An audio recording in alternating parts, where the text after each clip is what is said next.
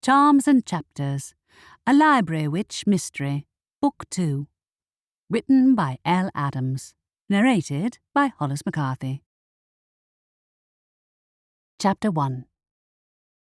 "Don't drop the cage," my cousin Cass warned me, backing out into the main section of the library's third floor. The cage in question floated behind us, propelled by Cass's magic.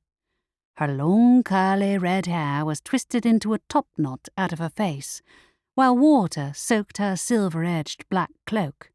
I opened my Bibliowitch inventory, a small black book with a silver insignia on the cover, and tapped the word "fly." The small black-covered book glowed as my magic combined with Cass's, steadying the cage. Inside it, Cass's pet Kelpie growled at me through the bars. This could go really wrong, really fast. The majestic white and blue-haired water-horse, who Cass had christened Swift, had washed up on the beach a few weeks ago. While he'd come to trust me almost as much as he did Cass, that trust probably didn't extend to letting me levitate him down 3 flights of stairs in our family's magical library. I walked backwards, glancing at the floor behind me every other step in case it disappeared, which wouldn't be the first time. Until now, I'd never levitated anything bigger than a pencil, but letting Cass attempt to single-handedly release a wild Kelpie into the ocean was bound to end in disaster. Just another day in the life of a Bibliowitch. Sylvester, my family's owl familiar, flew over our heads, letting out a hoot of derision. "Are you trying to cause an accident?" "Her idea, not mine," I said to him. Sylvester snorted. He was a large, tawny owl, whose wings spanned the length of my shoulders when extended, and was generally friendlier to Cass than he was to me. That he was laughing at both of us wasn't a good sign, but I could hardly back out now. Cass and I had been at odds since I'd first moved to the library, and she'd shocked me when she'd revealed she'd rescued Swift after she found him injured on the beach.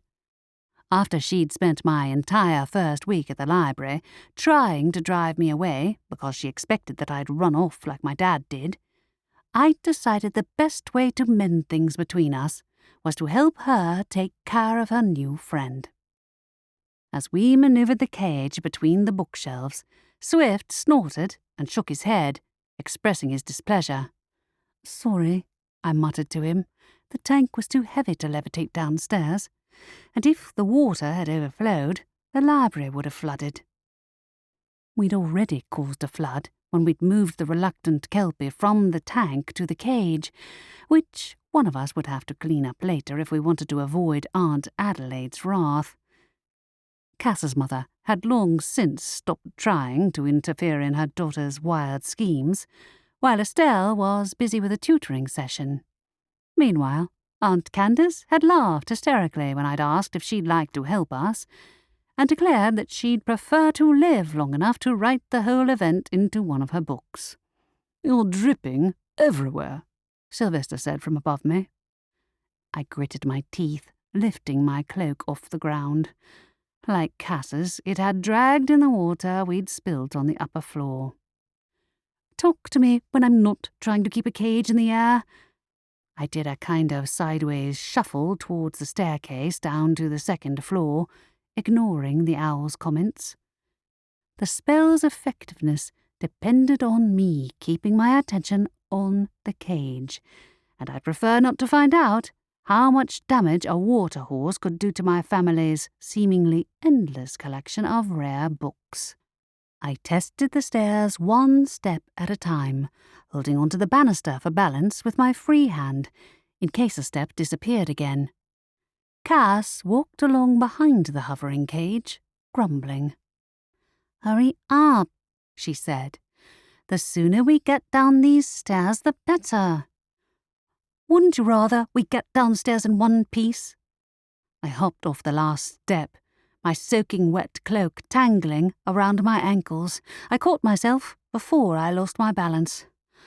I don't understand why you didn't want to use a transportation spell to get him directly into the sea without any of this nonsense. I don't want him to panic, said Cass. I rolled my eyes. Cass was surprisingly sensitive when it came to dealing with animals. People, not so much. Keeping one eye on the cage, I crossed the second floor, weaving in and out of the towering stacks. The bookshelves moved out of our way at Cass's command. She had better control over the library than I did, luckily for both of us. The cage dripped a trail of water onto the thick carpet, and I swore under my breath. Aunt Adelaide will have us cleaning this up all night. Relax, the library will deal with it in a second, she said confidently. I'd take her word for it. But Cass had an irritating habit of vanishing whenever there was any real work to be done. I opened my mouth to say so, and the floor moved underneath my feet, causing my cloak to tangle around my ankles again. I tripped, arms pinwheeling, and crashed to the carpet. As I did so, the cage dipped in mid-air. Cass swore, hitting her Bibliowitch inventory with her pen. Get back on your feet, idiot! I didn't move the floor on purpose. I scrambled back to my feet. Anyway, this kind of magic is way beyond my level. Grade 1 lessons are beyond your level, she said waspishly. But you're the only person who will help me, and it's too late to put the cage back now. Swift snorted and tapped a hoof, distressed by the cage's rocking movements. I didn't blame him. Sorry, I whispered to the cage, tapping the word fly in my Bibliowitch inventory again. Sylvester flew over our heads with an amused cackle. I can't believe you're carrying it all the way to the sea using magic. I backed up a step, holding my cloak off the ground. Care to lend a hand, or are you just going to laugh at us from up there? Sylvester clucked his beak. I thought I'd shout words of discouragement as well. Some familiar you are. Not that Sylvester was in any way a typical familiar. As far as I knew, the only magic he had was the ability to talk. He took his job as the library's security guard, assistant, and rodent killer very seriously, but got entirely too much enjoyment out of any disaster that befell me. Cass and I directed the cage down the second staircase to the first floor. I wiped sweat from my forehead. Just one staircase to go. A cough drew my attention to the balcony which overlooked the lobby. Aunt Candace stood there with a notebook and pen, wearing an expectant look on her face. Knowing her, she hoped the Kelpie would make a bolt for it, so she'd be able to record the event for use in a future novel. Not many people knew Aunt Candace was a best-selling author apart from our family, and she guarded her pen names fiercely. Like the rest of us, Aunt Candace had curly red hair and a pale face dusted with freckles. She was tall and willowy, and wore her hair loose, wild tangles flowing to her waist. She grinned and waved at us as we floated the cage past her. I can't wait to see what my sister says when that thing escapes, she said. Nice to know you all have so much faith in me. I kept my attention firmly on the cage, determined not to screw up now we were so close to the end. I'd expected at least one of my aunts to kick up a fuss about us levitating swift right through the middle of the library, but Aunt Adelaide was as hands-off a supervisor as it was possible to be. It was a welcome change from my previous job as a bookshop assistant, where Abe, my dad's former business partner, had constantly nitpicked on my mistakes. Up until a few short weeks ago, I'd assumed he would be the closest I'd ever have to a family. Then, 3 vampires had shown up at the shop where I worked as Abe's assistant, and nearly set the place on fire in an attempt to steal a mysterious journal Dad had left in the shop's back room.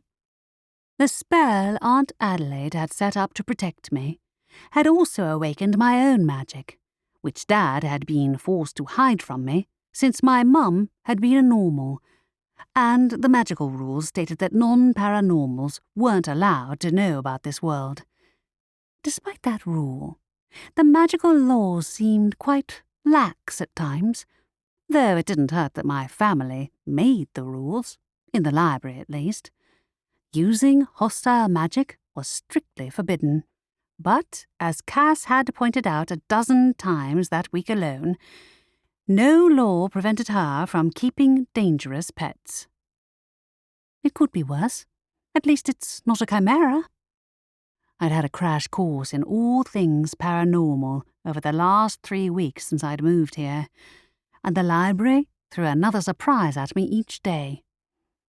I reached the final staircase, skipping the missing top step, and the second step vanished too. I tripped, grabbing the banister, and the Bibliowitch inventory fell from my hand, tumbling downstairs. Cass shouted aloud. The cage dipped in mid-air, and I panicked, grabbing it with my hand. There was no way I could support its weight without magic, so I let go and jumped out of the way as the cage crashed onto the stairs. The door burst open, and the kelpie leapt over my head, splattering me with water. Flat on my back, I lifted my head in time to see Swift land at the foot of the stairs and run full tilt across the ground floor. Shouts rang out from below as the giant white horse circled the lobby, causing patrons to dive behind bookshelves and stacks of books to topple over. "You idiot!" screamed Cass, running downstairs. She jumped the last few steps and sprinted between the shelves to the front desk. "You left the cage unlocked." "You told me to." I knew something like this would happen. I scrambled to my feet, grabbing my sopping wet cloak in one hand to avoid tripping again, and ran downstairs to retrieve my Bibliowitch inventory. Entirely too late. There was no chance of recapturing the kelpie now he'd tasted freedom. I skidded to a halt in the reception area, the carpet considerably wetter than it had been earlier. Catching up to Swift on foot was an impossibility. There was a good reason for his name. "Cass, we have to transport him to the sea. He's not domesticated." "He doesn't want to hurt anyone, he wants to play," Cass insisted. I opened my mouth to say she was deluded, but she was right.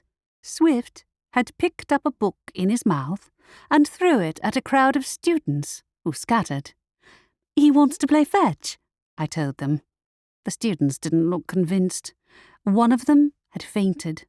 Another threw a book at the kelpie in defence. I ran and caught the leather-bound book before it made contact and put it on the desk. Swift completed another circuit around the lobby. If I didn't know better, I'd say he was enjoying the attention.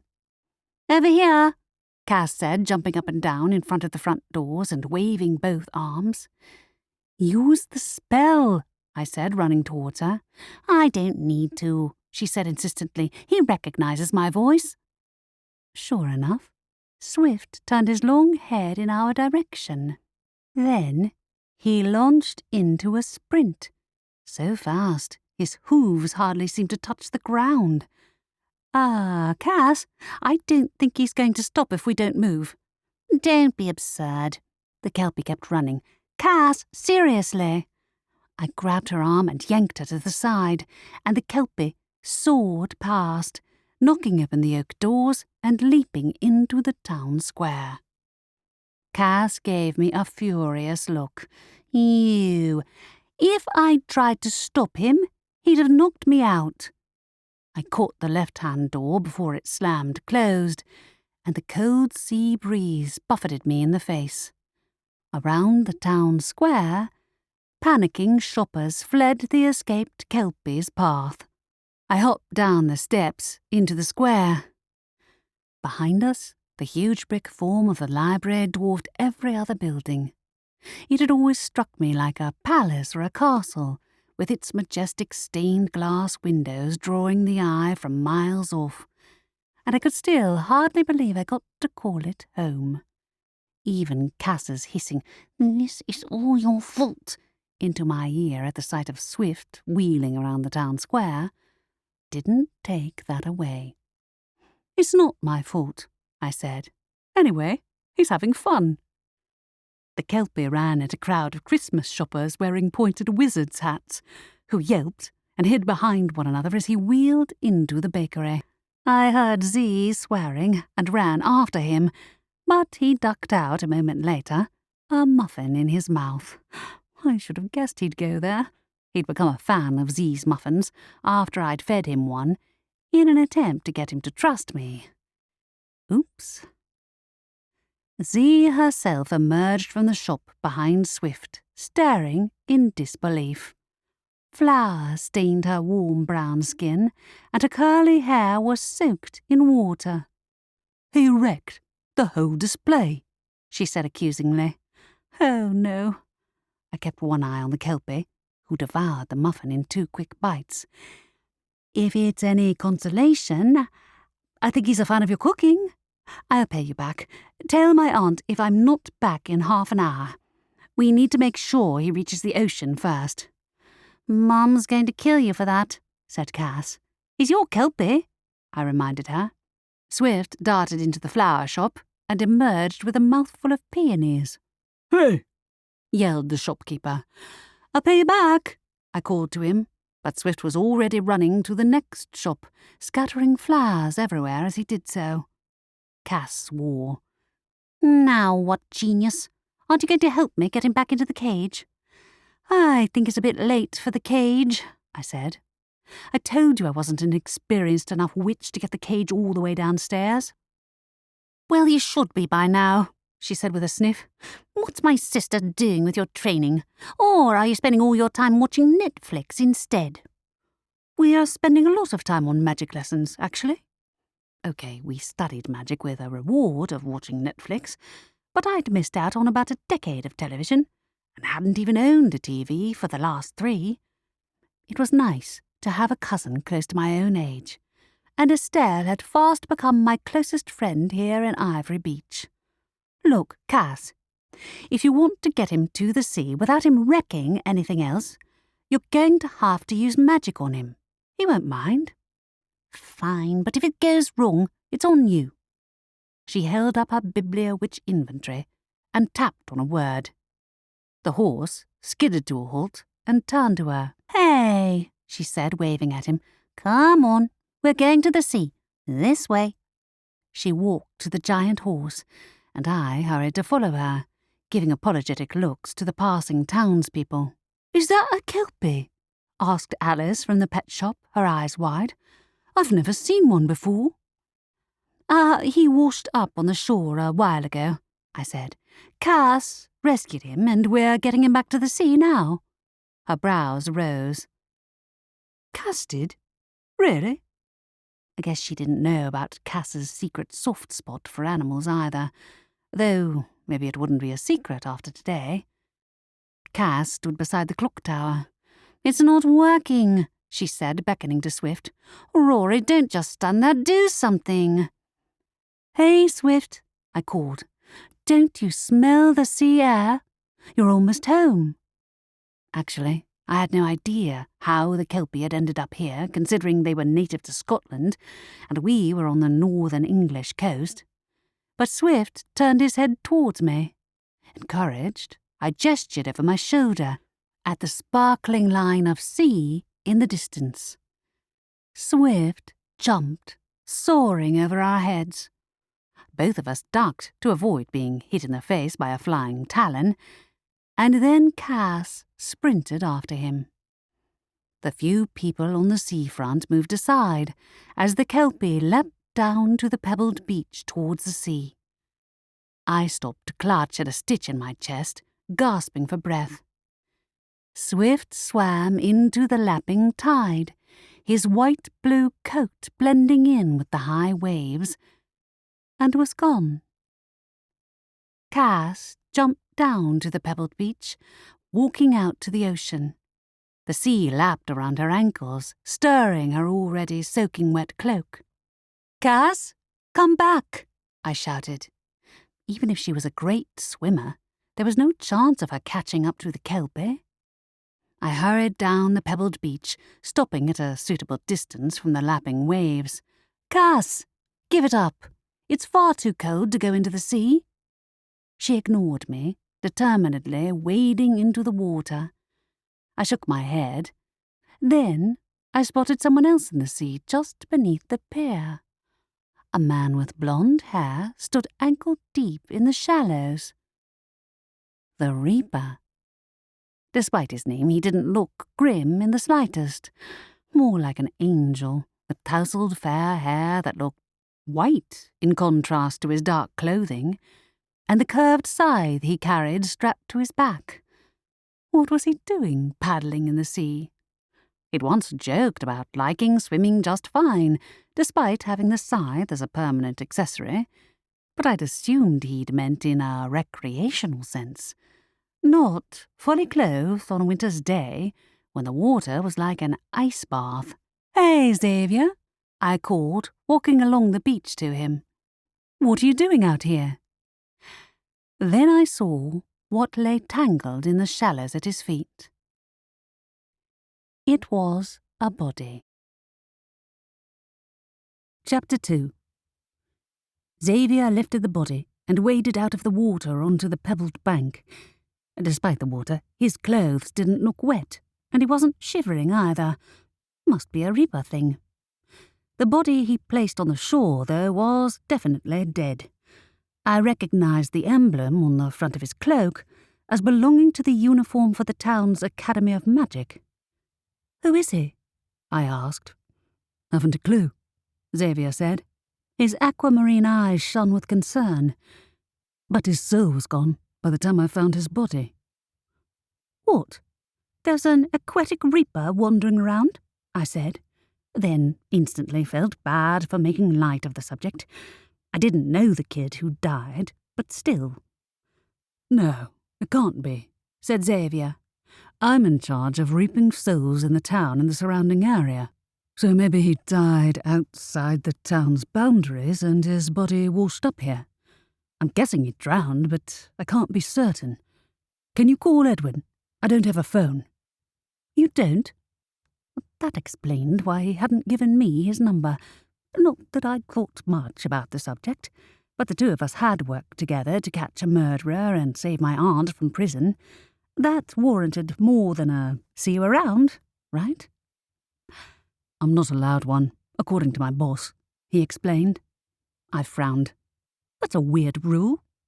What if you need to make a phone call? I mean, it's not like the ghosts can answer the phone, I guess, but the living can." I didn't actually know if he had a family. Xavier and I had only seen one another a handful of times since he'd helped me solve the murder that had taken place in the library in my first week here. But the scythe strapped to his back was the least of his secrets. The rules for Reapers were a mystery even to most of the magical world. "If someone in my area dies, I'm drawn there by magic," he explained. "My boss can contact me the same way. Generally, there's no phone signal in the afterworld." "What? That's a place?" I asked, curious. "Or is that classified information?" "Reapers only. Sorry." He turned back to the boy's body. He was vaguely recognizable as one of the kids who kept coming into the library after school and during study periods. How had he ended up in the water? It might be a Sunday, but all his fellow students were studying for their end-of-term exams in the warmth, or else getting up to mischief. Cass had had to chase two of them out of the Kelpie's room this morning. Speaking of Cass, I turned around scanning the beach and spotted her wading out of the shallows, her face screwed up in annoyance. "Thanks for the help," she yelled at me. "You can't seriously think I'd have chased an angry Kelpie out into the middle of the ocean, can you?" I shook my head. "Anyway, someone drowned over here. Did you see anyone in the water?" "Drowned? Cass waded over to us, dragging her sopping wet cloak behind her. Pulling out her wand, she dried herself with a single flick. When? Haven't a clue. I shivered, making a mental note to learn how to dry myself off using magic. Do you know him? I recognise that dude, said Cass. He hangs out in the reading corner with the academy students after school. They have all their meetings there, chess club and whatever. I thought so, I said. Have you seen him recently? Yeah, just yesterday. Then he couldn't have been out to sea for long before he'd washed ashore. But then, what might have happened to his soul? Perhaps there truly was a reaper who lived out in the ocean. If Xavier didn't know, though, I was clueless. I'll fetch Edwin. Cass walked across the pebbled shore. The police station wasn't far from the seafront, so it'd be quicker to walk there rather than calling them on the phone. Xavier carried the body to a bench overlooking the coastline. On our right, the pier jutted out into the ocean, next to the spot where he'd found the body. Perhaps the kid had fallen into the water. But if he'd drowned, his soul would have been Xavier's to take. Weird, muttered Xavier. Maybe there's another reaper nosing around our territory. I'll have to speak to my boss. He definitely drowned, right? The kid's clammy hand brushed against mine as Xavier laid him on the bench, and I shuddered. I might have helped a police investigation into 2 murders in the library during my first week here, but I didn't generally make a habit of hanging around the dead, the reaper being an obvious exception. I assume he did. Just what was your cousin doing in the sea, anyway? Looking for the kelpie. Our plan to release him into the ocean didn't quite go as planned. Understatement of the century. At least Swift was back where he belonged, and not running amok around the town square. He can't be blamed for the kid's death, though, considering he's been in the library for the last 3 weeks. Best not to bring that up, Xavier commented. There's Edwin. Let's see what he says about this. Edwin, the elf who led the local police force, looked positively tiny compared to the 2 trolls who acted as his main security guards. Their large bodies were crammed into the same blue cloaks worn by all the local police, though despite their bone-crushing muscles, they'd been friendly enough to me. Edwin, on the other hand, wore a scowl on his face, suggesting he hadn't forgotten he'd arrested Aunt Candace on suspicion of a murder she hadn't committed, and then had to deal with her endless complaints about not being able to access her manuscript in jail. He'd been almost as glad as the rest of us when she'd turned out to be innocent. Where'd you find him? Edwin asked Xavier. He was in the shallows over there, near the pier, explained the reaper. His soul's gone, so I assume he died outside my area. Or someone cursed his soul into a book again, said Cass, her eyes narrowing at me. Oh no, I should have guessed she'd pinned the kelpie's departure squarely on me. In fairness, she'd never quite got past the fact that I'd accidentally got Aunt Candace arrested during my first week, when I'd mistakenly accused her of helping the vampire I'd suspected of murdering 2 people, and the police happened to be listening in. That alone was reason enough to stay out of this incident, but I couldn't help feeling guilty when I looked at Xavier. Banishing souls was his job, and the notorious Grim Reaper wasn't known for being a pleasant supervisor.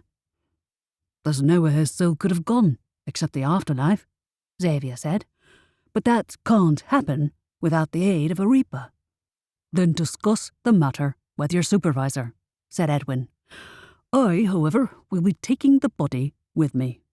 Aurora, what are you doing here? Was it you who found the body? I saw Xavier standing in the sea and went to see what he was doing, I explained. I was helping Cass, with a kelpie. Pretty much everyone in the town square saw us on the way. I didn't know there was a body down here until I got up close. Cass gave me a furious look, but I'd have to give the police an alibi. Besides, given the damage Swift had caused to the town square, Edwin would be neck-deep in complaints by the day's end. "If that's the case, I'd advise you to leave," said Edwin. "And this time, Aurora, I'd advise you to think carefully before making accusations." With an apologetic look at Xavier, I turned away from the beach and joined Cass in crossing the road. "You had to tell everyone, didn't you?" she said. "I didn't want either of us to get accused of murder," I said. "Also, there isn't a person in town who won't know about Swift by now, I guarantee it." Cass scowled and marched ahead without speaking to me. Honestly, maybe I'd been right to suspect that trying to get into Cass's good books by being nice was as futile as searching for the library's upper corridor, which had been missing for over a decade. Back at the library, we found Aunt Adelaide waiting expectantly at the front desk, her arms folded across her chest. She was tall and curvy like Estelle, and her auburn hair bounced to her shoulders. "Cassandra Hawthorn," she said. Given that I'd never heard her call Cass by her full name before, I took a wild guess that she and I had crossed a line. My legs locked to the spot, while my heart beat against my ribcage. I knew I should have talked her out of it. "Yes," Cass made to move around the desk, but stopped dead at a gesture from Aunt Adelaide. "Did you hear any of my warnings about using your biblio-witch magic on a living creature?" she asked. "And I specifically told you not to drag Rory into your schemes." "She's the one who didn't lock the cage properly," Cass protested. "She was following your directions, which is more than you deserved," said Aunt Adelaide. "You took advantage. I'm ashamed of you." Shame heated my own cheeks. I should have known helping Cass would come back to bite me. My best friend Lainey had said frequently that I needed to be more assertive, but I thought taking up my place in the magical world was a sign that I'd moved on from my old habits. Perhaps not. "Is that all?" Cass said. "No," said Aunt Adelaide. "From now on, you're to consult me before bringing any animals into the library. Any animals. That clear?" Cass opened her mouth, then closed it, seeing something in her mother's expression that wasn't worth arguing with. "Yeah, whatever." "I take it you at least managed to get the creature to the sea?" asked Aunt Adelaide. "Yes," I put in. "The Kelpie made a run for it the instant he got free. He couldn't resist chasing a few people, but all he wanted to do was get back in the water." "Well, of course he did," said Aunt Adelaide. "I take it the entire town witnessed your shenanigans?" "More or less," I said. "Hey, look on the bright side, Cass. Now they know you have a heart." Cass looked like she wanted to shrivel me on the spot. "They also know you're an incompetent—" "Cass," said Aunt Adelaide. "I doubt your Aunt Candace or myself could have captured a rampaging Kelpie without resorting to spells which would have made the situation worse. I assume you've learned your lesson about helping dangerous aquatic monsters." "Did Edwin see you?" "Yes, but only because Xavier found a dead body in the sea," I said. "One of the students who used to come here. Cass said she'd seen him in the library before. I don't know him," she said. "I just recognise him from those kids who come in here after school. I wouldn't know his name." "Someone drowned?" Aunt Adelaide glanced over her shoulder at the reading corner. "I've been too busy restoring things to order to talk to the students here. I suppose we should let their teachers tell them the news." "Yeah," I said. "The weird thing is, his soul was gone, according to Xavier. Like," she raised an eyebrow, "like Duncan?" "Not sealed in an object," I said. "He said it was like a reaper already sent the kid's soul to the afterlife, which suggests he died outside Xavier's area. Wherever that is. I can't say I'm an expert, she said. How sad. A student. This isn't the weather to go near the sea, no matter the circumstances. It looked like he fell off the pier and drowned, but that is Xavier's area. I dug a hand in my pocket, finding it soaking wet from Swift's adventurous escape. My entire cloak was, in fact. I pulled out my bedraggled notebook and pen and put them on the front desk to dry. Maybe... Aunt Adelaide broke off.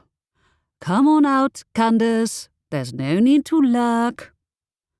Aunt Candace sidled out from behind a shelf, her pen and notebook floating beside her. Not a surprise. If anyone said the word murder, she'd appear with her pen, eager and ready, while any dramatic situation or any word we spoke was liable to end up on the page. Go on, she said, with an expectant look on her face. Aunt Adelaide shook her head. I'll leave the speculating to the police. We're not getting involved in this one. I think poor Edwin would be happy to avoid the library for the foreseeable future besides.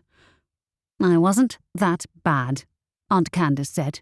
If anything, the prison needed livening up. Cass made a disparaging noise. I'm off. Not to do anything with rare animals before you start on me again, Mum. Aunt Adelaide tutted, but didn't stop her from sauntering away. Are you okay, Rory? Sure. I put down my Biblio-Witch inventory too, relieved to find the water hadn't caused any damage. I mean, the dead body kind of freaked me out, but it's pretty normal for Xavier. His boss will probably order him to find out what happened to the victim's soul, like last time. Yes, I can't say I've had the pleasure of associating with the leading Reaper, said Aunt Adelaide. By all accounts, he's very unpleasant. Be careful, Rory. Aunt Candace looked towards me, an odd smirk on her face. You worry too much, Adelaide. Rory's capable of making her own decisions. Haven't all of us tried a dalliance with the living dead at one time or another? A flush rose to my cheeks. Xavier and I aren't dating. Sure, he was kind, and had done his best to make me feel welcome. But he was dedicated to his job. If he wasn't even allowed to own a mobile phone, I doubted the Grim Reaper would look past him dating a human. Aunt Candace made a sceptical noise in her throat and retreated behind the bookshelves again. We'll see. My familiar, Jet, flew to land on my shoulder. He was a little black crow who'd taken a shine to me on my first day here, and despite my initial apprehension, he was a good companion to have when exploring the library's most hazardous corners. Hey, I said to him. How was your day? The crow chirped in answer, fluttering onto my shoulder. Come on, let's clear up some of these books. While Aunt Adelaide had removed the water spillages, the smell of salt water and damp carpets lingered, and several of the books made hissing noises at me when I picked them up. Gotta love a sentient library. Luckily, most of them hadn't fallen far from their shelves, so it was a simple matter to pick them up and put them back into place. After the excitement of the day, I welcomed the routine activity. Over the last few weeks, I'd really begun to carve out my place here in the library. Okay, sometimes the floors vanished, the shelves moved, and doors transformed into walls right when I was about to walk through them, but the library's unexpected magic was as much of an occupational hazard as Aunt Candace turning my misfortune into narratives. Blame my grandmother, who died without leaving a clear map of the library, leaving the place riddled with wrong turns, trick staircases, and sections that defied the laws of physics. An entire floor was missing at the top, and nobody knew how to get to it. There was a vampire sleeping in the basement who'd been there since before I was born. And sometimes the books displayed an alarming level of awareness. Ow! A thorny vine came out of the book that I'd just picked up and hit me in the face. I dropped the book, but the vine extended, wrapping around my arm. Wincing, I dug my free hand in my pocket and remembered too late that I'd left my notebook on the front desk to dry off. Amateur mistake there, Rory. Hang on, said Aunt Adelaide from behind me, tapping a word in her Biblio-Witch inventory. The vine withdrew from my arm and snaked back into its book, revealing a plain blank cover with no title on it. I turned it over, finding no number on the spine either. Sorry, that one has a few defense mechanisms on it. Oh, who was that? The door opened at the front of the library, and someone walked in. Aunt Adelaide moved to the front desk and put the book down behind the counter, while Edwin and his 2 troll guards entered the library. Edwin, said Aunt Adelaide, nice to see you. I wish I could say the same, said the elf.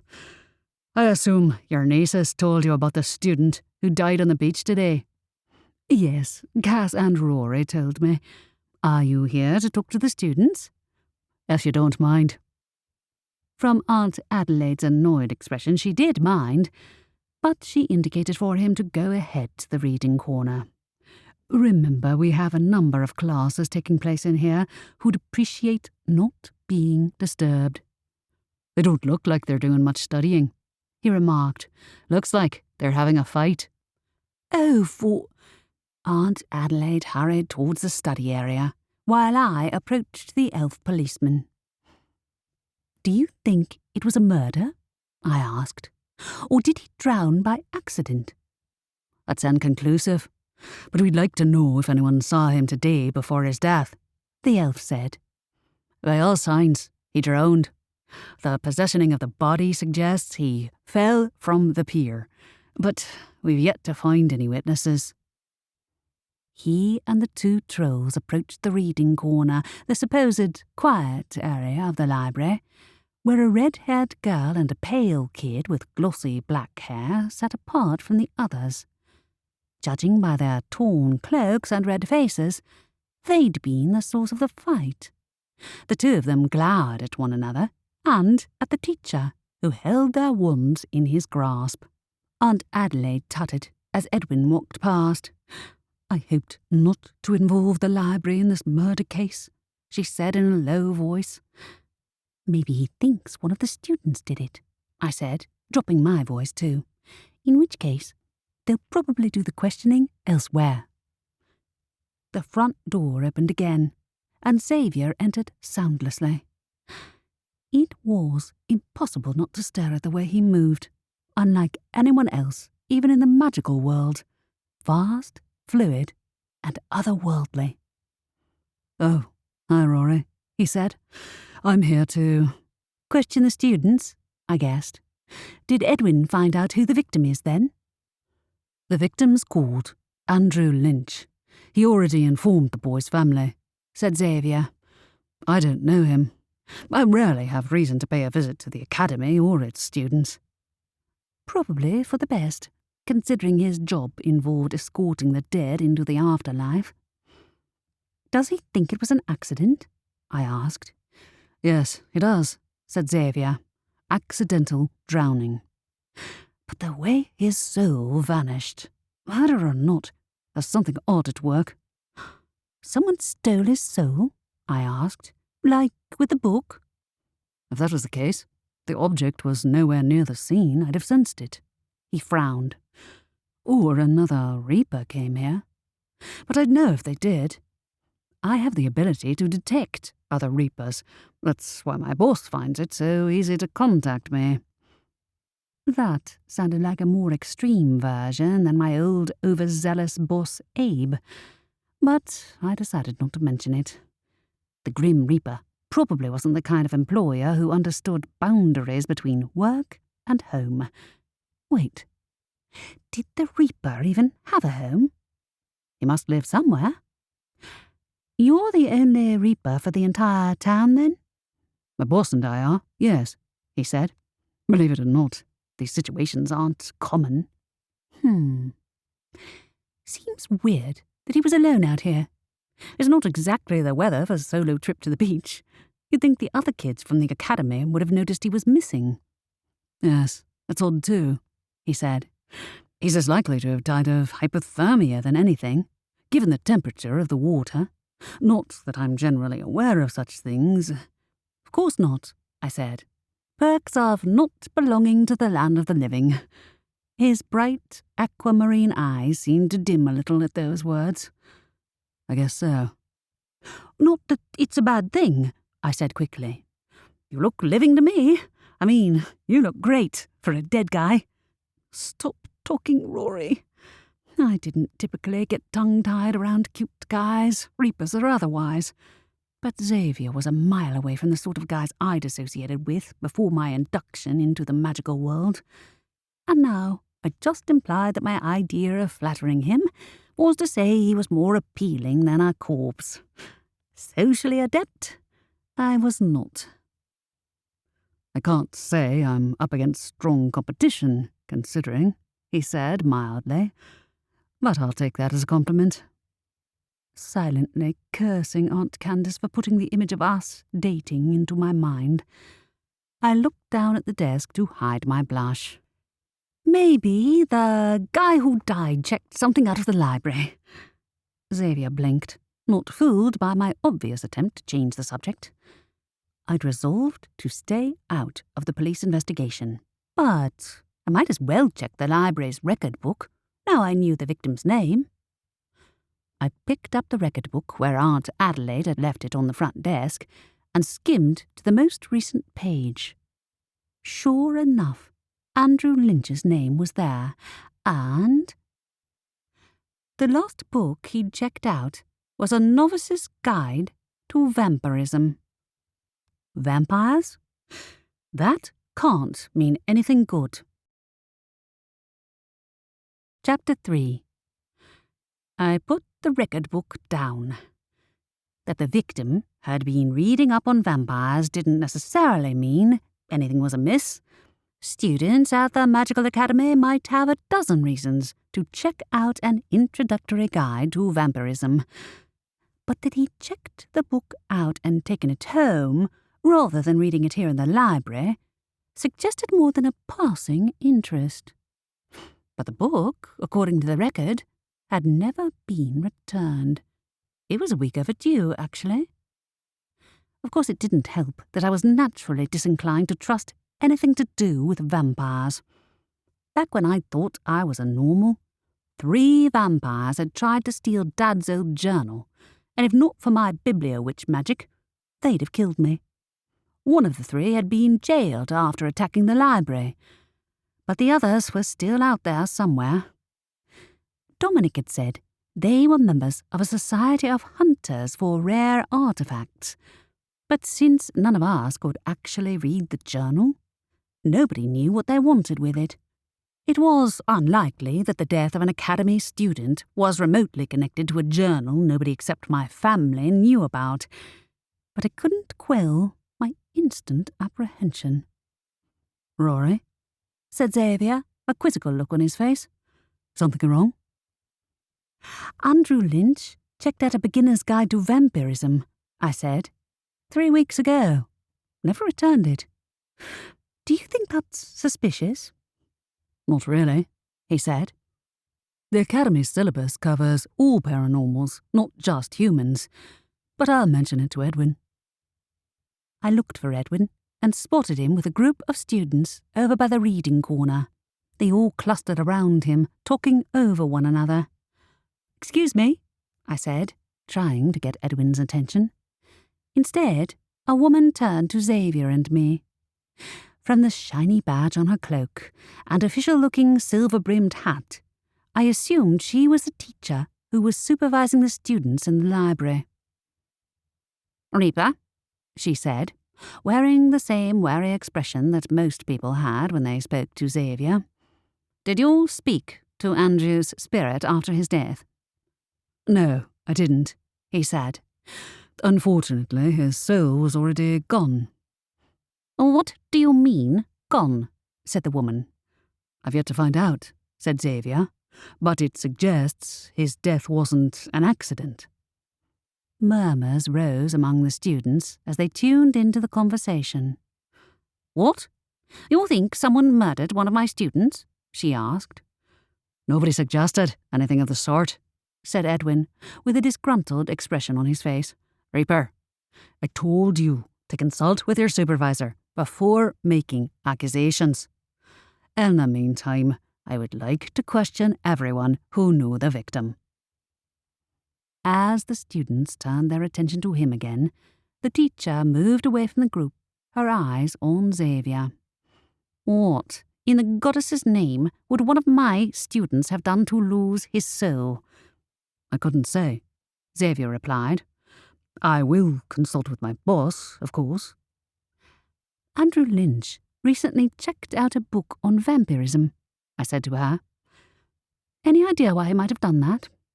Certainly not out of academic interest, she said. I don't recall him ever handing in his homework, let alone pursuing extra research. Did Andrew show a particular interest in vampires, though? Had he wanted to become a vampire? I didn't see the appeal, but teenagers might view the situation differently. Maybe that's why his soul disappeared. He turned into a vampire. No, said Xavier. I can't say I've ever reaped a vampire's soul, but that's because they rarely die. Hannah, go back to speak to Edwin, the teacher said to a girl who'd stopped to listen in. And can you two keep your thoughts to yourselves? By tomorrow, the entire school would think Andrew died in a vampire transformation gone wrong. What if it's true? Xavier asked. The missing soul and the odd circumstances of his death suggested more than an accidental drowning. She let out an impatient sigh. I appreciate the work you do, Reaper. And who exactly are you? The Reaper's assistant? I blinked, startled. No, I work here in the library. I'm Aurora Hawthorn. I was with Xavier when he found the body. That's how I know he checked out a beginner's guide to vampirism last week and never returned it. She pursed her lips. I'll ask his family to return the book. Never mind the book, I said quickly. Just, Xavier will get into trouble if he doesn't find the missing soul. I felt Xavier's surprised eyes on me. Should I not have said that? Or had I implied that I cared more than necessary about whether he got into trouble?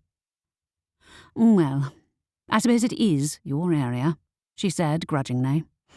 I'll ask if his friends would mind sharing any relevant information with you. The Academy does have a number of vampires as students, but most of them sleep during the day at weekends. Wait, there are vampires at the Academy? I blinked in surprise. I'd assumed, like the Reaper, that they existed apart from the rest of us. Why wouldn't there be? Asked Miss Nolan. The Academy accepts a diverse range of students. I thought vampires didn't age, I said. Does that mean they're stuck in school forever? No, she said. We have open places at the Academy for vampires unfortunate enough to have been bitten before reaching maturity. They leave at 18 like everyone else. Huh. I could think of more interesting things to do with immortality than go back to school, like solving world hunger or reading all the books in the library. Maybe that's why I wasn't cut out to be one of the living dead. Either way, I really couldn't fathom why vampires had more of a reputation for being sexy and appealing than Reapers did. I'd pick Xavier over them any day of the week. Okay, I said. Just wondering. Well, please try to speculate somewhere my students aren't listening in, she said. And with that, she walked back to the reading corner. Oops, I said to Xavier. Guess I let my curiosity get the better of me. No harm in asking questions, he responded. I think you might be right, for the record. What? That he died after turning into a vampire? I asked. How does the whole thing work, anyway? I knew a little from Dominic, but it was one part of the paranormal world I had little interest in, except for the sake of my own survival. Turning into a vampire requires two things, said Xavier. Firstly, the person has to get bitten. Then they have to drink a vampire's blood. If they just get bitten, the effects fade after a while. Oh, and if someone is fatally injured and a vampire's blood is used to heal the wound, that causes the same transformation. Vampire blood has healing properties, see? I turned this over in my mind. Did they find any bite marks on the body? I'll ask, Xavier said, turning to Edwin. He stood between the two students who had been fighting, both of whom looked disgruntled. Maybe they'd both known Andrew Lynch. I've never heard of someone losing their soul in the middle of a vampire transformation, but it's not an area I've studied in depth. There haven't been any new vampires created in my area during my time as a full reaper. Seriously? I asked. Are you like a vampire and you don't age? What would give you that idea? I shrugged. I saw you walk out into the middle of the ocean, and it looked like the water didn't even touch you. I walk between the land of the living and dead, he said. That means I don't age as long as I carry the scythe. I also don't need to eat or sleep, theoretically. It also means some physical objects can't touch me unless I let them. Makes it easier to find souls that way. So you can't die? Xavier didn't look like any of the vampires I'd seen, pasty and wax-like. He looked human. No, more than human. Nobody I'd met had eyes such a crystal-clear shade of aquamarine. Not as long as I carry the scythe, he said, shifting position so I could see it poking out from behind him. I can also get into places no human would normally be able to get into, if it's required for me to reap a soul. But no reaper keeps the job forever. When the time comes for me to retire and I give up the scythe, then I'll be able to die like everyone else. Huh. And keep doing his job. He'd have to hold himself apart from the world at large. It seemed a lonely existence. So why did you pick the job? It's more of a calling, he said. Very few are born with the reaping gift, and I was chosen, like my dad was, before me. Reaper, Edwin said, approaching us. Did you have a question you wanted to ask me? Did you find any bite marks on the body? Asked Xavier. No, but we didn't look closely, said Edwin. That's up to the town healers. We're at the police station right now, talking to my assistant. Good, said Xavier. The only explanation I can think of for his missing soul is that something went wrong when he was in the middle of a vampire transformation. I've never heard of such a thing happening before, but it's worth checking for bite marks all the same. Wait, said Edwin, looking noticeably more worried. If he's a vampire, does that mean he might wake up and start walking around? It's possible, admitted Xavier. The elf policeman paled. In that case, I have to go and see the body. You might need my help, Xavier said, and Rory can come with me, right? She won't cause trouble. I suppose it's better than her staying here and questioning my suspects, said Edwin. Please try not to make a nuisance of yourself. I won't cause trouble, I said, a little insulted that he thought me as much of a potential troublemaker as my aunt was. Honestly. The old me would never have tried butting into an investigation that was, frankly, none of my business. This death hadn't even taken place in the library, so I didn't have any excuse other than burning curiosity.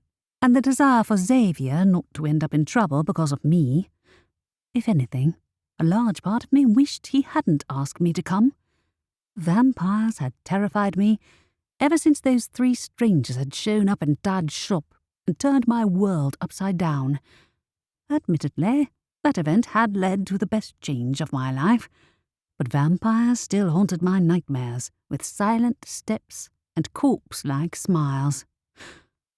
I have to face my fears someday. Why not today? By the time we reached the seafront, though, my hands were visibly shaking. "You okay, Rory?" Xavier whispered, letting the elf go ahead of us into the police station. "Having second thoughts," I murmured, too quietly for Edwin to overhear.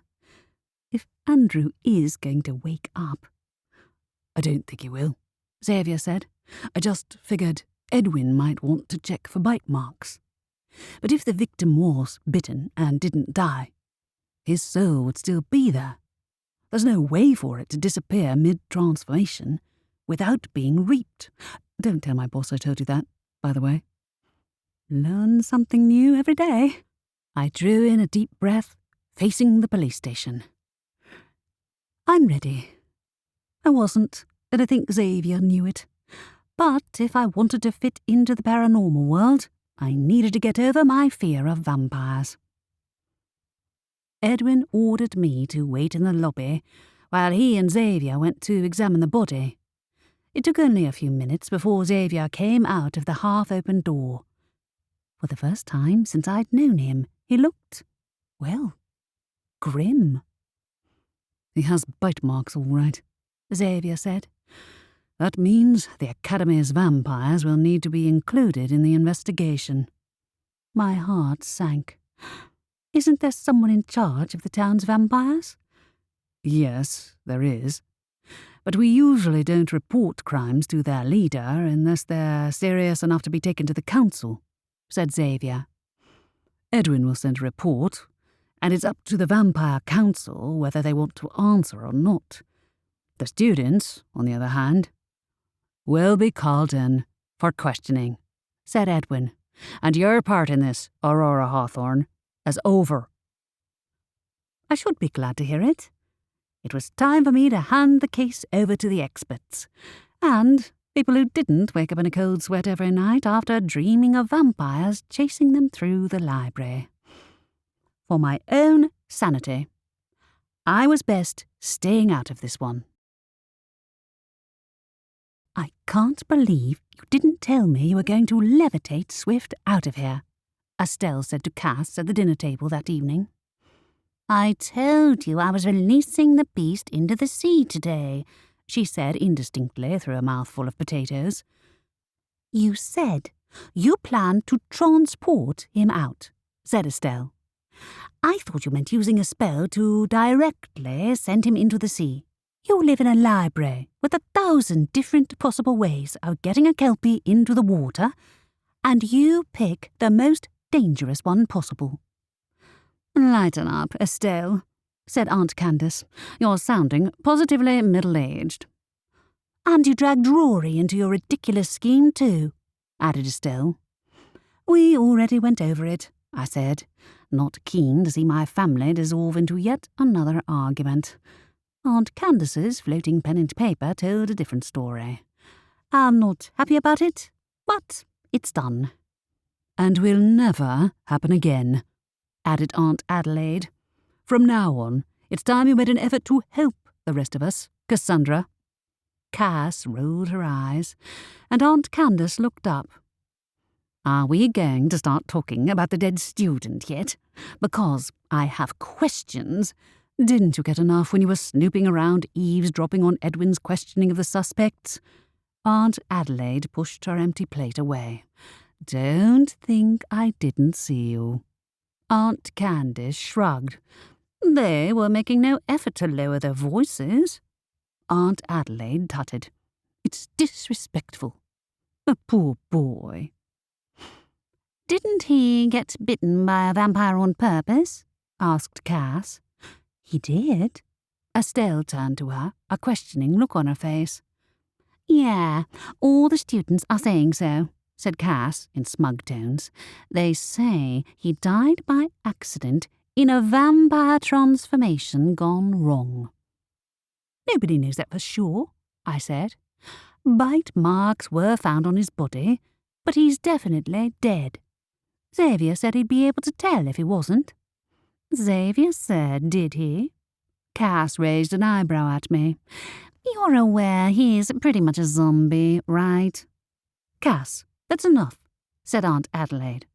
"There's nothing wrong with Rory making friends, especially as you took advantage of her earlier today." "She agreed to help me," Cass protested. I put down my fork, not in the mood to argue about either Xavier or my misadventures with Cass. Even if I suspected, Aunt Adelaide was right, and that Cass had talked me into it because I was the person least likely to say no. "Want to head upstairs and watch a movie?" Estelle said, pushing her own plate away. "Sure." Relieved to escape Cass's snide remarks and the discussion of the murder, I rose to my feet and left the dining room. "I'll make hot chocolate," said Estelle, "and maybe steal some of Mum's cake." "Sounds good," I said, following her into the kitchen through the half-open door. "I could use some relaxation." "How was class?" "Compared to the day you had? Positively relaxing." She waved her wand and levitated a jar of cocoa out of the cupboard. "First Cass, then the Reaper. And you went with him to the police station?" I lifted the box of cake from the cupboard and went to fetch some plates.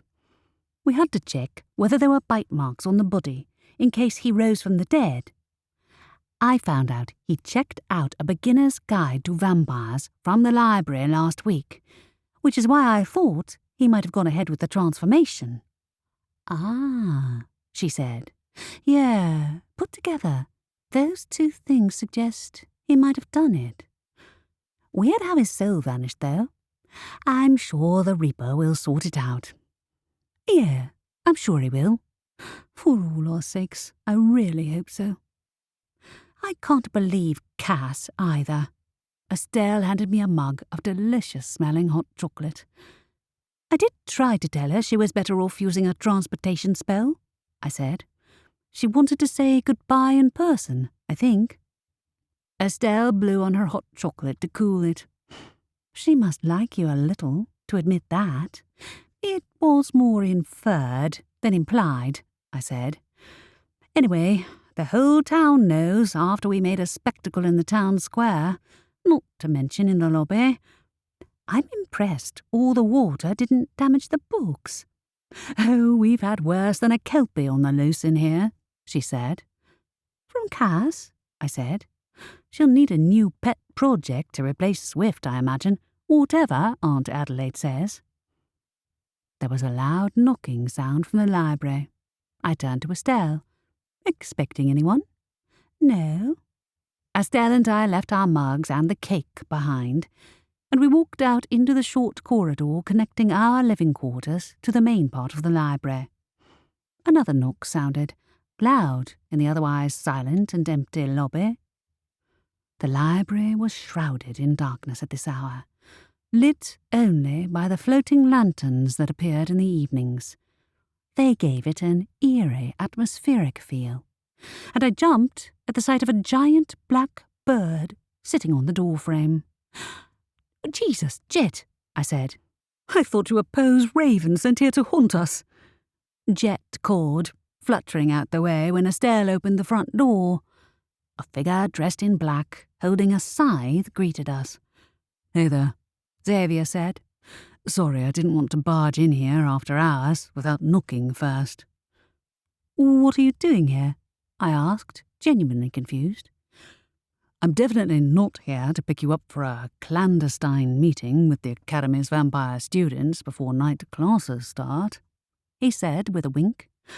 "Well, of course not," I said, a grin forming.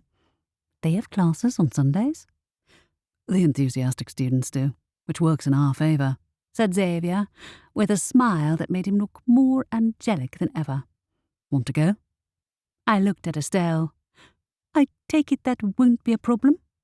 Estelle pressed her lips together, but there was a glint of amusement in her eyes. I'll tell my mum, and I'll keep your hot chocolate warm, okay? Thanks. I turned to Xavier. Let's go. I was hoping you'd say that. Xavier pushed the door open, and the Reaper and I walked out into the night. Chapter 4. To my surprise, Xavier took my arm to help me climb off the doorstep in the dark, only for a few seconds, but long enough for an unexpected frisson of heat to spark through my entire body. Before I could scramble my thoughts together to speak, he'd let go. Shaking my head in an attempt to pull myself together, I jumped when a pair of beady yellow eyes looked at me from the darkness. Jed? I let the crow land on my shoulder. You want to come?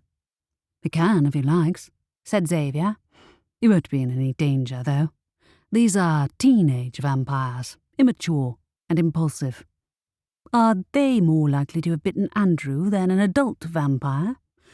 I'd say yes.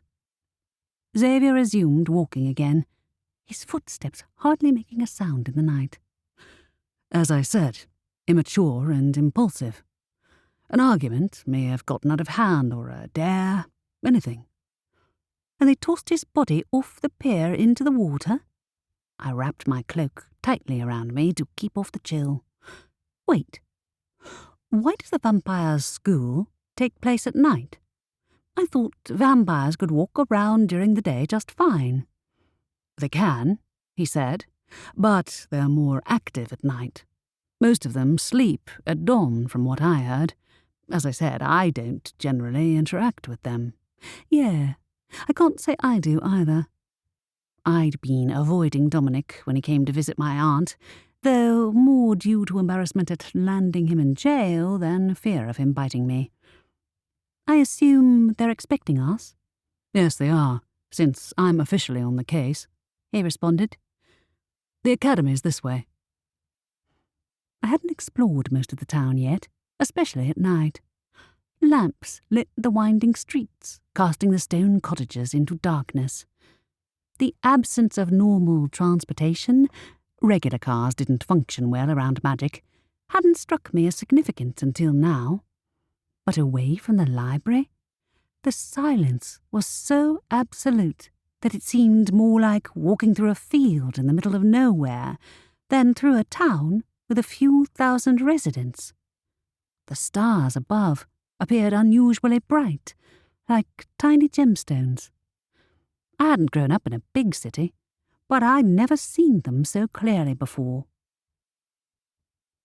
We walked for about 10 minutes, until we came to a large brick building surrounded by high fences. The blinds were down, which would seem normal and not ominous, if not for my knowledge that vampire class was in session. Xavier paused outside the gate. I can walk through, but you can't. You can walk through walls? I blinked at him. Is there anything you can't do? Fly, he said, as Jet kicked off from my shoulder and took flight, leaving us standing outside. Thanks for that, Jet. I could technically use my bibliowitch magic to fly too, but with an entire school of vampires potentially waiting on the other side of the gate, that would not be a wise idea. The space on the other side hid a dozen dark corners which might contain a vampire lying in wait to snag an unsuspecting human snack. The gates creaked open, making me jump backwards. Xavier caught my arm. Relax, they're expecting us. Told you they were. No need to be smug. I followed him in, unnerved by how dark and creepy the academy looked at night. It probably resembled a typical school during the day, but in the shadows, its arched windows and dark corners looked like the perfect setting for a horror movie. I jumped again when a bat flew past. Was that one of the vampires? No, he said, sounding amused. Is that from one of those stories from the normal world? Vampires turning into bats? In some stories, I said. The needing an invitation to enter someone's home rule turned out to be accurate, though Mortimer Vale managed to get around that one. Immediately, I regretted saying his name. He might be locked in a prison cell that even a vampire couldn't escape from, but that didn't change the fact that 2 of his friends were at large, determined to get their hands on my dad's journal. That was one of the reasons I hadn't explored the town alone, aside from the dismal weather. Going further than the seafront wasn't usually necessary, and the library had everything I needed. I'd always considered myself necessarily cautious rather than a coward, but the way my heart jump-started at every sound set my teeth grinding. Pull yourself together, Rory.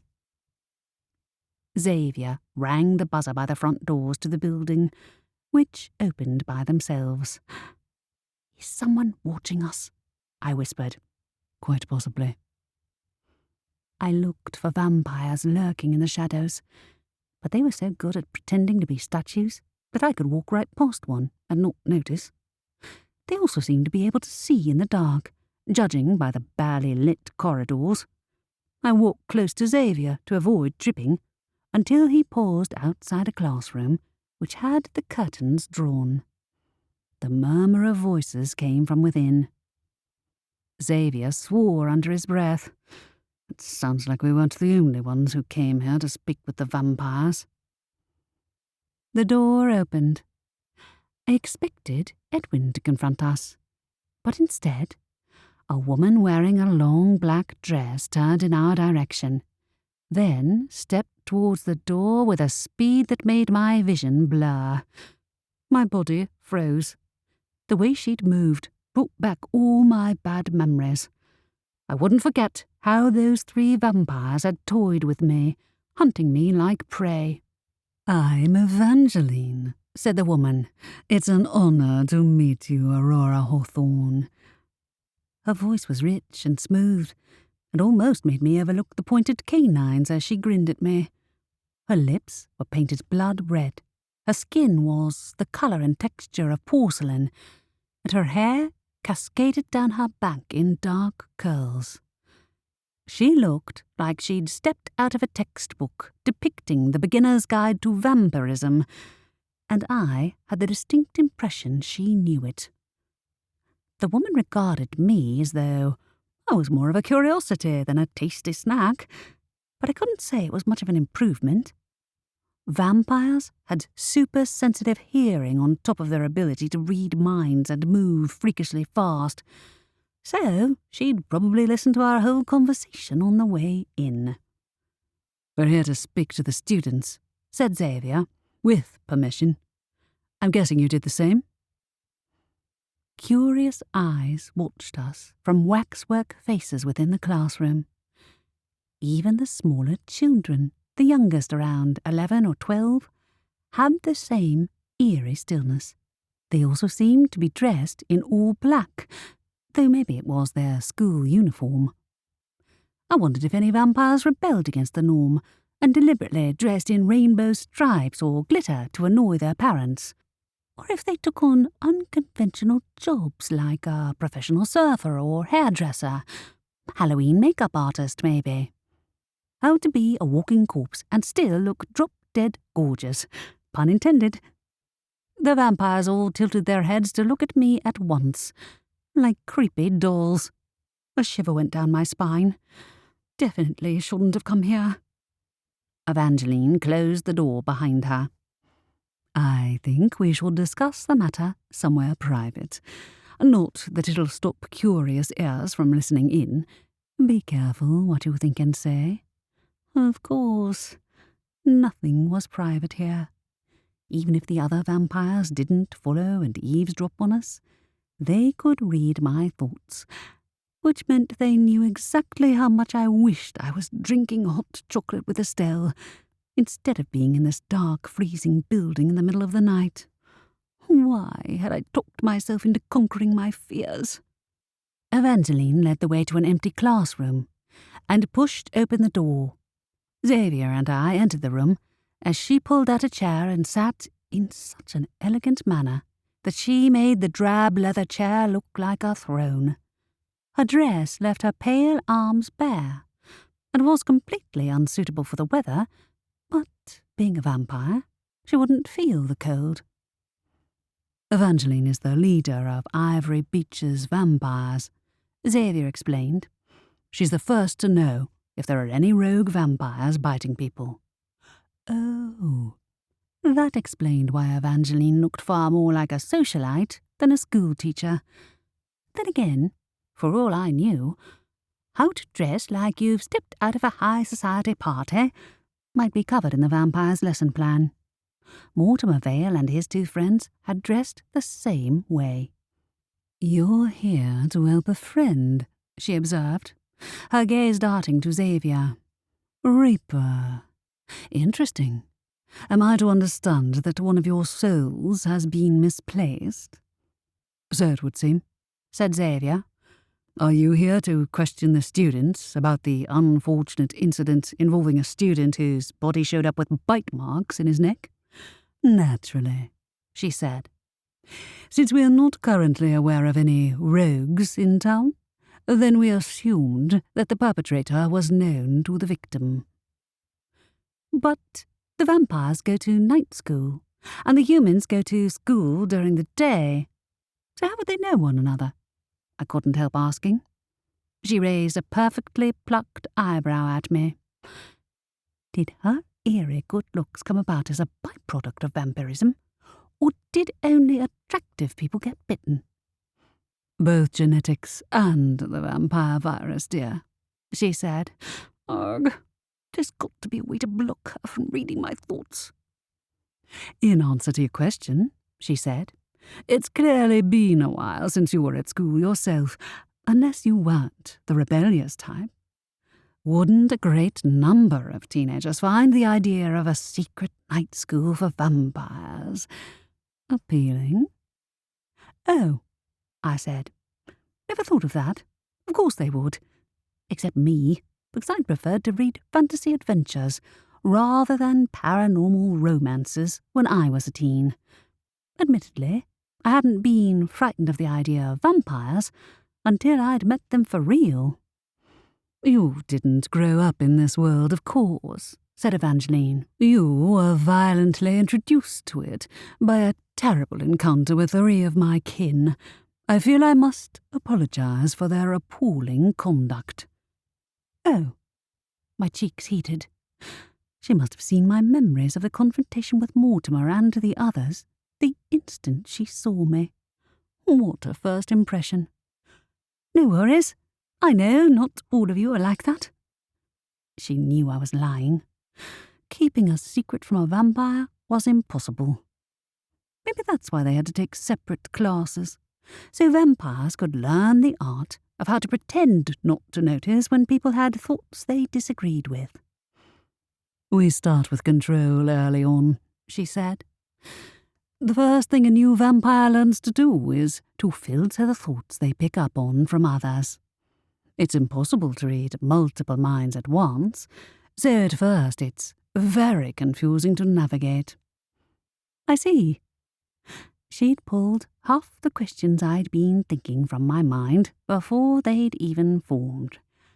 "That makes sense. So, is anyone immune to mind reading?" "Him, for one," she said, indicating Xavier. "We can't read the minds of those who don't belong to the land of the living." "What?" I turned to Xavier, who looked distinctly uncomfortable. "Oh, so that's why you're plucking out my thoughts and not his." "Yours are unguarded," she said. "I apologize for my intrusion. I assumed that by accompanying him here, you knew the risks." "She didn't expect to see you here, Evangeline," said Xavier. "Nor did I. Have you spoken to, or read the minds of, all the students here?" "Yes, I have," she said. "None of them were responsible for biting Mr. Lynch, or helping him turn himself into a vampire. If he had such ambitions, he didn't confide them to any of the students present in this building." "Oh." My shoulders slumped. I'd been so sure that the book on vampirism was a viable clue. Of course, there was no way for us to tell if she told the truth, but there seemed little point in her lying either. She had no stake in this. Bad choice of phrasing, Rory. Evangeline grinned, showing her teeth, and I shrank backwards. Very amusing, dear. She thought I was funny? That, or she was mocking me? Do you have any theories on who might have bitten Andrew before he died? I asked hesitantly. I assume you know I met 3 rogues before I came here, and 2 of them are still out there. If the other 2 were in town, I'd know about it, she said, and this Mortimer Vale character remains behind bars, as is right. If that's all you have to tell us, we're grateful for the help, said Xavier. Of course. Always a pleasure talking to you, Reaper. Aurora, it's been delightful to meet you. Ah, you too, I said, standing hastily. She glided to the door and was outside in a blink. I sucked in a breath and turned to Xavier. I guess there's no point in speaking to the students then. I wasn't at all keen to go back into that classroom filled with creepy children who looked like living dolls anyway. And worse was knowing that they knew exactly what I thought of them. I think we'd have more luck talking to the living students. Xavier strode through the corridor to the exit, and I did my best not to glance at the classroom containing the vampires. Several more bats flew overhead, along with a crow, who I mistook for Jet, until it didn't stop to land on my shoulder. I'm not being unreasonable when I say I don't want to see another vampire for a while, am I? I whispered to Xavier as we left the building. No, you're not, he said. Sorry, I should have mentioned my thoughts can't be read. It feels dishonest, especially when they invaded your privacy like that. I should have expected it, I said. Wish I could block them from my thoughts. She said they can't read dead people's thoughts. Ghosts, he said. And reapers. That's it, I think. I might be wrong, like I said, not an expert, and it doesn't go both ways. Nobody can read their thoughts, except other vampires, so they keep their secrets to themselves. That seems unfair. Though it wasn't like any of the other advantages vampires had were remotely fair either. I appreciated Dominic's effort to minimize his use of mind-reading on me more, now I'd met the vampire's leader. Evangeline isn't what I expected. That's what I thought too, he said. We've met a few times, crossed paths. In dark graveyards at night, I said. I suppose you both deal with dead bodies. Yours just stay dead. Usually, he said. I shuddered. All right, that's enough nighttime adventuring for me. I prefer my horror stories between the pages of books, and most of the time, not even then. Good job you haven't found the horror section yet, he said. Thankfully. The library held 1,000 surprises, and I'd only scratched the surface. I guess you've been there before? Once or twice, he said. It's usually to look up things for my boss. Can't he come himself? I asked. I've never met him. He prefers to keep an aura of mystery, he said. That, and he has a reputation for being antisocial. And grim, I added. Poor Andrew. I wish there was something we could have done. We tried, he said. It would have caused a lot of trouble if one of the vampire students had been responsible for his death. I bet. I stopped walking when Jet landed on my arm. What in the world have you been doing? Making friends with the vampires? The crow chirped. I wish I could understand him, I said to Xavier. He and I are supposed to have a familiar bond, but he's friendly with everyone, and he spends more time with Cass than he does with me. At least he did, when she was hiding the Kelpie. I can't say familiars are my area of expertise either, Xavier said. But maybe you'll start to cover that in your magic lessons soon. Aunt Adelaide did mention something about familiar training, I said, but I don't know if it's for beginners or not. I haven't even passed my wand test yet. Due to the academy closing for the school holidays soon, I wouldn't be able to take the test until January. You've been focused on your Bibliowitch training, right? He said. Yeah, I said. Waving a wand is more complicated than simply writing a word in a book. Maybe I'll even catch up to your ability to walk through walls. He grinned. I can only do it when there's a soul I have to help, which tends to be attached to a dead body, usually. That's one downside. I like to focus on the perks of the job, he said. Pity the soul didn't disappear in the library this time. Then at least I'd have an excuse to spend time with you. My heart missed a beat. He wanted to spend time with me? That sounded almost like he thought we were on a date, which we weren't. It went against the rules of being a Reaper, and I didn't want to get into trouble with his boss. Meeting the vampires leader was more than enough excitement for one night. Your boss won't make you swim around the ocean looking for a missing soul, will he? I asked. Nah, he said. From what I heard from the other students and Edwin, Andrew was last seen leaving his house to go to the library. So unless someone kidnapped him and took him further up the coast, he did die in this area. That means his soul should have been mine to reap. But it wasn't. Then who took it? Chapter 5. Sylvester woke me up the following morning by singing "Rise and Shine" in my ear. I groaned and pulled the covers over my head. Who needed an alarm clock when you had a familiar who sang like a cat with its tail stuck in a washing machine? Jet landed on my other side and chirped loudly in my ear. "Really?" I said to both of them. "That's not necessary. I'm coming." I shoved the covers off and scrambled around looking for my clothes. Judging by the early hour, it was time for a magic lesson.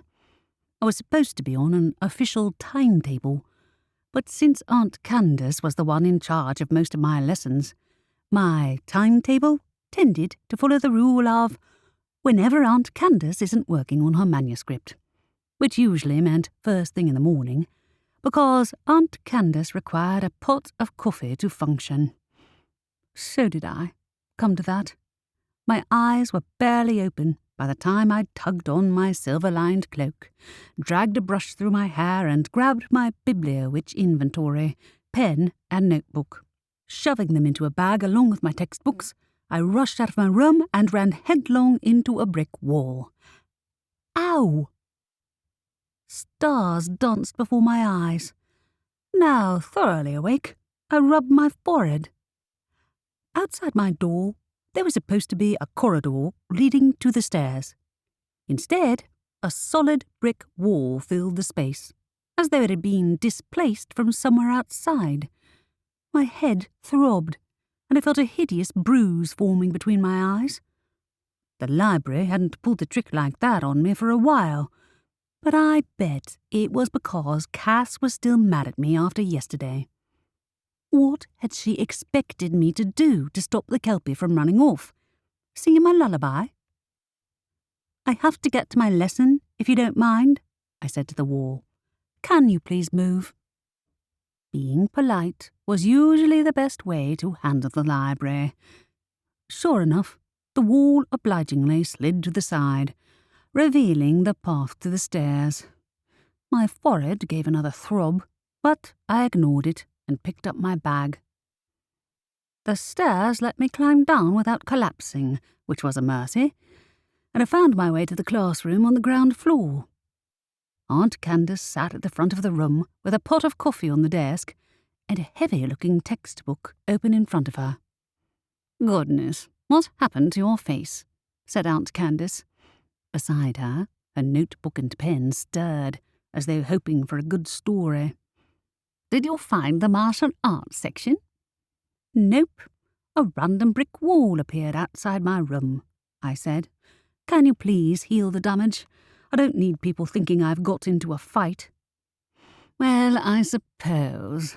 She pulled out her wand. "Now is a perfect time to demonstrate healing spells." She waved her wand in a complicated motion, and the pain vanished from my forehead. Then she picked up a stick from her desk and handed it to me. "Copy what I just did." I looked down at the stick of wood and held it up. Can you show me again?" she tutted. "That's not much use, is it? Show me." I tried to copy her movement from memory. Aunt Candace rolled her eyes. "If that were a wand, you'd have disappeared my eyebrows." "Can you show me it again?" I asked. "I can't demonstrate it properly unless you injure yourself," she said. "Go on, I'll wait. I'm sure you can find a book to trip over." "Please, tell me you're joking." I never could tell with Aunt Candace. It didn't help that her notebook and pen were floating above her desk, recording our entire conversation. And I wonder why I once suspected her of murder. When she didn't reply, I waved my wand again. "Terrible," she said. "Left, not right. And try to put less power into it. You're healing an injury, not swinging a tennis racket." "All right." I tried again, waving the wand, slower this time. Aunt Candace tutted. "If the wand were real, your fingers and toes would have switched places." Maybe you should try it with my wand." "What are you doing?" said Aunt Adelaide's voice from behind me. "Candace, don't tell me you're trying to force advanced spells on her already." "I thought we'd go with the flow," answered her sister. Aunt Adelaide sighed. "There's a syllabus, you know. And she has to pass the basic theory exam before she can own a wand. How far are you in the textbook?" "I think we've covered a lot of ground," said Aunt Candace. Aunt Adelaide strode across the room and picked up the textbook. "You covered the first 10 pages, and then skipped to chapter 27. Why? That's not on Rory's exam, Candace." "I never said I was perfect." "Don't worry, I read the whole thing in my spare time," I put in. "I can probably pass the exam." Aunt Adelaide looked over her shoulder at me. "Yes, I'm sure you can, but really, Candace, you can't expect her to grasp complex wand mechanics on the first attempt." "I don't see why not," said Aunt Candace. "Anyway, as I said, I'm not a teacher. Isn't there an academy tutor with too much free time on their hands?" "I've been looking for one, but it's close to the holidays," Aunt Adelaide said. "Can you try to stay on topic for the rest of the hour?" "Yes, all right," said Aunt Candace, looking disgruntled. "Turn back to the first chapter then, Rory." I left the classroom an hour later, knowing more than I'd ever wanted to about underwater plants, but not much more about the basic wand movements. I went to the kitchen to make coffee, since Aunt Candace had declined to share any of hers with me, and found Aunt Adelaide had left me a mug next to a plate of buttered toast. I took them through to the living room, and found my aunt tidying the contents of one of the cupboards on the sideboard. While my friends' families kept antique china in their cabinets, my new family stored their best potion-making gear in theirs. "How'd it go?" she asked. "Let me guess. She went off on a tangent. What was this one?" "Aquatic plants." I took a seat on the sofa and sipped my coffee. It wasn't that bad.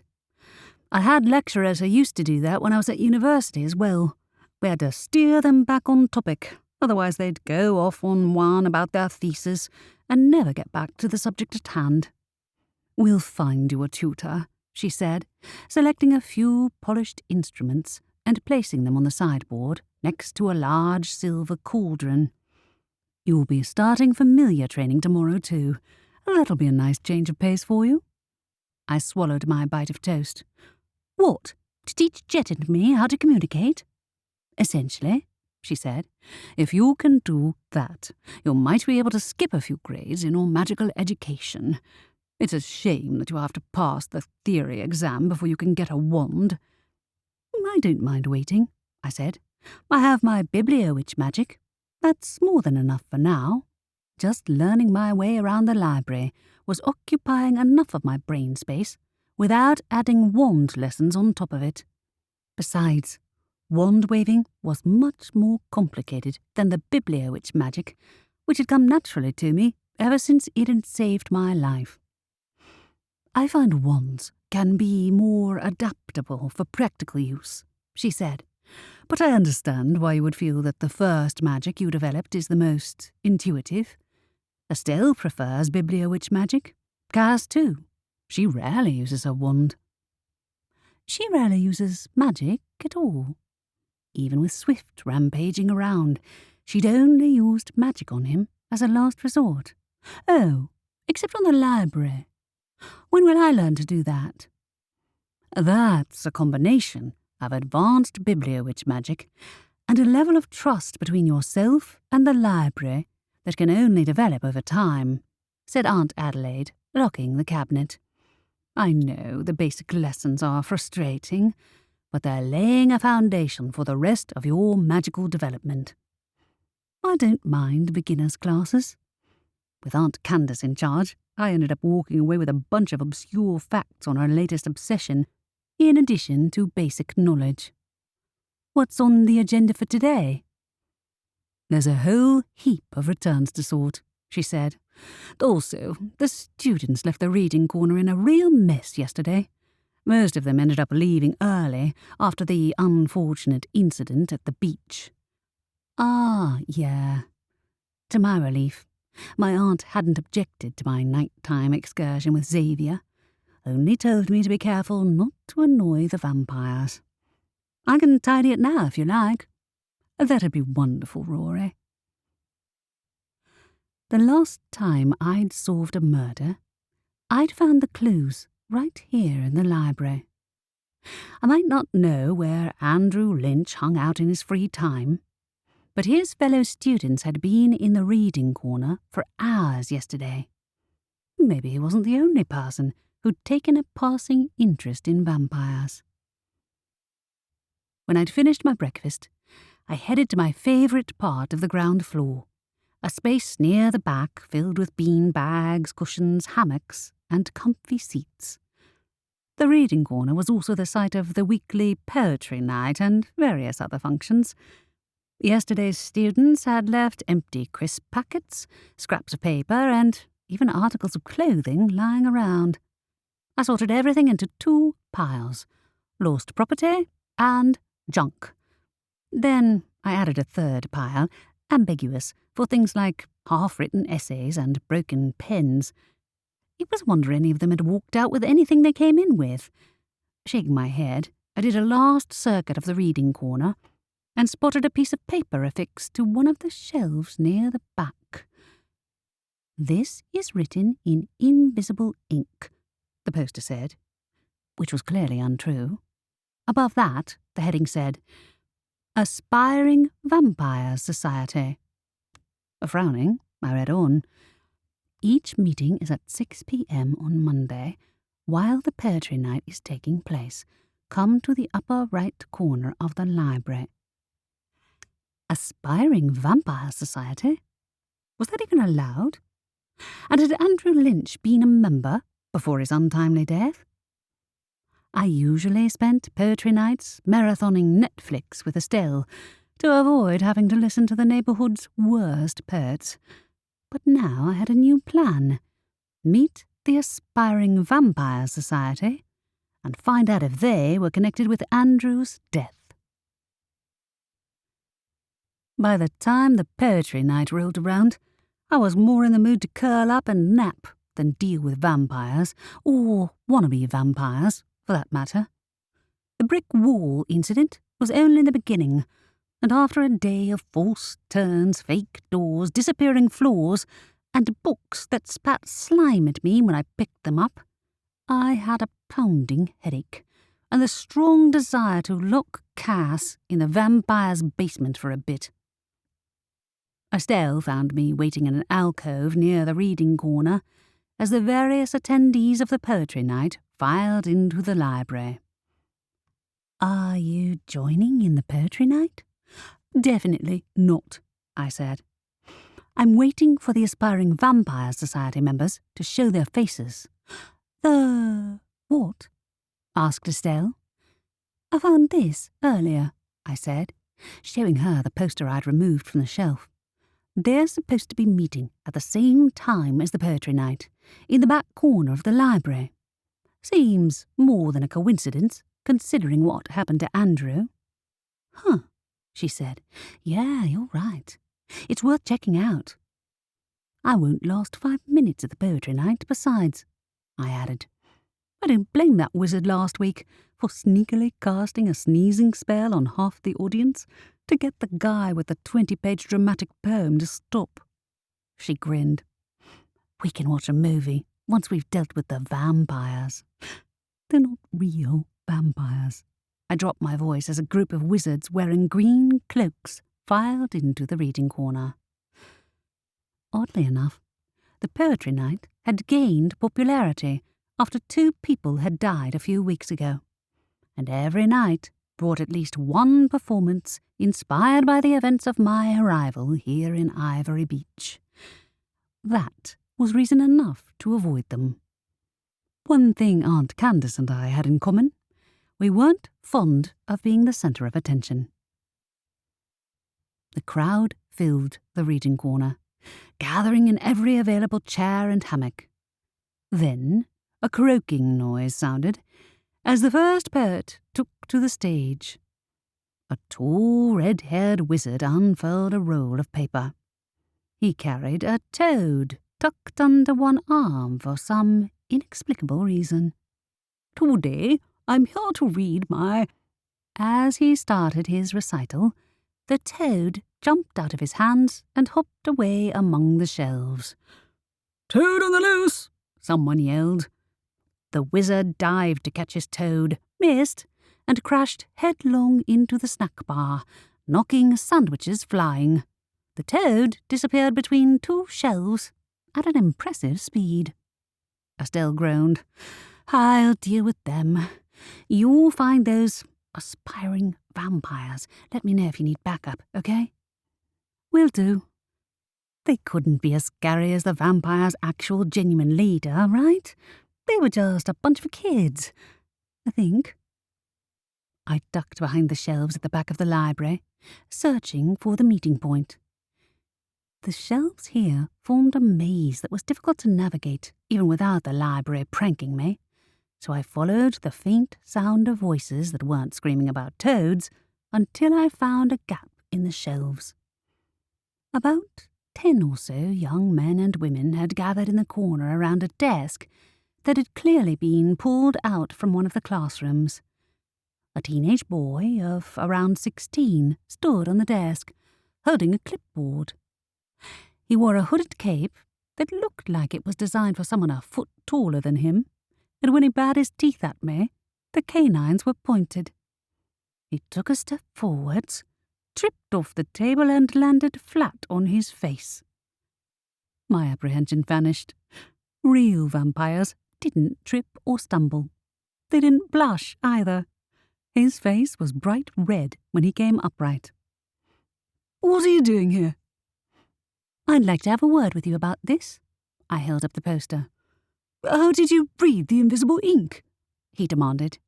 "It's not invisible," I said, showing the words to the other students. "See?" So much for interrupting a dangerous group of potential murderers. He whirled on a fellow student, a tall black boy with dreadlocks. "I told you to use the invisible ink, Zach." "No, you didn't," said the boy. "Besides, how's anyone meant to know the meeting time if the ink's invisible?" "Night vision," he said. "I don't have night vision yet, Nick," he protested. "Hang on," I said, wondering what in the world I'd wandered into. "I'll leave you to your meeting if you answer a couple of questions. That's all I want." "What questions?" The leader pushed his hair into place, revealing it was actually a black wig sitting at a lopsided angle on his forehead. I choked back a laugh. I wanted to know if Andrew Lynch was a member of your group, I said. That's all. Yes, said the guy with dreadlocks who he'd called Zack. He was. Gail talked him into joining, right? A red-haired girl with freckles and a ponytail gave him a furious glare. Before we broke up, yes, I did. But I had nothing to do with his death. None of us did. Back up a second, I said. You meet every week to discuss how to turn yourselves into vampires, is that right? No, said the guy in the cape. His fake fangs popped out of his mouth as he spoke, and he hastily shoved them in again. We meet to discuss the merits of being one of the living dead. That's the same as what I just said. No, it isn't, he said, his voice slightly muffled by the lopsided fangs. I meant in a theoretical sense. I blinked. What? And the cape and the fangs are just an aesthetic? Why not? Giving up on the fangs, he pulled them out of his mouth and set them down on the table. Vampires get all the best stylistic options. We're trying to be the best vampires we can be, without all that immortality nonsense. I spotted the clipboard he'd dropped when he'd fallen off the table, and picked it up. Curriculum. Day 1, night vision classes. Turn off lights and wander around. Day 2, drinking blood. May use juice as a substitute. Day 3, vampire dance lessons. I stopped reading, biting my tongue, before I burst out laughing. The vampire's esteemed leader flushed to his hairline. Stop making fun of us. I'm not, I lied. I'm just trying to figure out how Andrew went from coming to these meetings to showing up dead in the sea with bite marks in his neck. Actual bite marks, I mean, not those. I gestured at the fake fangs, which looked like the sort of plastic Halloween costume you could get from a fancy dress shop in the normal world. Several of the students exchanged glances. Maybe he did go ahead and do it, said Zack. He was always acting weird, moody. I decided not to point out that the above description applied to everyone in this very corner. Did he start drinking blood? Or only coming out at night? He took part in all of our lessons, said the leading aspiring vampire. I don't know. I wouldn't have noticed if he'd done it for real. Very helpful. How was I supposed to work out if he was actually a vampire, if he'd been pretending to be one for weeks before he'd turned? If he'd turned? Okay. Can I have a word with you alone? I indicated the red-headed girl. I know, you probably spoke to the police, but I'm guessing they don't know about this meeting. If you'd prefer it to stay that way, then I'd like you to answer my questions. The girl looked frightened. Maybe I'd been a bit harsh, but after the day I'd had, the last thing I needed was to end up letting a murderer slip away. I'd nearly done the same a few weeks ago, and I had no desire for the wrong person to wind up jailed again. The girl walked with me to an alcove between shelves. What do you want to ask? She asked. I already told the police I didn't do it. You said you and Andrew broke up? I asked her. If you don't mind my asking, why? She grimaced. We had issues for a while. We just grew apart. So, you're the one who talked him into joining the group? Yeah. She looked down. I wish I hadn't. He wasn't into the whole vampire thing, originally. But it seemed like a bit of harmless fun. The vampires do get all the cool tricks. It's not like any of us planned to get ourselves bitten and turned. I know how it all works, and I don't want to live forever. Andrew didn't either, but he didn't want to die. Her voice broke. I blamed Nick, but it's my fault for talking him into joining. I don't know what he was thinking. If she told the truth, it was possible that he'd sought out a vampire to bite him and then somehow botched it. That seemed as likely as anything else. But then, where had his soul ended up? These kids likely wouldn't know, if even the Reaper didn't. "Okay," I said. "Thanks for answering my questions." The sound of yelling had quietened from behind the shelves, suggesting that the toad had been caught and order restored to the poetry night. I walked back to the aspiring vampires' corner, where Nick had put his clipboard away. "I think we should break this meeting up for now," he said. "Wait to hear from me with the invisible ink this time, Zach. Where is it?" "I dunno. I had it here in the library, I swear." "Don't forget to pick up all your possessions," I said to the group before heading back the way I'd come. Nick scowled after me, but nobody moved to challenge me. Costumes aside, none of them behaved remotely like vampires at all. If they hadn't wanted to be found out, they might have picked somewhere to hold their gathering other than the town's most popular meeting location. They struck me as almost entirely harmless, and yet Andrew was still dead. Maybe I should have asked the girl more questions.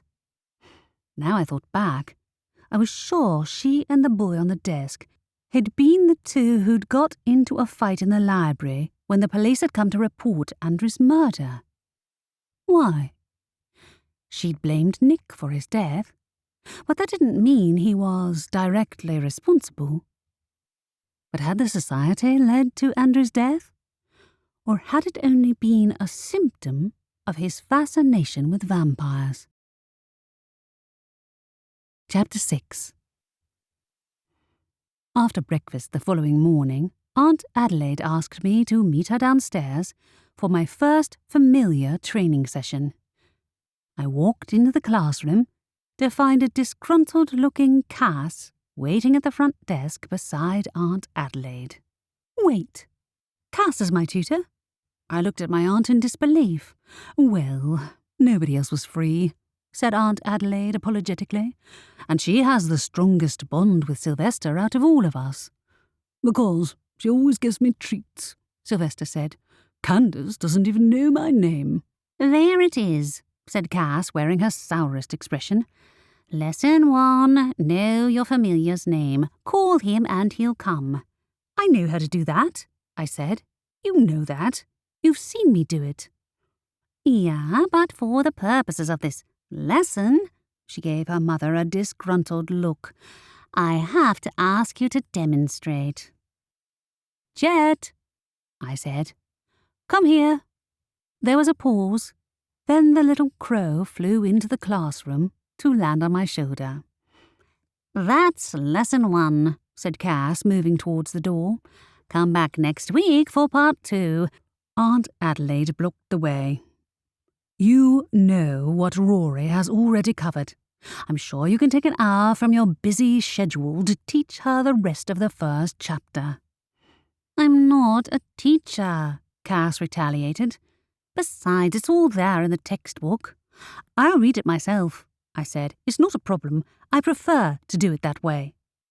If this was what Cass was like as a teacher with supervision, I'd rather not find out what she'd be able to do without anyone watching. Order Sylvester to annoy me all day, probably. Aunt Adelaide released a breath. "You aren't off the hook, Cass. You're cleaning the 3rd floor corridor. There's been a flood." Cass scowled. "I'd rather take the lessons." "Too late," I said, approaching the door. Aunt Adelaide didn't stop me. "I'm going to go and read for a bit. So long, Cass." I gave her a little wave as I walked out. I'd probably pay for this one in 100 pranks from the library, but it was worth it to see her face fall. I'd much rather self-teach from the familiar textbook than deal with an hour of Cass's complaints, snide comments, and practical jokes. It wasn't like reading books was a punishment for me in the slightest.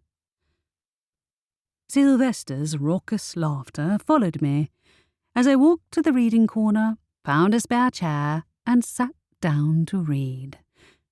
The chair collapsed, sending me sprawling onto my back. "Really, Cass?"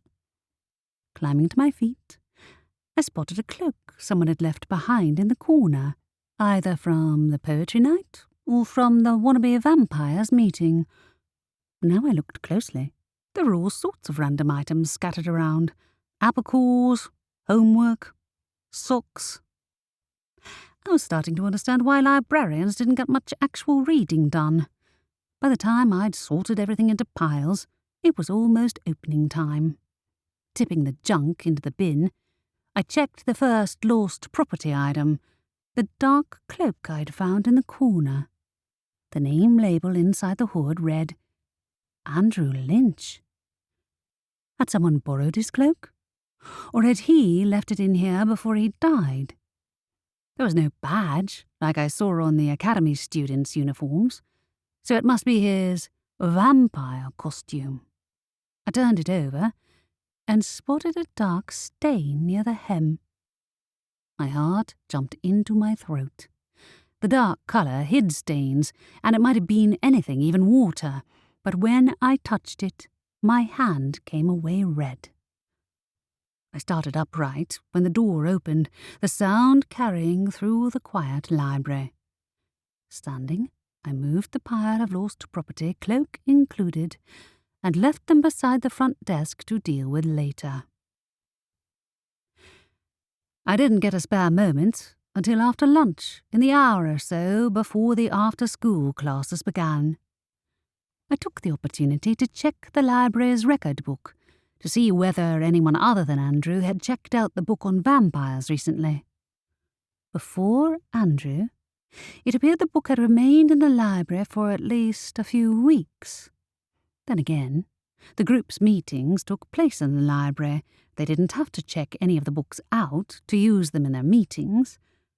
I closed the record book and looked up to see Estelle approaching with an armful of books. "How are you doing, Rory?" "Suspiciously well." Well enough to suspect that Aunt Adelaide had guessed Cass had been using the library's magic against me, because no more pranks had hit me all morning. That, or she'd been too occupied cleaning up the flood. I'd spotted her walking around dripping wet when I'd gone up to the third floor to return a book to the Magical Creatures division earlier, and while she'd glared daggers at me, she hadn't tried anything else. "Good," said Estelle. "I heard Cass flaked out on your familiar lesson this morning. Where is she?" "Up on the third floor, dealing with a flood." "Oh, that's where she's been all day," said Estelle.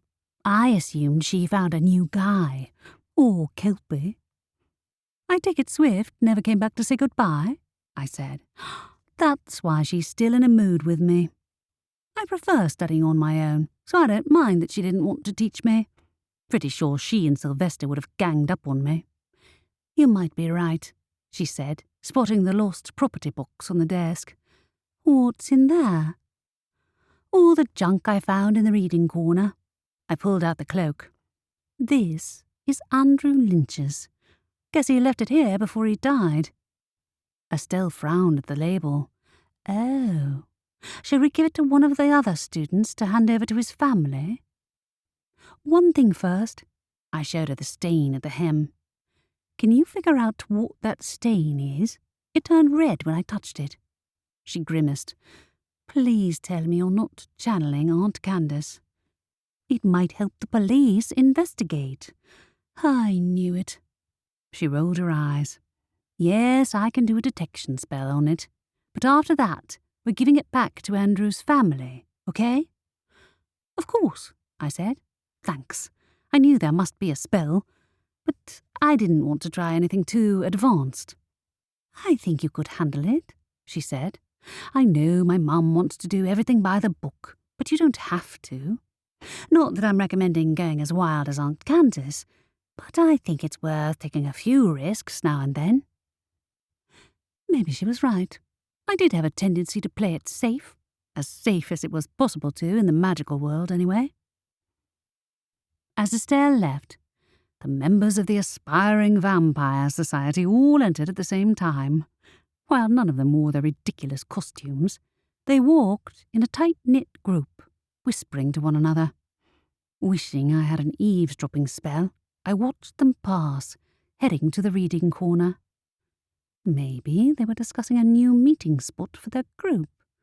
They'd be hard-pressed to find anywhere open outside the library, because almost all the town's social events took place here. Inspiration struck. "Hey, Sylvester," I said. The owl flew over a moment later, landing on the desk next to me in a flutter of wings. "What is it? Need me to tie your shoelaces?" "There's no need for that, Sylvester," I said. "Did you see those students who just came in? Would you be able to follow them and eavesdrop on their conversation?" "Would I? What?" he said. "I have never been so insulted in my life. I am an intelligent creature, not a spy." "Spies are intelligent." His voice was so loud I worried the students might overhear. "It's not just for me. Xavier—" "Oh, your Reaper," he said. "Can't he find his own souls?" "He's not mine, and that's not what it's about. The police would be grateful for any information on the murder." "Murder?" I winced at how loudly his voice echoed. "Obstructing a police investigation, on top of being a disgrace to witchery. To think you want to accuse those nice academy students of committing a hideous crime. I shall tell them." "Don't," I said, reaching out. He lunged at me with his talon in answer, and I yanked my hand out of the way. "Ow! What's wrong with you?" He huffed and took flight in a rustle of feathers, narrowly missing snagging my cloak in the process. All right then.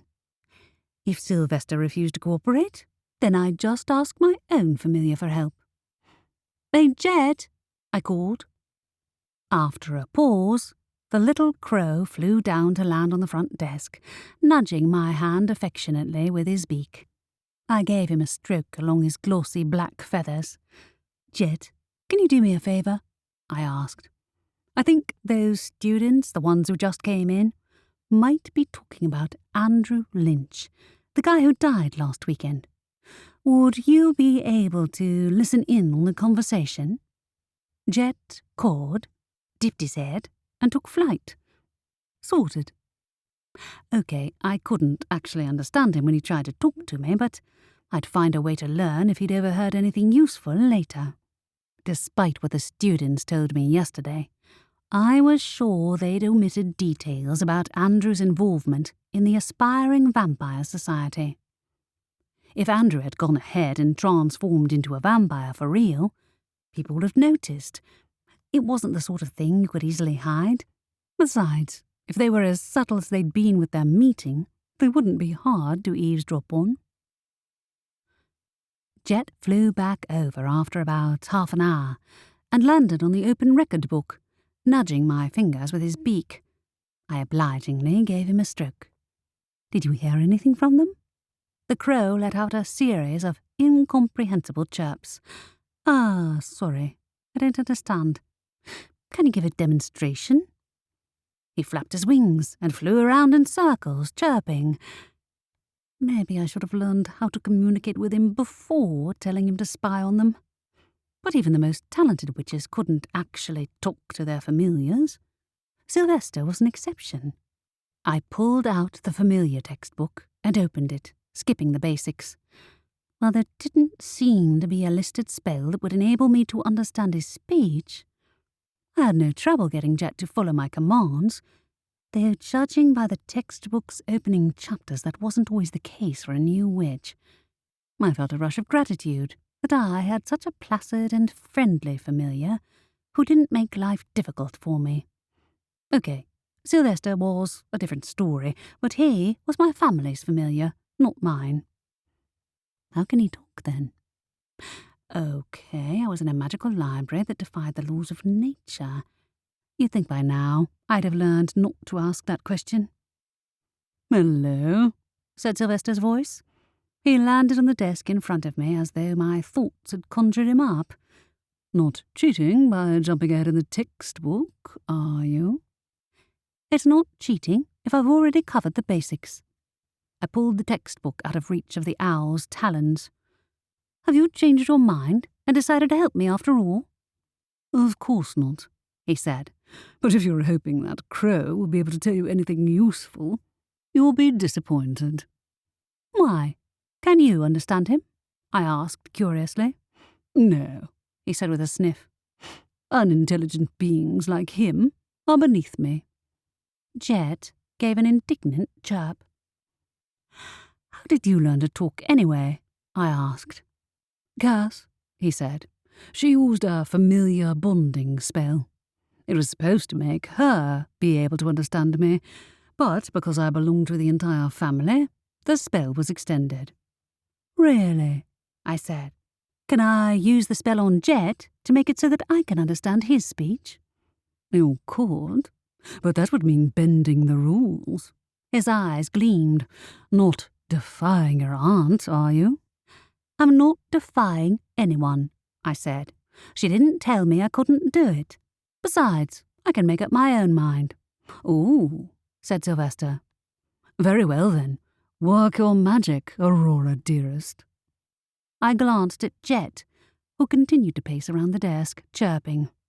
Okay, where exactly do I find this spell? It's not in the familiar textbook. Of course it isn't, Sylvester said. It's far too advanced for you. You don't even have a wand yet. No, but the familiar textbook only covers regular witchcraft, I said. Is there a bibliowitch spell that does the same thing? Is that what Cass used? Maybe.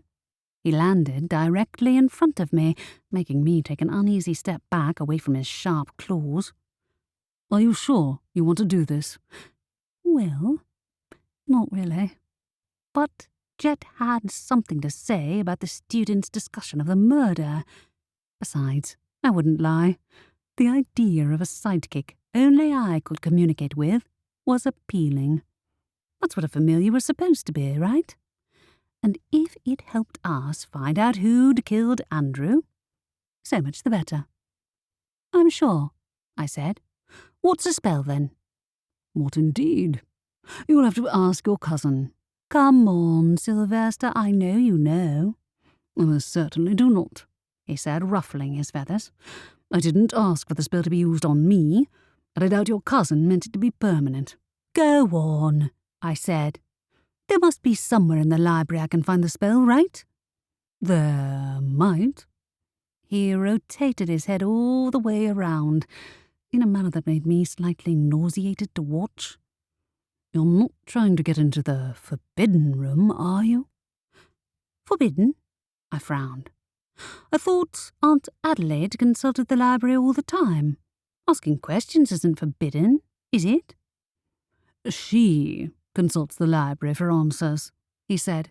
It's beyond your level. Try me, I said, feeling an unexpected burst of annoyance. What is the forbidden section? The question room, he said in a dramatic whisper. It will answer any question at all, but at a price. Stop messing with me, Sylvester. I'm telling the truth, Aurora dearest, he said. The question room will answer your questions if you can find your way in.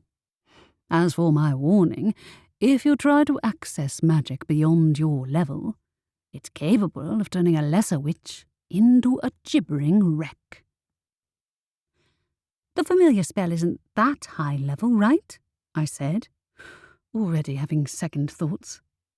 Sylvester's advice usually came with a catch, even if he didn't give me advance warning.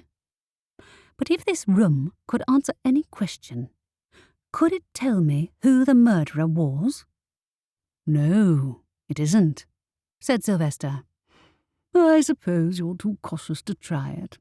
The question room is for people who are brave enough to face their fears, rather than hiding from vampires behind bookshelves and jumping at shadows. Hey, I said indignantly, my face flushing. You'd be scared of them too if you didn't have wings. How do I get into this question room, then? The book, of course, he said. Haven't you seen it? You walk past it every day. Might have escaped your attention, but we're in a library. I walk past 1,000 books every day. He tutted. Someone's in a feisty mood. The book of questions is somewhere in that disorganized pile over there, because someone set a kelpie loose and messed up the entire ground floor. Oh. I scanned the area and spotted a pile of books I hadn't had the chance to return to the shelves yet. From examining the spines, it seemed they were the books that had got knocked out of place during the kelpie's escape and had yet to be returned to their proper places. I moved each book aside until I found the plain, black-covered book that had hit me with its vine-shaped defense mechanism when I'd tried to pick it up. It's not going to attack me like last time, is it? Relax. It's dormant, said Sylvester. It won't bite. It's more the thorns I'm worried about. I hesitantly picked up the book and turned it over, but no thorny vines swiped at me this time. Its black, leathery cover was blank, except for a silver question mark on the spine. Which section does it go in? The section is inside the book. Sylvester dropped his voice dramatically again. Excuse me? The section it belongs in is inside the book, he said again, his feathers rustling. I lowered the book. How is that possible? You've been here for weeks, and you're still acting as though this place conforms to the simple rules you brought with you from the normal world? He laughed, an echoing cackle. Ask to enter the forbidden room, and the book shall oblige. Fair warning, though, you're only allowed to ask one question a day, and the room itself chooses whether to answer you or not. Jet gave a warning chirp, but my curiosity was officially piqued. I turned the book over again, and a faint shimmer crossed the question mark symbol as it caught the light. As an avid reader, the idea that an entire world could exist between the pages wasn't a foreign one to me, but caution reared its head. Diving headfirst into an unknown book on the instructions of a mischievous familiar wasn't something the Rory who'd grown up in the normal world would do. Then again, those simple rules I'd lived by had unravelled before my eyes. I was someone else now, maybe someone who was willing to take a leap of faith to get the knowledge I needed. Having second thoughts, dear, Sylvester said. Not afraid you'll run into another vampire sleeping in a coffin? Annoyance at the owl's mocking fueled my resolve. No, I'm going in. Even if I got lost, I had the piece of emergency paper in my pocket, marked with a spell which would summon my aunt to my rescue. Never mind what Sylvester said. I was done playing it safe. Excellent. He shuffled to the edge of the desk. You say, I wish to enter the forbidden room, and voila. He clicked his beak, making a noise which sounded like fingers snapping. Go on, get on with it then. Keep your feathers on. I opened the book and looked at the blank pages. I wish to enter the forbidden room, I said. The plain yellowed pages warped before my eyes like distorted glass. Then my head pitched forwards, and I was falling. Empty space unfolded, the colour of the yellowed pages. Dizziness swept my body as a weightless feeling took hold, my cloak swirling around my ankles. The book was no longer in my hands, and my arms flailed, searching for something to grab onto. Just as I sucked in air to scream, my feet hit soft carpet and my knees buckled. I'd landed in a small square room with black painted walls, which had the same leathery texture as the book. My heart hammered so hard I felt it in my throat, while my arms wrapped around myself. Taking in a few quick breaths, I straightened upright. So, what now? No response. Okay, do I just ask my question? I turned on the spot, looking for a prompt. but all four walls were the same shiny black as the floor and ceiling. Worse, my cloak felt lighter than usual. A swift check of my pockets confirmed my pen, notebook, and bibliowitch inventory were all gone, as though they'd been left behind when I'd entered the book. And though I didn't quite dare check and confirm it, the piece of parchment with the library's emergency words was probably absent too. This wasn't the library at all. It was somewhere else entirely. Calm down, Rory. If I ask my question, I should be allowed to leave, right? Sylvester might be a prankster, but he'd never knowingly put me in danger.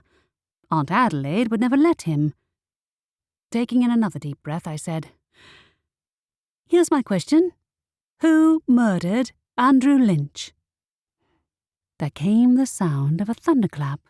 Then the floor collapsed. A roaring wind crashed into me, hitting me full in the face. I fell into emptiness, my hands flailing once again. Then everything went black. A moment later I came to, lying on my back behind the library's front desk. Jet fluttered over me, making alarmed, twittering noises. Even Sylvester looked distinctly ruffled. "You fool!" he howled. "You moronic turnip!" "Are you just going to keep calling me names, rather than helping me up?" I struggled upright, my head pounding. My entire body hurt, like I really had fallen through a torrent of nothingness, and crash-landed on the floor. All I did was ask her who the killer was. Thanks for the help. "I can't help you in there, you inept toadstool," said Sylvester. "It's one of the parts of the library that's off limits to familiars. Lucky for that crow of yours, really."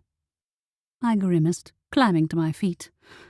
That'd teach me to dive into situations head first, literally, without considering the consequences. Since I hadn't had any of my magical props on me, I was lucky the room had let me out in one piece. Maybe I should have just asked the room how to make myself able to communicate with Jet, like I'd planned. Now I'd wasted my chance. "You'll have to try again tomorrow," said the owl. "One question per day." Yeah, that's not happening. I'd almost rather face a class of teenage vampires than set foot in that room again. I'd just have to find out how to speak to Jet the normal, non-risky way. Come to think of it, if Cass had used Bibliowitch magic to make Sylvester able to talk, then it would be recorded inside her own Bibliowitch inventory. I could just borrow it when her back was turned. Much less hazardous than diving into the room of questions again. Then I thought of Cass's furious expression when I'd run into her on the 3rd floor. Perhaps not. Oh, well. What if it turned out Jet was secretly muttering insults about me? I didn't need 2 snarky familiars following me around. "Rory!" Estelle rushed over to the front desk, looking panicked. "You weren't paranoid. It's blood, all right, and it's his cloak, too." "What? Andrew's?" She nodded, her mouth pinching. "I don't know if any of the other students are his friends, but we can ask them to take it back to his family. Or we can go in person," I suggested. "We can get the library book back while we're at it, too." Jet would have to wait. It would be easier to talk to Andrew's family in person than try to wrangle answers from a crow anyway. How'd I guess you'd say that? She folded the cloak over her arm. "Sylvester!" The owl swooped down. "What is it now?" "Fetch Cass and ask her to watch the front desk. We have an urgent errand to run." "Urgent?" he said. "A likely story." "Yes, it is," said Estelle. "Don't be difficult. Why are you in such a contrary mood today, anyway?" "She can tell you," Sylvester said, jerking his head at me. "All right, fine. I will inform your mother of your daring quest." Estelle raised an eyebrow at me. What happened this time? Cass? Not quite. I said. I'll tell you on the way. Chapter 7. I recounted today's adventures as Estelle and I walked through the town square and turned down the main high street. While it had been dark and sinister looking at night, during the day it had the more ordinary appearance of a quirky village high street lined with shops selling all the magical necessities. The sweet smells of the magical sweet shop mingled with the burning scent of incense from a shop on the corner, underlaid by the less pleasant scent of bitter herbs from the local apothecary. Bright clothes filled one window beside a shop selling gold-plated cauldrons, and on the other side the pleasant smell of flavoured coffee drifted from a small cafe. Aunt Adelaide will give me grief for going into the question room, won't she? I asked. I won't mention it to her, said Estelle. You know, when I said you might want to try something new, I didn't mean that. It's not your fault. I shouldn't have let Sylvester get to me. I stepped aside to avoid a gaggle of witches laden with packages from the sweet shop. And I should have just asked the question I originally wanted to ask, and figured out how to make myself able to understand Jet. What, like Sylvester? She asked. There are spells, but you'd need a wand, I know. Sylvester implied Cass used bibliowitchery to do it, which I can do, but he said he didn't know what she wrote. He might have been telling the truth, said Estelle. It happened when I was a teenager, and Cass wouldn't tell me how she did it either. We just woke up one day and Sylvester could talk. He's been here since before I was born and knows the library backwards. So it didn't make a huge difference to his job, but he definitely became more difficult to handle afterwards. Is that likely to happen with Jet? Probably not, she said. He's yours, which means he won't become attached to someone else like Sylvester did with Cass. He refuses to let any of the rest of us use familiar spells on him. But Jet chose you already, so you should be able to do all the spells with enough practice if he's eager to learn. He is, I said. I sent him to spy on the aspiring vampires in the library today, but since I can't understand anything he says, I have no idea if he ever heard anything incriminating. That's why I wanted a communication spell. Oh. Her eyes sharpened with understanding. That makes sense. I'll see if there's a spell which might work when we get back to the library. We turned right into a narrow road lined with terraced houses. As we did so, a young man walked out of the gate on our right. He wore the academy's uniform and had longish blonde hair. Is that Andrew's house? Said Estelle. Oh, yeah, it is, he said. I was just leaving. You're from the academy, right? I asked him. And you knew Andrew? We were friends, he said. I'm Cameron. I was just here with his family. I wanted to do what I could. I'm sorry for your loss, said Estelle. Yeah. He blinked a couple of times, though his eyes looked dry. I never expected it, you know? I hesitated. If it's okay to ask, do you know what may have happened the day he died? I'm sorry I don't, he said. He was acting oddly for a while, though. Skipping school, that kind of thing. Really? I said. Did you hear he was a member of a secret club of students who admired vampires? Even you know about it? He shook his head. Yeah, he was, for a few weeks. It was all he would talk about. Were you part of the club too? Asked Estelle. No, but he tried to talk me into it, he said. I was going to join, but now I guess not. You wanted to join? Why? I asked. He shrugged. Vampires have an advantage over the rest of us. Why shouldn't we want to be more like them? Did Andrew think the same? How long was he a member? A few weeks, Cameron said. To be honest, I'm sure someone in that club must have had something to do with his death. He was fine before he joined up with them, and now... But the group's purpose isn't about actually turning into a vampire, is it? I said. That's not the impression I got, anyway. They had night vision classes and stuff like that, and the guy who runs it definitely isn't a vampire.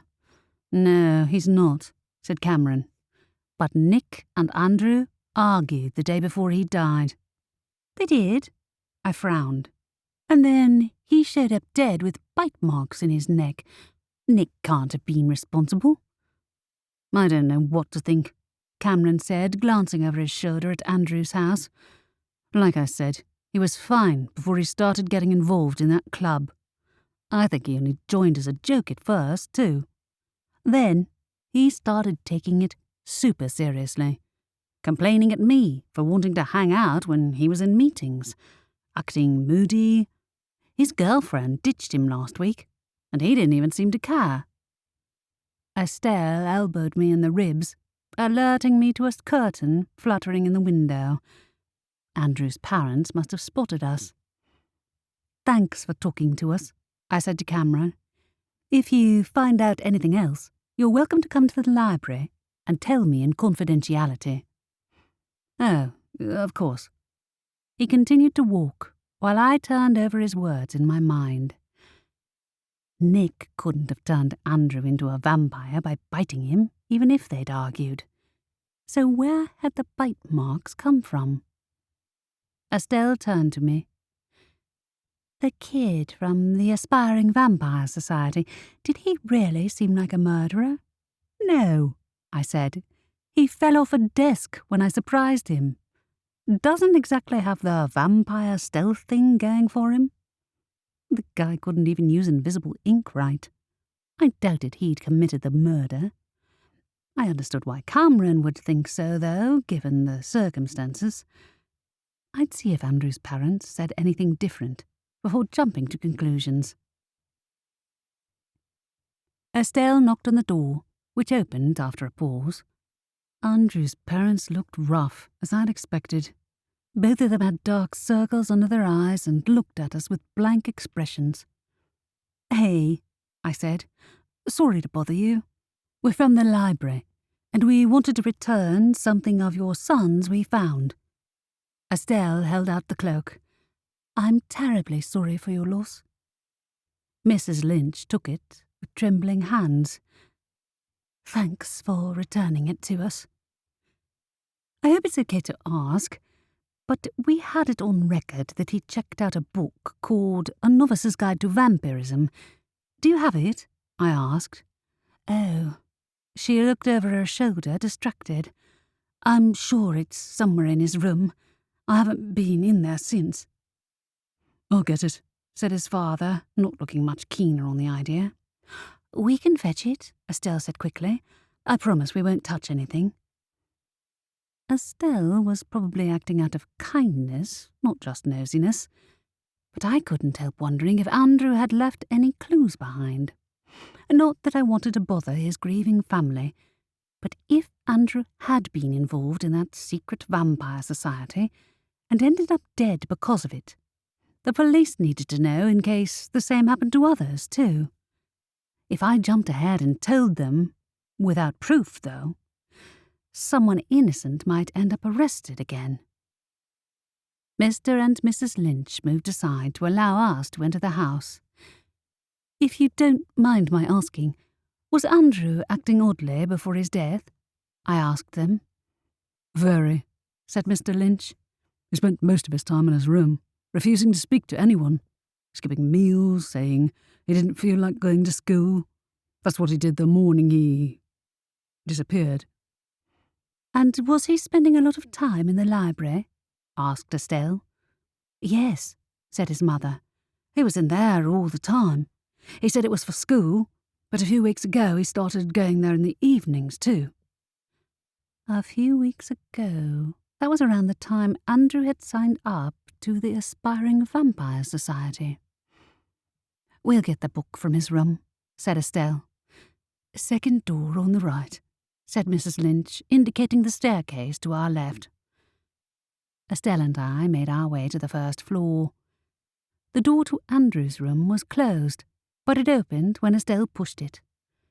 The room inside appeared typical of a teenage boy, a mess. Clothes everywhere, books on the floor, and everything doused in the smell of body spray. Not like a vampire's lair, then. I moved through the room, careful to avoid knocking anything over, and scanned every stack of books in the room in search of the vampire guidebook. Estelle lifted a pile of textbooks. Ah, there it is. The Novice's Guide to Vampirism was a slim volume with illustrations. I picked it up and scanned the notepad underneath the books, but it appeared to contain only blank pages. If he'd been taking notes on how to turn into a vampire, the textbook would tell him everything he needed to know anyway. I looked around the room for possible hiding places and spotted a red glint out of the corner of my eye. "What are you doing?" Estelle whispered as I pushed a row of books aside on the shelf. Behind was a row of glass bottles filled with red liquid. Somehow, I don't think that's ketchup. All the bottles were sealed, so I couldn't tell if any had been used, but the sight made nausea creep through me. I moved the books back into place. "Are you going to tell them?" Estelle whispered. I shook my head. Considering the bite marks, his parents might have already guessed. For all we knew, he'd acquired the bottles in advance to prepare for his inevitable transformation and had never used them. But either way, telling Andrew's parents wouldn't change the fact that he'd died. I led the way back downstairs where Mr. and Mrs. Lynch waited in the hall. Their gazes passed over the Novice's Guide to Vampirism, and Mrs. Lynch's face momentarily tightened with fear. "Have you heard the rumours?" I asked them. Mr. Lynch's mouth hardened. "Vampires? Our son wasn't a vampire.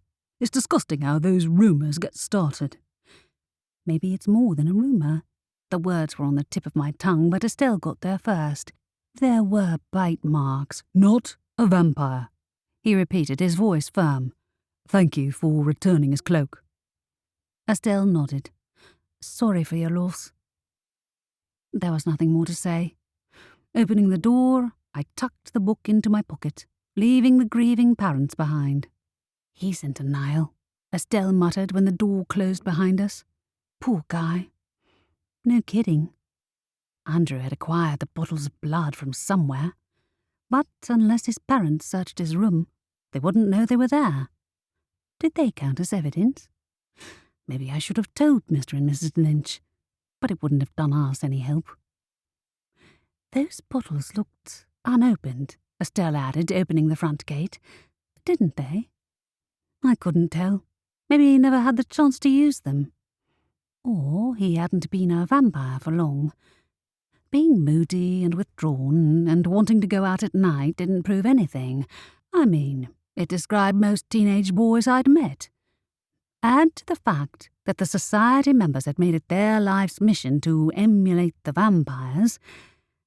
We needed more proof before making accusations. "Do you think Cameron was right?" Estelle asked after a moment. "If Andrew argued with Nick before his death, maybe he was involved. Maybe. Nick wasn't a vampire, so he couldn't have bitten Andrew. But that didn't make him innocent. Perhaps he'd been jealous of Andrew for going ahead with the transformation and attacked him in a fit of rage. But that was pure conjecture.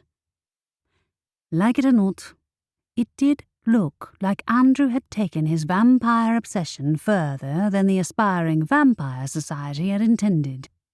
Which brought me back to Nick, and whatever Jet had overheard him discussing with the others today. The sooner we learned to communicate, the sooner I'd be able to find out what Nick was hiding. By the time Estelle and I got back to the library, it was almost closing time. For the last part of the shift, I took over the front desk, reading the Novice's Guide to Vampirism, while keeping an eye on the door. Unlike my old boss, Aunt Adelaide didn't mind me reading on the job when it was quiet, which was a bonus. I read my way through the chapter titled Signs that Someone Close to You Might Be a Vampire. Hiding blood bottles wasn't listed, but being moody, withdrawn, and avoiding people were standard signs. Avoiding rivers, too. Maybe I should ask Andrew's classmates whether he had avoided crossing any rivers lately, but I didn't think there were any in town. I was so engrossed in the book that I didn't notice someone had come in until a raspy voice said, "Vampires?" I jumped violently. "Dominic, there's no need to scare me like that." The well-dressed vampire, who happened to be dating my aunt, scanned the textbook over my shoulder. "That's inaccurate. The time between being bitten, consuming a vampire's blood, and transforming should be at least 3 hours longer." 3 hours? I said, momentarily forgetting my annoyance at him for scaring me. If someone turns, how long does it take then? "If there are no complications after they're bitten, maybe 12 hours, he said. "They remain in a coma-like state for a while. That's why they often rise from the dead after being buried. For that reason, all the bodies of the recently dead are searched for bite marks and handed to the vampires to look after before burial." "Is that common?" I asked, making a mental note to avoid any of the town's cemeteries if I could help it. "No," he said, but the mere hint of pointed canines as he grinned made me want to duck out of sight. I wished I'd never asked. "Andrew hasn't risen from the grave, so he's definitely dead." "So you know about the case." I held up the Novice's Guide to Vampirism. "He checked this out of the library before he died. Then he showed up dead with bite marks in his neck. The leader of the vampires claimed not to have ever met him, though. Have you?" I expected him to say no, so it surprised me when he answered, "Yes, we've met." "You have?" I put down the textbook. "When was this?" "In the library last week," said Dominic. "He wanted me to fact-check his history essay, but when I named my prize, he fled." "Ah," I said. "I guess the students probably pester you pretty often." Dominic worked as a historian, a fitting job for someone who'd lived for hundreds of years. "Did you notice anything, odd about him?" "Yes, I did," he said. "Normally when I speak to someone, I get flashes of their thoughts. It's involuntary in most cases, but it's always there. With him, however, I heard nothing." I blinked. "What? You couldn't read his mind?" "No, I couldn't," he said. "I assumed I was mistaken at the time, but when I heard about the bite marks found on his body, it makes a little more sense. If he did decide to turn, he was very foolish, and it's not surprising he met an unfortunate end." "Someone must have turned him, though," I said. "Right? He can't have done it by himself. And your leader said she'd never met him, nor did any of the vampire students at the academy." "I wouldn't know," he said. "So, you met Evangeline. What did you think of her?" "She's intimidating," I admitted. "Now I appreciate your restraint about not repeating every one of my thoughts back at me." He grinned, showing another hint of fangs. "She does that to the rest of us, too." "I thought vampires couldn't read other vampires' minds." "There are degrees of ability, you might say," he said. "Those with stronger abilities tend to be elected as leaders. She's lost none of her strength, considering she's over 1,000 years old, and she'll know if there are any rogues in town." "Do you think a rogue bit him, then?" "Either that, or someone is lying." This time, when his fangs showed, it looked like a threat. My insides fluttered uneasily. Who was lying? Andrew couldn't be. He was dead, vampire or not. But his soul had disappeared. How was that possible? Do you think vampires have souls, Aurora? He asked. Can't you read it from my mind? I responded. You seem undecided on the subject. I shrugged. I don't know enough about souls to comment. Xavier said he'd never been left in charge of a vampire's soul before. Because reapers deal with mortal souls. Vampire souls are immortal. We can still die, but any knowledge of the matter is closely guarded. Your friend will be sworn to secrecy if he knows.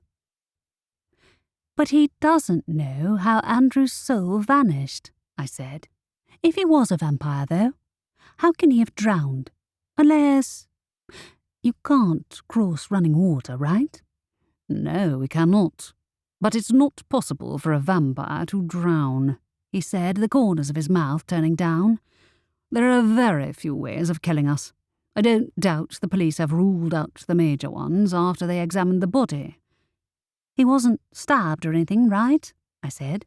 So, how's it possible? Now that is a question I'd like to know the answer to, he said. If only this remarkable library of yours could provide the answer. It's been an honour speaking to you, Aurora. He turned his back and was gone, the door lightly closing behind him. Vampires. I'd thought he'd come here to speak to my aunt, not me. Compared to Evangeline, Dominic was easy to talk to. But this was the longest conversation I'd ever had with a vampire, and he still hadn't given me any real answers.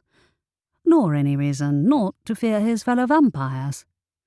Why Nick and the others admired them, knowing what real vampires were like, was a mystery wrapped in an enigma. Andrew had been bitten, that much was clear. But without their mind-reading advantage, it was beyond me to figure out the culprit. Nobody would know how to kill a vampire better than another vampire, but even Dominic wouldn't want me knowing the vampire's deepest secrets. Besides, it might not have been the same person who killed him. Hang on.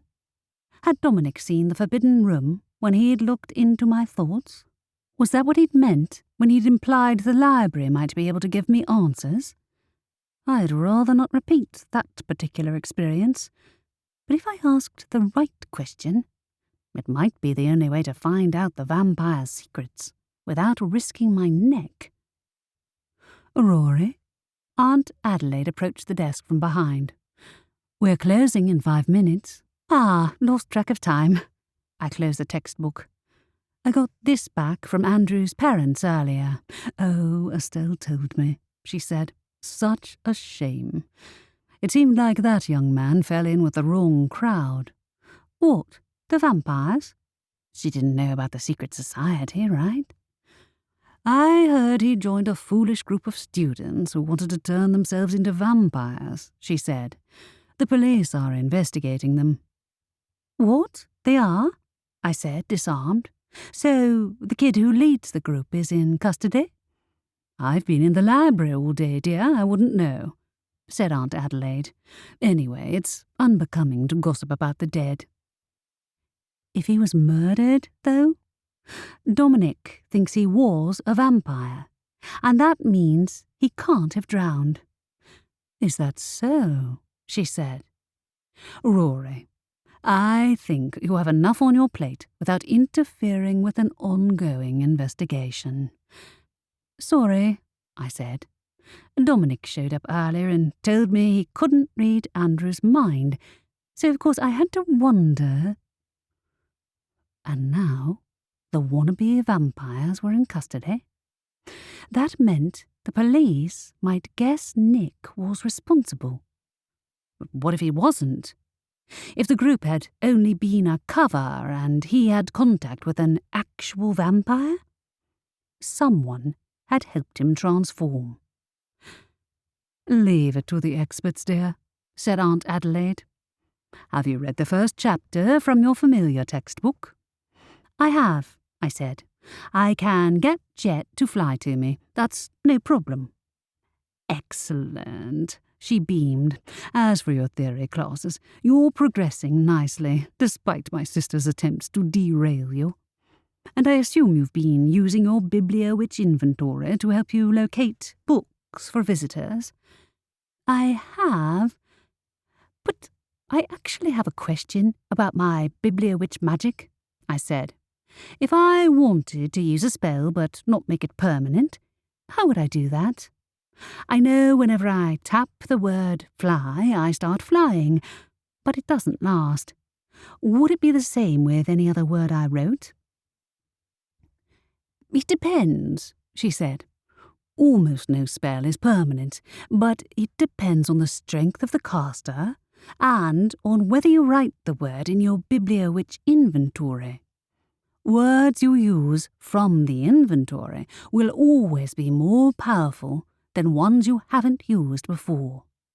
Oh, of course, I said. When I'd been attacked by vampires who'd started a fire, I'd stopped the flames by writing the word stop on a piece of paper when I hadn't even known I was a witch yet. I could still use Bibliowitch magic by writing on any nearby piece of paper, and most spells would work. They just wouldn't be as strong as if I used one of the spells I'd mastered and written in my Bibliowitch inventory. Put those books away, dear, and then you can take the evening off, Aunt Adelaide said. You deserve it. Sure, I yawned, closing the textbook. As my aunt walked away, Jet fluttered down and landed on my textbook. Did you hear anything from the guy I told you to eavesdrop on? I asked, lowering my voice. Nick, the kid wearing the black wig and the cape. He cawed and flapped his wings. I assumed that meant yes. I suppose he's not happy if they've decided to close down his little secret society, I added, or if they arrested him. Did he seem worried when he left earlier? Jet gave another caw. Did that mean yes or no? Okay, I said. We're going to try an experiment.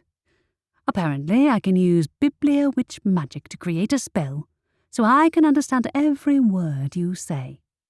It's not permanent, but I wanted to try it out. The crow jumped onto the book enthusiastically. What? You want me to do it now? I don't know. I picked up the nearest pen, hesitating. It might not even work. Not every word I wrote turned into magic. It needed that extra something, the spark that made Bibliowitch magic what it was. Without my proper Bibliowitch pen, it might not be strong enough, but I didn't want to try something too strong without practicing first. I pressed the nib of the pen to the page and wrote the word speak, focusing on the crow. I kept the image in my head as firmly as possible, feeling for the spark of magic. It came. Ink rushed out of my pen, light bloomed around the word, and Jet flapped his wings, fluttering around my head.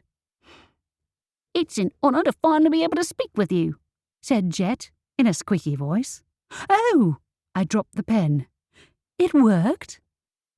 Yes, it did, he squeaked. I've had so much I wanted to tell you, mistress. Mistress? Do you have to call me that? What would you prefer me to call you? He asked. Just Rory, I said, or, partner. I like that, he said. Partner. I hadn't been prepared for the spell to work on the first attempt. I guess you probably know what I wanted to ask you earlier. What did you overhear when you eavesdropped on Nick and his friends? He flew around my head with a caw of excitement. I can finally talk to you, partner. I saw the boy talking to a girl with red hair. And what did they say? Many things. Did you know Carla is dating Alice? And it was Ferris who turned Lockwood's toad into a snake. Interesting, but I don't need all the academy students' gossip, I said. I meant about the murder. Did they mention Andrew Lynch at all? now. But you said you heard something useful. Oh no, I'd misread him apparently. What in the name of the goddess have you done this time? Cass walked out from the reference section staring at the crow. Are you talking to him? I used a communication spell, I said. I didn't expect it to be that strong. What? She snorted. You have magic coming out of your ears. Of course it was powerful. Idiot. Excuse me? You've been telling me I'm an incompetent excuse for a witch ever since I showed up here. And you believed me? She rolled her eyes. Whatever. Have fun with your crow. You are not incompetent, the crow squeaked. I know that now, I said irate. OK, fine, I might need to work on my self-esteem a little. But at least I know you can talk to me now. We're going to have so much fun. I winced as he squeaked right in my ear. Yeah, great. Tell you what, can you go and fetch Aunt Adelaide? I should have asked her before doing the spell. I didn't think it would work that fast. Didn't you want me to spy on that vampire? He asked. Nick isn't a vampire, I said. But, all right, you fly around the town at night, don't you? Can you fly outside and tell me if you hear anything weird from any of the people in town? Anything related to Andrew's murder? Done! He flew out the doors, leaving a gust of wind in his wake. I think I might have made a mistake. Chapter 8. Early the following morning, a voice squeaked in my ear. Rise and shine! Ow! I sat up, rubbing my ears. Please, not so loud. Rise and shine, said Sylvester in imitation of the crow. Shoo! I flapped a hand at them. Behave. But I have news, said Jet. I have news, echoed Sylvester. Watch it. I grabbed for the pen and paper I kept on my bedside table. According to Cass, I have magic pouring out of my ears. You'd better hope I don't try anything on you next, Sylvester. You would never. I pressed the pen to the page, too half asleep to think of anything more than a cheap bluff. Try me. The owl flew out of the room with a shriek. I sighed and put down the paper. Do I have a lesson to go to? I know not, partner, but you asked me to spy on the townspeople, and I did. William is cheating on his fiancée. Greg the Goblin is stealing from the till at the Black Dog pub. But are either of those things connected to the murder? I asked. No, but Tansy is planning on leaving her husband for a troll. Rebecca thinks Wilhelmina looks like a toad in her new dress. Suppressing a groan, I went into the bathroom to shower, leaving the squeaking crow outside the door. He was still mid-monologue by the time I came out of the shower fully dressed. Apparently, he'd stayed out the entire night, gathering gossip from everyone he could find in the town. Note to self. Next time, give him more specific instructions. I grabbed my bag, left the room, and tripped headfirst down a water slide. Water filled my mouth, making me choke. My hands flailed, grabbing at the edges, but I was moving too fast to stop. My bag slid ahead of me, crashing into a shallow pool of water, and seconds later, I joined it. Coughing, I spat out a mouthful of water. Really, Cass? Now you're wrecking library property? The contents of my bag, books included, lay scattered around me, including the Novice's Guide to Vampirism, which I'd stayed up late reading. I staggered to my feet, my knees throbbing where I'd landed on them. Partner, said Jet, flying above my head. Need more help? Yes, I'd like you to find Cass and make her regret this. I shoved a handful of wet hair out of my face and set about picking up my ruined textbooks. Aunt Adelaide I'd had no trouble restoring the library to its previous condition after the Kelpie had rampaged around the ground floor. So, if I could make a bird talk, it should be no trouble for me to dry my textbooks. I picked up the notebook and pen and wrote the word dry. Immediately, the water vanished from the floor, me, and the books. Even the shallow pool on the floor disappeared. I turned over the notebook. Every page was as dry as it had been before the water slide incident. The textbooks were in the same condition, without so much as a wrinkle in their pages. Smiling, I opened my Bibliowitch inventory to record the new spell. Aunt Candace's disgruntled voice came from upstairs. "There's no water coming out of the shower." Oh no. Maybe Cass's comment about my magic wasn't inaccurate after all. Not only was the shower not working, the taps weren't either. Aunt Candace refused to come down without her usual pot of coffee, and while I would have hoped Cass would be grateful that I'd unintentionally got rid of the flood on the 3rd floor, she didn't materialise either. That left it up to Estelle and me to run the place while Aunt Adelaide fixed the damage. By the end of the morning, I was ready to bury myself in the earth and fake a vampire death myself to get a moment's peace.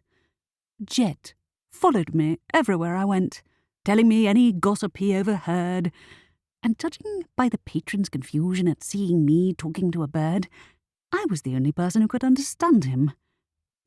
At this point, I knew everything I didn't want to know about the citizens of Ivory Beach, except for the people I'd actually wanted him to spy on.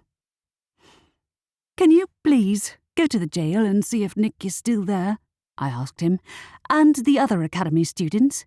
If they aren't, can you find them and then tell me where they are?" "Of course I will," he squeaked, and he flew off. I put my head down on the open record book and groaned. "What's up, Rory?" Estelle walked over with an armful of textbooks. I lifted my head. "I messed up. My familiar has turned into the town's newest gossip, but I still don't know who killed Andrew." "Oh," she said. "You'd think he'd have picked up on something useful, considering he's been flying around eavesdropping on people all day." "You would think so, but he doesn't know the difference between regular gossip and evidence. All I wanted to know was whether those students are still in jail." "Nobody's in jail," she said. "None of the students, anyway." I straightened upright. "How do you know?" "Alice told me," said Estelle. "She heard a bunch of students were released from questioning after a lengthy discussion of Andrew's death. Obviously, she doesn't know all the details about the aspiring vampire society or anything." "I hope the police do," I said. "I didn't realise they let Nick and the others go. Maybe he isn't the killer. In fairness, I don't see how he can be. There weren't any injuries on Andrew's body other than the bite marks, which would suggest he drowned. Except vampires couldn't, right? We were still missing something." "Not that I know of," she said. "My mum doesn't want us involved with the vampires. I mean, except Dominic." "I guess I didn't help with that," I said, "since I brought 3 rogues on our tail." The 3 vampires who wanted Dad's journal were the only rogues I knew, and maybe it was a sort of misplaced responsibility about that made me determined to figure out who was responsible for biting Andrew. That, and I was getting concerned that I hadn't heard from Xavier in a while. He'd said he didn't have a phone, but I wished there was an easier way to contact him. I didn't even know where he lived. The door opened. Jet flew in and landed on the desk in front of me. "Oh, hey," I said to him. "Sorry, I should have asked if the police released Nick and his friends before sending you out there. Never mind." "But I thought you would want to know, partner." that they planned on robbing the vampires tonight. A dastardly scheme." "Who said what now?" I blinked. "I've asked you to spy on the aspiring vampires." "And I did," he squeaked. "They said they planned to break into the vampires' headquarters tonight. They met on the pier to discuss their foolhardy plan." "Wait. Hold on." I looked at Estelle, whose mouth had parted in disbelief. "You understood that?" Yes. Did you mean for all of us to be able to understand him?" "No. The other patrons can't." How had I messed up the spell so badly? "Maybe it's just our family, like Sylvester," she said. "Never mind that. Did he say they were going to steal from the vampires?" I turned back to Jet. "The wannabe vampires have decided to rob Evangeline. Do they have a death wish?" He flapped his wings. "Yes, they are. Tonight." Estelle frowned. "Should we call the police? Would Edwin listen if it hasn't actually happened yet?" I looked around, not seeing any students present. The aspiring vampires must have picked out a new meeting point on the pier, apparently. They can't have met Evangeline, then. Nobody in their right mind would take her off. They were overconfident enough to pretend to be vampires before, Estelle pointed out. "You're right about Edwin, though. Should we warn the vampires about the impending robbery?" "That wouldn't go over well. The aspiring vampires might have too much confidence, but I'm not sure they know just how dangerous the real vampires are. Though it was starting to look as though Andrew had been one, for a short time at least. "I'll ask Aunt Candace if she can talk to Dominic," Estelle said. "I think she'll have stopped sulking about her coffee by now." I hope so. I still hadn't the faintest idea how I'd made all the water in the entire library disappear with a single word. Estelle walked away while I remained at the desk, debating. Telling Dominic to warn the vampires might be a wise idea, but if the fake vampires were as incompetent at burglary as they were at secret meetings, then they'd likely get caught straight away. Evangeline didn't seem like the type of person who let thieves go unpunished, and it might be less traumatic if we stopped them before they set foot in the vampire's place. The sound of a scribbling pen reached my ears, and Aunt Candace stepped out from behind a nearby shelf. "Don't let me interrupt," she said. "Didn't you hear Estelle just went looking for you?" With a shrug, she walked towards me. "I have to congratulate you on your display of biblio-witchery. I don't think even Adelaide could have put a permanent communication spell on her familiar barely 2 weeks into her magical training." Thanks," I said. "But it's not permanent, is it? Please say it isn't." "I wouldn't know, dear. I wasn't the one who cast the spell." She grinned. "Please, go on talking to your crow. I could use the material for my next project. Trust me, if you had to listen to the town's gossip all day, you'd get bored eventually too," I muttered. "You don't want to listen to me?" squeaked Jet. "That's not what I meant," I said hastily. I just like the quiet. That's why I work in a library." He shuffled his wings, his gaze downcast. "I understand, partner." "Wait." But he took off in a flutter of wings and was gone. "I take it he didn't like your honesty," said Aunt Candace with far too much smugness. "I have good news, though. The Reaper is here." "Wait, he is?" I looked up in time to see Xavier walk in. Aunt Candace stepped back behind the nearest shelf, no doubt with her pen and notebook ready and waiting. "Hey," I said to Xavier, "you won't believe the day I'm having." "I can believe it," he said, not looking like his usual cheery self at all. My boss is throwing a temper tantrum. Oh, sorry, I said. I guess my drummer sounds tame in comparison. Aunt Candace, stop eavesdropping. She poked her head from behind the shelf. I'm in a creative drought, and I have a deadline. I shook my head. It's lunchtime. I'm going to walk to Z's bakery and get a muffin. Xavier, do you want to come? Sure, he said. I needed to talk to you anyway. Me too. Ignoring Aunt Candace's huff at being left behind the desk, I grabbed my bag and hurried outside. I hadn't lied. I did want one of Z's amazing muffins after the morning I'd had. I gave Xavier a rundown of my latest mishaps as we walked out of the bakery laden with a bag of delicious muffins and cakes. Maybe I'd gone a little overboard, but I might be able to use them to bribe Jet back so I could apologise to him. And I thought I was having a bad day, he said when I'd finished. I'd take Jet over the Grim Reaper. I took a bite of delicious berry-flavoured muffin. But I feel bad for making him fly off. I don't know where he went. He'll come back, said Xavier. Want to walk to the seafront? Sure. I need to decide who to report the aspiring vampires to.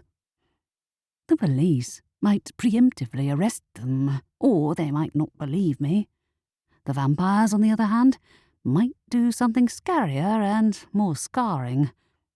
The wannabe vampires struck me as kids playing dress-up, for the most part, and their parents wouldn't want them to end up as vampire snacks. That said, they were still plotting to commit a crime. Maybe we should find the kids and talk to them first, Xavier said. That'd be the obvious solution, except they're at school right now, I said. They'll probably come to the library afterwards. But given that their little club got shut down, they might have picked an alternative meeting place. Jet overheard them talking on the pier earlier. The pier? He frowned. Odd place to meet. I thought of Andrew's body, tangled in the shallows. Maybe it wasn't the first time they'd been there. The police let them off the hook before, but I'm having a hard time figuring out how a kid who couldn't even keep his balance on a desk managed to kill a vampire. You think Andrew was definitely a vampire then? He had bottles of blood in his room, and bite marks in his neck, I said, and blood on his cloak too. Otherwise, I'd have to ask his classmates if he's been avoiding running water and running around at night. Kinda tricky when he and his friends spent weeks pretending to be real-life vampires.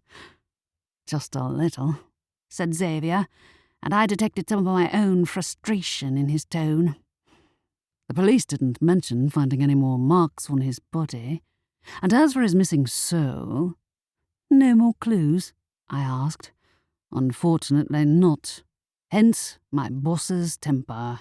Souls don't typically go missing on my watch. No. I was still sure it must be linked to Andrew's temporary vampire status. But even the library's question room might not hold all the vampires and reapers' deepest secrets. I wouldn't think vampires would have good reason to murder a teenager either, even one who was impersonating them. No, there's something odd there, he said. I think we should talk to the police first. It seemed the best decision, short of going directly to the vampires and finding ourselves on the receiving end of Evangeline's wrath. I doubted Edwin would know how Andrew's soul had disappeared without the Reaper showing up, but we could at least stop the aspiring vampires from taking an unnecessary risk. I finished eating my muffin and went with Xavier into the police station. A female elf wearing blue staffed the front desk and looked at both of us in obvious recognition. "You again," she said. "Edwin, it's the Reaper and his friend." "She's called Rory," said Xavier. Edwin came out of a side office and gave us both a long, suffering look. Please tell me you're not here for an update on the murder. I'm aware of your situation, Reaper, but there's been no change since your last visit this morning. We're here to report a different crime, he said. Oh? Edwin looked between us.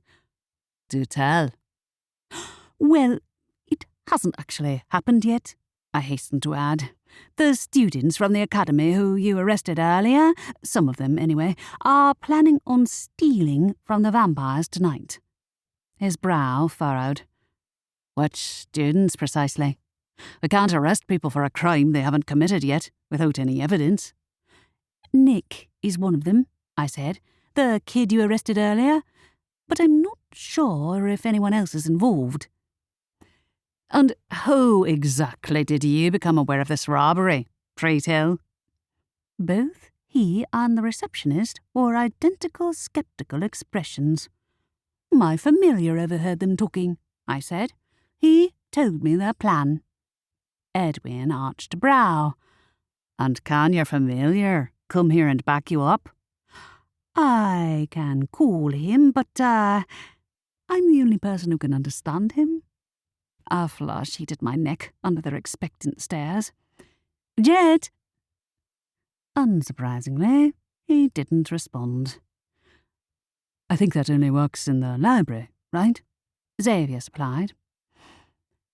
If you find your familiar, then you're welcome to bring him here to give evidence, said Edwin, in tones that suggested he was exercising great patience. In the meantime, I have a murder to investigate. But he didn't believe me. That much was obvious. I'm sure Nick and his friends are connected to Andrew's murder. All of the students I questioned pleaded innocence and had alibis. They were at the library when Andrew died. Wait, they were? I said. Don't you work there? He shook his head. Ask your family if it concerns you. Good day. Great. I doubted even Aunt Adelaide had taken stock of every single student who'd entered the library that day. I remembered seeing both Nick and the red-haired girl there when I'd come back after finding the body. But Andrew's body might have been in the sea for a while when he'd been found. I wasn't morbid in the slightest before I came to live here, I said to Xavier when we left. Now I'm seeing murderers everywhere. Maybe it's because they're in the company of a guy with a scythe strapped to his back, he said. Good point. I sometimes forgot he was carrying the scythe at all. It blended into the background, a part of him like his blonde curls and aquamarine eyes. Shame about Edwin, though, he added. I think your aunt traumatized him during her brief imprisonment. Yeah, that's the impression I'm getting, I sighed. I shouldn't have gone to report the crime without more evidence than Jet's word either, or caused him to fly off. I'm sure he'll be back. He's your familiar. Sorry, I made it all about me, I said. You have to deal with the Grim Reaper. That's worse. It's not the first time it's happened, said Xavier. Whenever anything goes wrong, he thinks someone's out to get him. He made me check every one of his scythes was in the exact right place in the storeroom this morning. It took hours. And then he threw a fit because his best scythe was slightly out of position. Ouch, I said. Pity you can't hide in the library until he calms down. That was the plan, he said. Sorry I dragged you to the police station instead. I don't mind, Rory, he said. You're the one I wanted to see anyway. A flush crept up my chest to my neck. Had he actually meant that, like I thought? Surely not. I enjoyed spending time with him too, but his boss was already angry enough without his apprentice disobeying the rules and dating a witch. You should get a mobile phone, I found myself saying. Join the 21st century. Believe me, I want to, he said. It'd be nice to check in with you tonight. What? You want to intercept the aspiring vampires? Or is he asking me out? If he was, I'd probably just blown my chances. But he nodded. Perhaps we should, he said, before the robbery gets underway. It'll be a lot safer for everyone involved. If the Grim Reaper has an issue with it, I can go alone. He won't have an issue. If anything, he'd encourage me, he said. I'm more concerned about you. My heart missed a beat. I live in a magical library which regularly thinks it's funny to tip me head first down a water slide first thing in the morning. I don't go out looking to take risks, they just sort of happen. Xavier's pace slowed as we drew closer to the library. I thought Cass had stopped pranking you. Nope, we're now in a passive-aggressive argument over the Kelpie situation. She's still mad about that? He frowned at the library's magnificent facade. I'll go out with you tonight to check up on the vampires anyway. It's a date. Wait, what did I just say? Sure. He grinned, then turned and walked away. I stared after him for a moment, then fled into the library. Had some bolder person momentarily taken over my body? Firstly, I didn't flirt with people on a regular basis. Secondly, the Reaper was the last person I should be making those kinds of jokes with. Hey, Rory. Estelle waved at me from the desk. You okay? You look kinda spaced out. Oh, I'm fine, I said. Did you find Aunt Candace? She and Dominic are in a fight, apparently. Huh? Then why was he in the library? The police weren't much help either. I'd need to take Jet with me to back up my word, and nobody but me can understand him. Oh, she said. They didn't believe you? Seriously? I wish they had, I said. Now, the only option is for Xavier and me to find the aspiring vampires before the robbery and talk them out of it. Her brows shot up. Rory, that's risky. Xavier already said that. He did. She tilted her head on one side. You know, you look a little flustered. Just what were you and Xavier just doing? More than going to the police station, right? No, I said firmly. No, there's nothing going on. I didn't think there was. But, thanks to my ill-advised flirting with him, I'd moved into entirely new territory. What was I thinking? I didn't even know the guy's surname. I don't see why not. Estelle grinned at me. You deserve a bit of fun. We're dealing with vampires, Estelle, and wannabe vampires who might also be scheming murderers. Her grin disappeared. Do you really think he did it, Nick? I have no idea, I admitted. He has a motive, but unless he had help, I don't know how he could have killed Andrew if he was a vampire, let alone made his soul disappear. Still, he's planning a robbery. Maybe it's not his first crime. Oh, there you two are, said Aunt Adelaide from behind the desk. Have you seen your sister, Estelle? I haven't been able to find her all day. Wait, where is Cass? Estelle scanned the lobby, her brow wrinkling. Has anyone seen her this afternoon? Asked Aunt Adelaide. I assumed she was cleaning up the third floor, but she's not there. The flood disappeared, I reminded her, when you undid my spell on the water slide. Did she go out? Wait. No, said Aunt Adelaide. She's usually hanging around the third floor or in her room, but I checked both, and there's no sign of her. I clapped a hand to my mouth. Oh, no.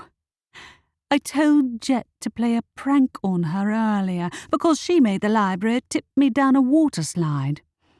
You did what? Aunt Adelaide sighed. Really, Rory, I thought you had more sense. Would you be able to find her? What have I done? I'll find her. Estelle, I need you down here, said Aunt Adelaide. 3 books are missing from section C23 again. Ah, she shot me an apologetic look. Will you be okay? Sure, I've been up to the 3rd floor dozens of times when I was helping her with Swift, I said. Maybe she's with the animals and lost track of time. I hope. Cass might be a menace, but she was still my cousin. I should have given Jed a more specific command, or just not risen to the bait. What if he'd done something irreversible to her? I ran for the stairs and barely stopped to breathe until I'd reached the 3rd floor. There, I made directly for the rooms containing the living books and those which required special handling. Darting into the short corridor, I pushed at the door to the room where Cass had kept the tank containing the Kelpie. The door didn't give. Locked. From the inside, apparently. Cass? I pushed on the door harder, but it didn't open. Then I pulled out my notebook and pen and wrote, "Open." The door sprang open in an instant, and a clanking noise came from inside the room, followed by a gasp. Then a rumbling growl that raised the small hairs on my arms. Oh my God. The source of the growl was a giant crab-like creature with huge pincers. But most crabs didn't have thick fur or a lion-like head. The beast growled again in its sleep, revealing sharp teeth. What in the world is that? Next to the beast was Cass. She sat at a half-crouch, frozen in position. The cage door hung open. My spell must have hit both doors, but the beast's head was inches away. If it woke up, it'd get out. I am going to kill you, she mouthed, moving gingerly towards the cage's open door. Slowly, she climbed out. I held my pen and notebook at the ready, prepared to relock the door. Cass crept out of the cage, straightening upright, then gave me a shove. Hard. We both crashed through the open door into the corridor. Ow! I stifled a gasp of pain, one eye on the still open cage. Cass, let me go. I should lock you up in return, she hissed in my ear. Wait, hold on. I scrambled to my feet. I'm sorry. You set that bird on me, she snapped. I didn't know he was going to lock you in the cage, I said, wondering how in the world he'd managed to lock her into a room when he wasn't much bigger than my palm. Sorry. A growl came from behind the door. Uh-oh. Good luck, she snarled over her shoulder, stalking away.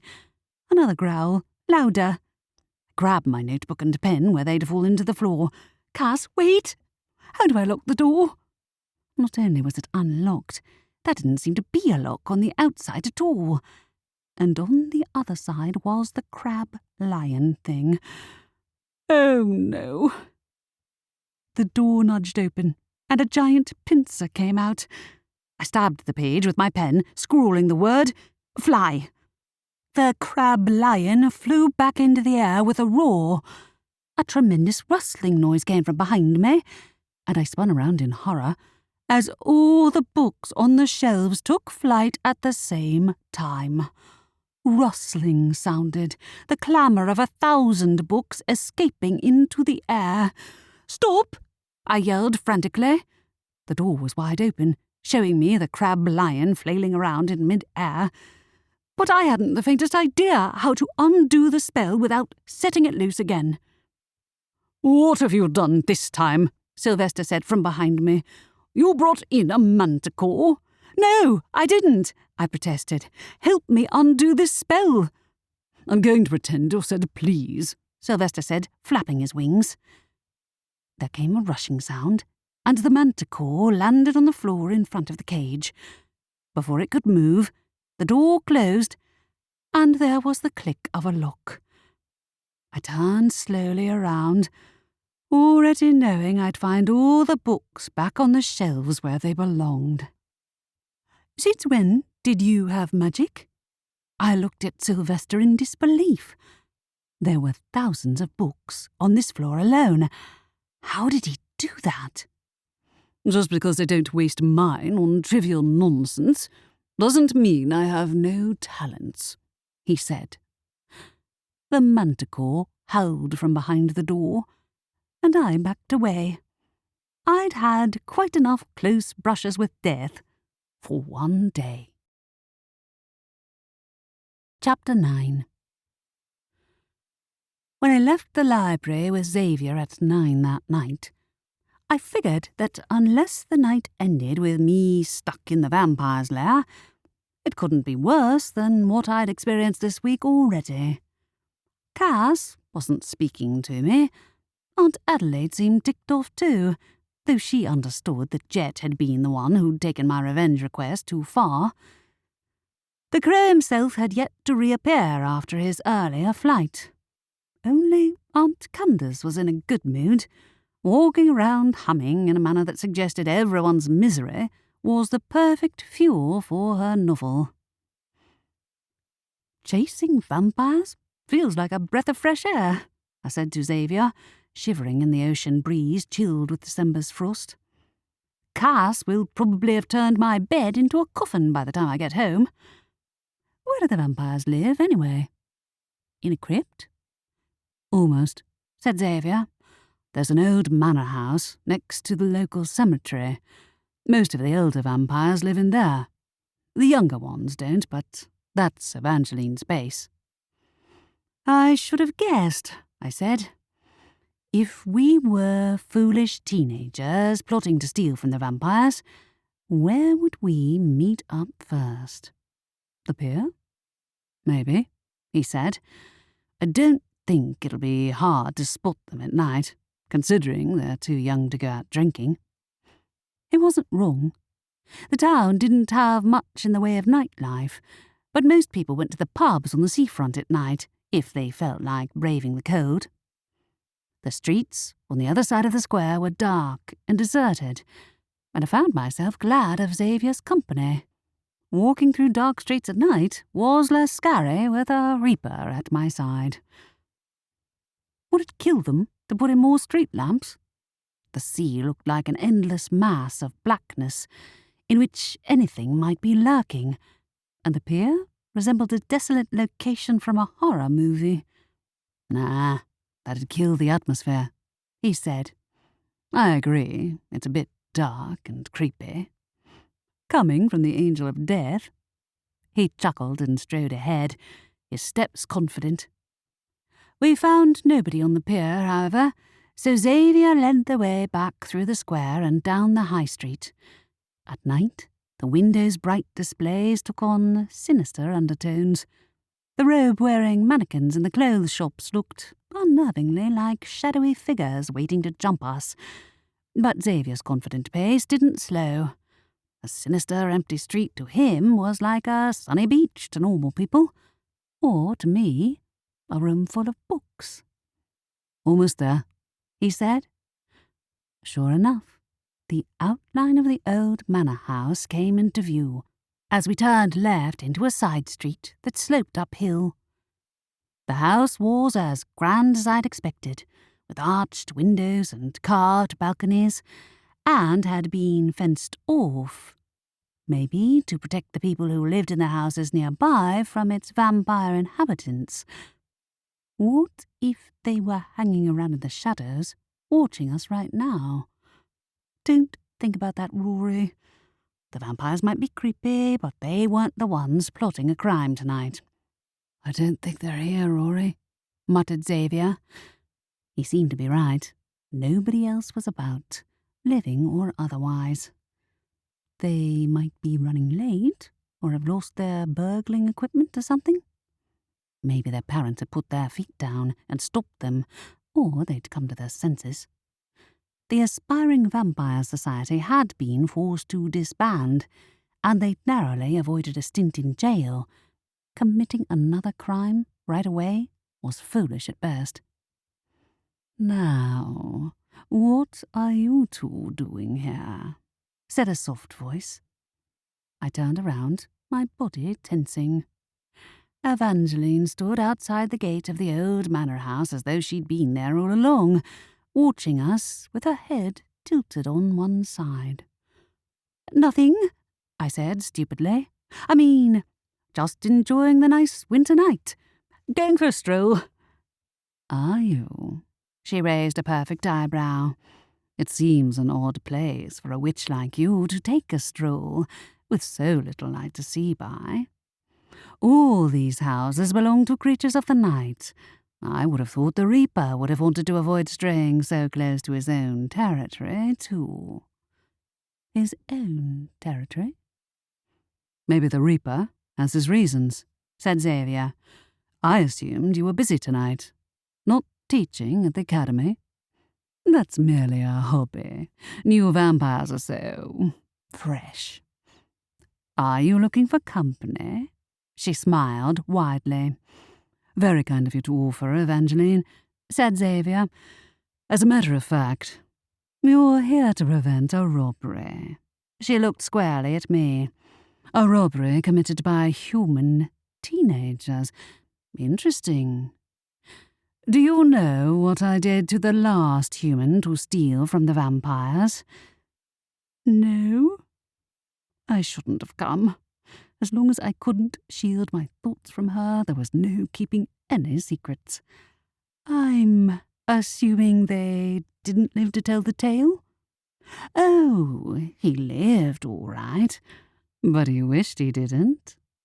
She gave another smile. "It's lucky those human teenagers didn't show up, isn't it?" Her stare bored into me as though she could see right into the depths of my soul. I averted my eyes and took a step back. "Never mind then," I said. "We'll be going." "I don't think so," she said softly. "Do you mean to tell me you suspect one of these humans of knowing how to murder a vampire?" "No." Evangeline's eyes narrowed, and her lips pulled back a fraction, exposing her pointed canines. "Don't lie to me." I wanted to reply, "Don't invade my privacy," but nothing came out. "It's just a theory," Xavier put in. "We don't even know if Andrew was really a vampire when he died. Since he had bite marks on his neck, it's possible that whoever killed him did know how to kill a vampire, but he wasn't a very experienced one." "He had no marks on his body, aside from the ones in his neck, I recall," said Evangeline. "Interesting. Do you know how it might be possible?" I asked. An inexplicable smile curled her lip, emphasizing her fangs. "Nice try, young Aurora." "I don't know what you—" "Oh." She thought I was trying to find out how to kill a vampire for my own reasons. Definitely not.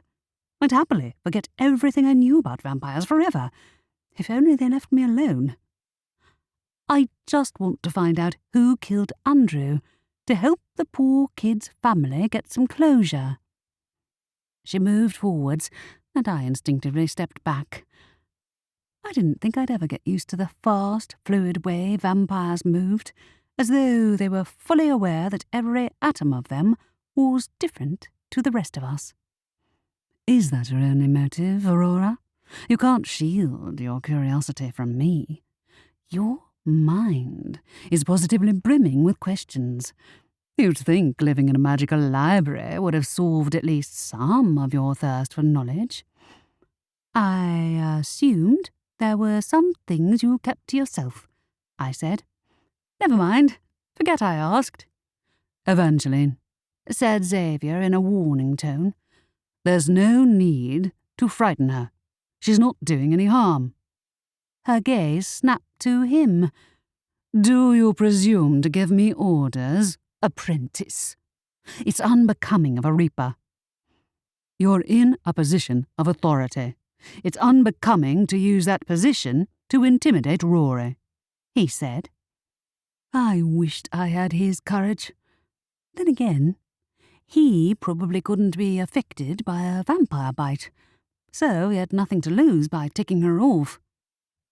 Evangeline stepped back, just fast enough to show me the distance she'd put between us didn't matter. If she wanted to bite me, I'd have no way of stopping her. I clenched my shaking hand. He's right. Intimidating me won't change the facts. And for the record, there are some things that aren't in the library. For instance, I'm assuming you know the rogue Mortimer Vale has a couple of friends who are after me. Yes, but nobody specified why, she said. Oh, a journal written in code? Interesting.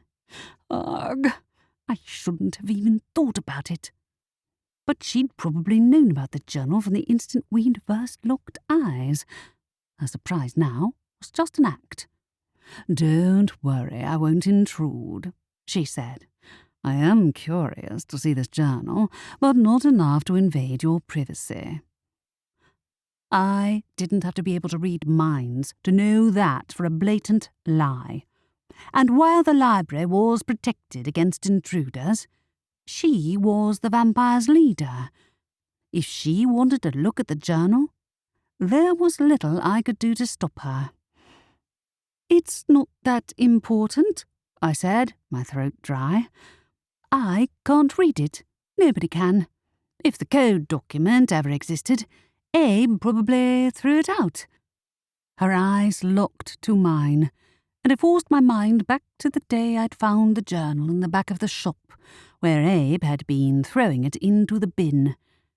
I let the argument play out in my mind as clearly as I remembered it.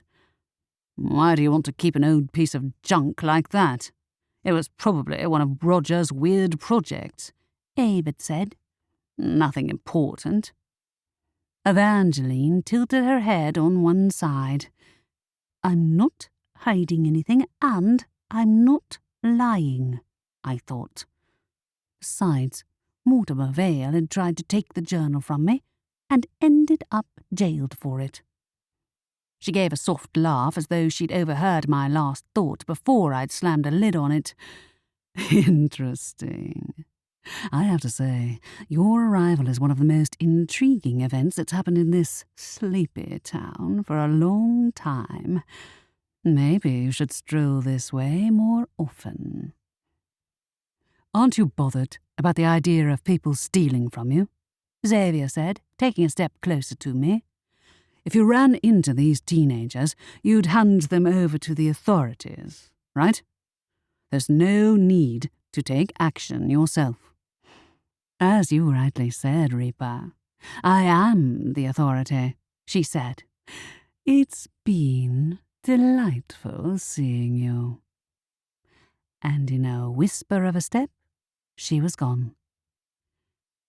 I stood still for a moment, cursing my heart for hammering like there was a monster after me, even if it was kind of true. Xavier's hand touched my shoulder and I jumped. Sorry, he whispered. I guess we tried. I inched closer to him, feeling a little less cold than before, despite the fact that he wasn't much warmer than the freezing air. You're right. We tried. If they want to steal from the vampires after all this, it's on them. You want to go back?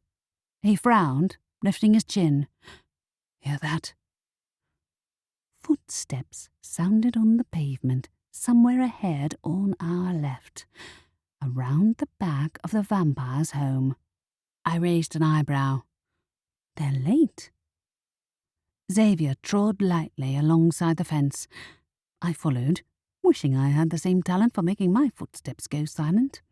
Perks of being a reaper, or vampire.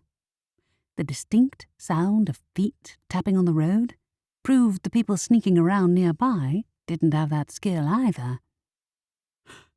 It's the Reaper!" someone yelled, and 3 figures wearing cloaks tripped out of the shadows, falling over like skittles. To no surprise, one of them was Nick. The others were Zack, the boy with the dreadlocks who'd been responsible for the failed invisible ink, and Gail, the red-haired girl who dated Andrew before his death. "What are you doing?" I walked over to them. "Do you have a death wish?" "What are you doing?" said Nick, scrambling to his feet only to trip over the end of his cloak and face-plant again. He came upright a second time, his nose bleeding. A pair of fake vampire fangs lay on the pavement, and he picked them up, his pale face flushing. "Visiting the vampire's leader," I said. "Should I tell her you were sneaking into their headquarters?" He winced, his nose continuing to drip blood. "No." "Then you admit you were going to steal from them?" Xavier said.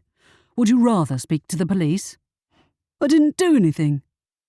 Something fell from his pocket and rolled over on the ground, and he scrambled to pick it up. "Give that here," Xavier said. "Is that what it looks like?" Nick scowled and held the glass container out of reach, but even in the gloom, the glowing red dust caught my eye. "That's fire dust," I said. "What were you going to do? Set the vampire's home on fire?" He looked down. "No, it was just in case we got cornered." "You realise that's illegal, don't you?" said Xavier. "Give that here." He walked towards Nick, who reluctantly handed over the container. I suppressed a shudder at the memory of what that fire dust had nearly done to Dad's old shop, not to mention the library. "Nick!" shouted a voice. A witch wearing a bright pink dressing gown stormed down the street. A matching pointy hat perched on her head, and her glare was trained on Nick. "I think," Xavier muttered in my ear, "she might be his mother." The witch strode over to the 3 abashed-looking teenagers, straightening her pointy hat. "What are you doing? You're bleeding all over your dad's cloak, Nick." I stifled an unexpected snort, and Nick shot me a furious look as his mother fussed over him. "Really, Nick, you're not still playing those ridiculous games?" "It's not a game," he mumbled. "Clearly not, if you're dragging your friends into it as well." She waved her wand, conjured a tissue, and handed it to him, where he pressed it to his bleeding nose. "Childish, reckless, and absurd." She paused for breath, her gaze landing on Xavier and me. "And you are?" she asked. "The Reaper, correct?" "I'm Xavier." He held out the jar of fire dust. "Where did your son get this?" "Good question." She snatched the container from him, her gaze travelling to me. "I'll be asking him in detail later. And you are?" "I'm Rory Hawthorn. I work at the library." "Oh, Adelaide's niece. Tell her I said hello." Sure," I said, slightly nonplussed. She didn't seem to be scared of Xavier at all. "As for you," she turned to the other 2 teenagers. "I hope your parents will be as concerned as I am about your childish schemes. The vampires aren't a joke, and they aren't anything to aspire to." I hoped Evangeline and her fellow vampires weren't listening in. Otherwise, we might get caught in a standoff between a furious mother in a dressing gown and the leader of the vampires. "Now, come on, all of you, now." She beckoned with a finger, then marched away. The 3 teenagers trailed after her without a word. I turned to Xavier. "And I thought I'd already seen it all." "The vampires must have heard her," Xavier remarked. "There's no chance they weren't listening in. But I guess they didn't want to get into the middle of their argument." Nick half ran over to me. His nose was still bleeding, and it was even more obvious the cloak was too big for him now. "You!" he yelled at me. "You did this! You got me grounded for a month!" I stopped you getting yourself in trouble with the vampires, I said. I'd rather be grounded than the vampire's prisoner. I wouldn't have got caught, he insisted. They can read your mind, Nick, I said. The instant you got into their home, the vampires would all know you carried that dust, and they'd assume you meant to burn all of them. Nick's face paled. They wouldn't. I didn't plan to actually use the fire dust on them. I doubt that would matter to Evangeline, Xavier said, especially given that you were just released from questioning about a murder. Nick took a step backwards. I didn't kill Andrew. I'm told you argued with Andrew before he died, I said. Want to tell me about that? Because it sounds like you didn't tell the police everything. He started it, he said defensively. He kept trying to tell me how to run the group, getting under my feet, telling me he'd become a vampire first. Did he? I said. Would that give you a reason to figure out a way to kill a vampire? Because it doesn't look good for you. His face reddened. I don't know how to kill a vampire. You spend every Monday studying it. And you were carrying fire dust in your pockets. We never got that far, he mumbled, because you shut down our society. Good job I did then, I said, because you clearly need a lesson in common sense. Nick, get over here, his mother bellowed. He winced and turned away, stumbling over his dad's cloak as he did so.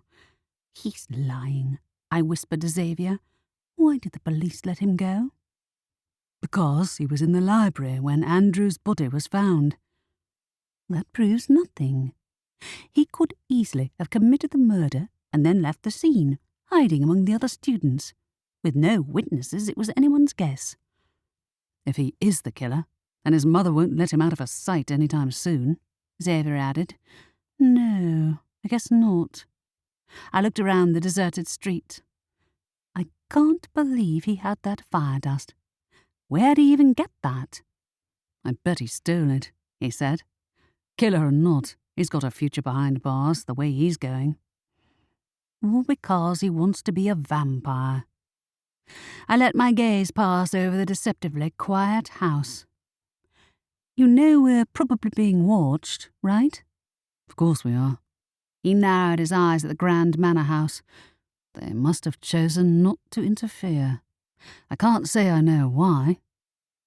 He turned his back on the vampire's place and began to walk away. I did likewise, relieved to let the vampires thoroughly out of my sight. How far does vampire hearing carry? I said in a low voice. Is it safe to say I think Evangeline is a creepy, nosy eavesdropper? She wants to see the journal. I had bloody enough of that from the other three. Ah, his mouth pinched. Tell your aunt, and I can guarantee she'll find a way to protect it. I should be able to protect it, I mumbled, feeling a rush of shame.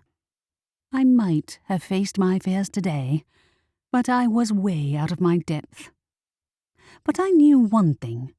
Dad wouldn't want any vampires to touch the journal, even the ones who didn't want to steal it. You did great tonight, Xavier said softly. Nick was scared of you.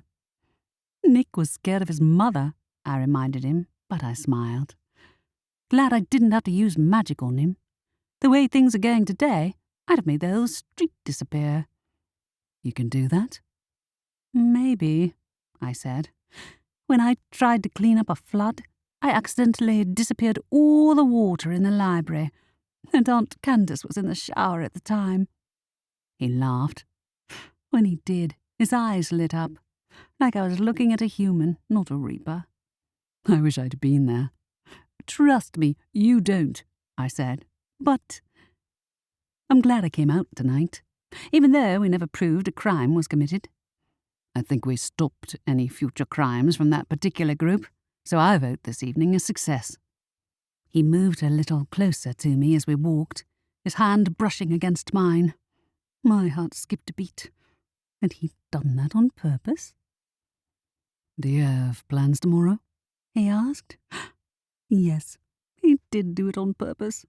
I found myself fervently glad he couldn't read my spinning thoughts. Avoiding cast, magic lessons, the usual. My mood dimmed. I really messed up today. Not only did I drive my familiar away, I told him to get revenge on Cass for pranking me, and he locked her in a cage with her own pet manticore. And then I accidentally levitated all the books on the 3rd floor trying to get her out. I should have just waited for Cass to get bored rather than retaliating. I doubt that would have stopped her, he said. It's better to let yourself get angry than bottle it up, or she'll keep pushing your boundaries. He might have a point. Now, she really has it in for me, and I think Aunt Adelaide's mad at me too. She'll get over it, he said. That aside, are you enjoying Ivory Beach? I keep meaning to ask you how you're adjusting. I know these things can take a while. Honestly, I love it here, I said. Estelle's a great friend, and my aunts always make things entertaining. I feel like I've been here for years, not weeks. A twinge of guilt hit me. I hadn't seen my former best friend Lainey since I'd moved to the library. Lainey was my only link to my old life, a life that seemed further away with every day that passed. She'd be proud of me for what I'd achieved so far. I knew that much. I'm glad, said Xavier. I worried Evangeline might have ruined your impression of the magical world. No, but I wish I'd done a better job of standing up to her, I said. I feel like I let her walk all over me. Nah, you just have a healthy sense of self-preservation, said Xavier. Don't forget, I can't die. No. But looking at him now, he didn't appear to be anything but alive. His eyes gleamed an impossible shade of aquamarine, and his head tilted closer to mine. A howling noise struck up, making me jump. What was that? Werewolves? He quirked an eyebrow. We haven't been to that part of town yet. I think vampires are more than enough for one night, thanks. I held a hand to my thumping heart, my gaze picking out the fence bordering a cemetery on our right-hand side. Not zombies, is it? I hope not, considering I live in there. You do? I peered over the fence, but the night was so dark and the light so dim, all I could see were the shadowy outlines of gravestones. Not under the ground, he added. There's a house further up there, which belongs to the Reaper. My boss is still going on at me about his scythes being slightly out of place. Anyone would think he was the one under threat of a robbery. I'll walk you home anyway. I stared over the cemetery gate for a moment, his words ringing through my mind. Maybe I was jumping to conclusions, but perhaps he had a point. Though I didn't say a word to Xavier, a chilling certainty began to settle over me. The killer hadn't stolen from the vampires. They'd stolen from the Grim Reaper. Chapter 10. I might have faced my fears, but the idea of curling up with a book for the rest of the night had never been more appealing. When Xavier waved goodbye on the doorstep, I almost broke and told him what had occurred to me, but without proof, there wasn't anything he could do. If Nick, assuming he was the killer, had stolen the scythe, why had he returned it? To cover his tracks?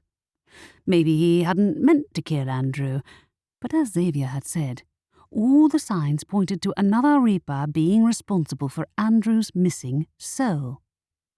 If someone else had stolen his scythe, maybe it would have the same effect. But without proof, would the Reaper believe me? Telling Xavier my suspicions would have to wait. The instant the library door closed behind me, The lights went off. "Really funny, Cass," I said. The lanterns that usually lit up the library were shrouded in darkness, casting an aura of gloom over the elegant shelves. I'd seen my aunts and cousins have no trouble turning the lights on and off with a snap of the fingers. But Cass knew perfectly well I was miles away from being a master bibliowitch with control over the library itself. Wishing my notebook and pen glowed in the dark, I fumbled in my pockets.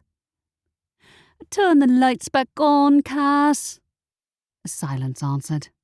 I took a step forward and tripped into nothingness. Choking on a scream, I threw out my arms. Then I landed face first on a soft surface. Heart hammering, I lay face down, smelling something distinctly musty. I knew that smell. I'd landed in the vampire's basement. "Really, Cass? You already tried this one?" Granted, last time I'd actually been able to see where I was going. Knowing there was a vampire in an unseen coffin somewhere close by made goosebumps creep up my arms. I sat up, digging in my pockets for my notebook and pen. Grasping the pen in my hand, I wrote the word light.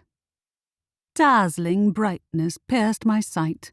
I squeezed my eyes shut, then opened them, but the lights were still blazing. "Turn it off," yelled a voice from above. "I don't know how." Oh no, I'd done it again. What if I'd permanently blinded everyone in the library? I opened my eyes a fraction and squinted at the word on the page. Light. Hang on. I'd once undone a spell by changing the words on the page. What if I could do the same now? I scrawled through the word light, erasing it from view. At once, the blinding light vanished. I blinked the glare from my eyes, looking around the basement. In the coffin to my right, the vampire was still asleep. Thank heavens for small mercies. Problem: a real-life, awake vampire was looking down at me from the trapdoor above my head. "Oh, it's you, Dominic." "You nearly fried me to death," he said in accusing tones. "Sorry," I said. "I didn't know you were here. Anyway, it was Cass who turned out the lights and caused me to trip down a trapdoor." I pocketed my notebook and pen and pulled out my bibliowitch inventory, tapping the word fly. "Heads up," I said as my body left the ground, lurching out of the trapdoor. Dominic stepped aside with dizzying speed, catching my arm before I went spinning up to the ceiling. My feet hit the ground and my knees buckled. Why did I so easily forget about vampires' super strength and speed? "You're welcome," he said, releasing me. "Ah, thanks," I said, uncomfortable with the way he was scowling. His fangs seemed more prominent than usual, unless I was just jumpy. I stepped away from the trapdoor, but not before he'd set eyes on the room below. "Who is that vampire?" he asked, peering into the basement. "He's a friend of my grandma's," I said. "Nobody knows who he is, but he's been asleep in there for a while." Nobody outside of our family knew about the vampire, known as Albert to my aunts, but it was Cuss's fault Dominic had had to come to my rescue. If she got angry at me for sharing the family's secrets, it wasn't my problem this time. "Your family certainly has no end of surprises." He closed the trapdoor firmly. "Sorry about the lights," I said. "Cass needs to get some new ideas. That's the second time she's tossed me into the basement." "I assume it's because she knows about your fear of vampires," he said. "I'm not afraid," I said, ineffectually. "Not as much as I used to be, anyway. I've just seen too many vampires tonight not to be a little twitchy." "You spoke to Evangeline again?" He raised an eyebrow. "I didn't plan to. I said. I heard some of the academy kids planned to steal from the vampires tonight, and Xavier and I went to intercept them. Evangeline did her usual trick, where she read every thought from my mind, including things I'd have preferred her not to know, like the journal. Sure, it wasn't much use, as long as I couldn't read a word, but that didn't give her the right to poke her nose into my business. The journal was Dad's. Dominic looked at me, his head tilted on one side. I wondered how many of my thoughts he'd seen. There are ways to shield your thoughts, you know. If you focus on one particular image, it'll stop her from reading your stray thoughts. Keep your chosen image in your mind until the vampire's attention moves away from you. Not sure that'll work out for me, I said. I tend to have a busy mind. And when you tell me not to think about penguins, the first thing I'm going to do is think about penguins. Why penguins? He said. Any subject would do. I would prefer it if you didn't mention to Evangeline that I told you that. I won't, but I can't promise I won't think about it, I admitted. I don't have a huge amount of control over what I think about. And I'd suggest you learn it. The corners of his mouth turned down, exposing his prominently pointed canines. Hang on, I said. Didn't you use a fang-shrinking curse? Why? He said, a touch of defensiveness in his tone. What does that have to do with anything? Just wondering. I shouldn't have brought it up. But he'd sought out a fang-shrinking curse when he started seeing my aunt. Not that I was keen to imagine why, exactly. Not any more, he said. Your aunt and I broke up. Oh, I said. Sorry. Was it because of me? Or Cass? No, we came to a mutual decision to go our separate ways, he said. I was on my way out when the lights switched off. Sorry to hear that. I was, too. Dominic was a decent guy. I've had a weird night as well. And Evangeline will probably show up here next to have a look at my dad's journal. Does she know about this secret group whoever Mortimer Vale works for? I can't say we've ever discussed it, said Dominic, his voice cold. Oh, he must be remembering his stint in jail. I had once suspected him of conspiring with Aunt Candace to steal it, after all. But he was much less scary than Evangeline was. If it bothers you, I'd suggest you avoid her until you become more adept at shielding your thoughts. He strode away through the shelves, and the sound of the door closing behind him sounded through the quiet library. Cass stepped out from behind a shelf a moment later.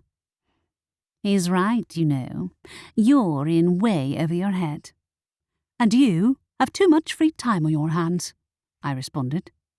Look, I'm sorry about Jet and the manticore. I didn't know you brought another dangerous animal into the library. She rolled her eyes. Yeah, right. Admit it, you enjoyed it. Don't be absurd, I said. Why would I spend weeks helping you with your pet kelpie and then try to kill you? He wasn't a pet. She walked away through the dark lobby. Over her shoulder, she added, And if that's the case, then you're way too soft to handle the vampires. They'll eat you alive. Maybe she was right, but I doubted Evangeline would drop her interest in the journal that easily. Dominic's advice might work on a less powerful vampire, but surely their leader would be wise to any trickery.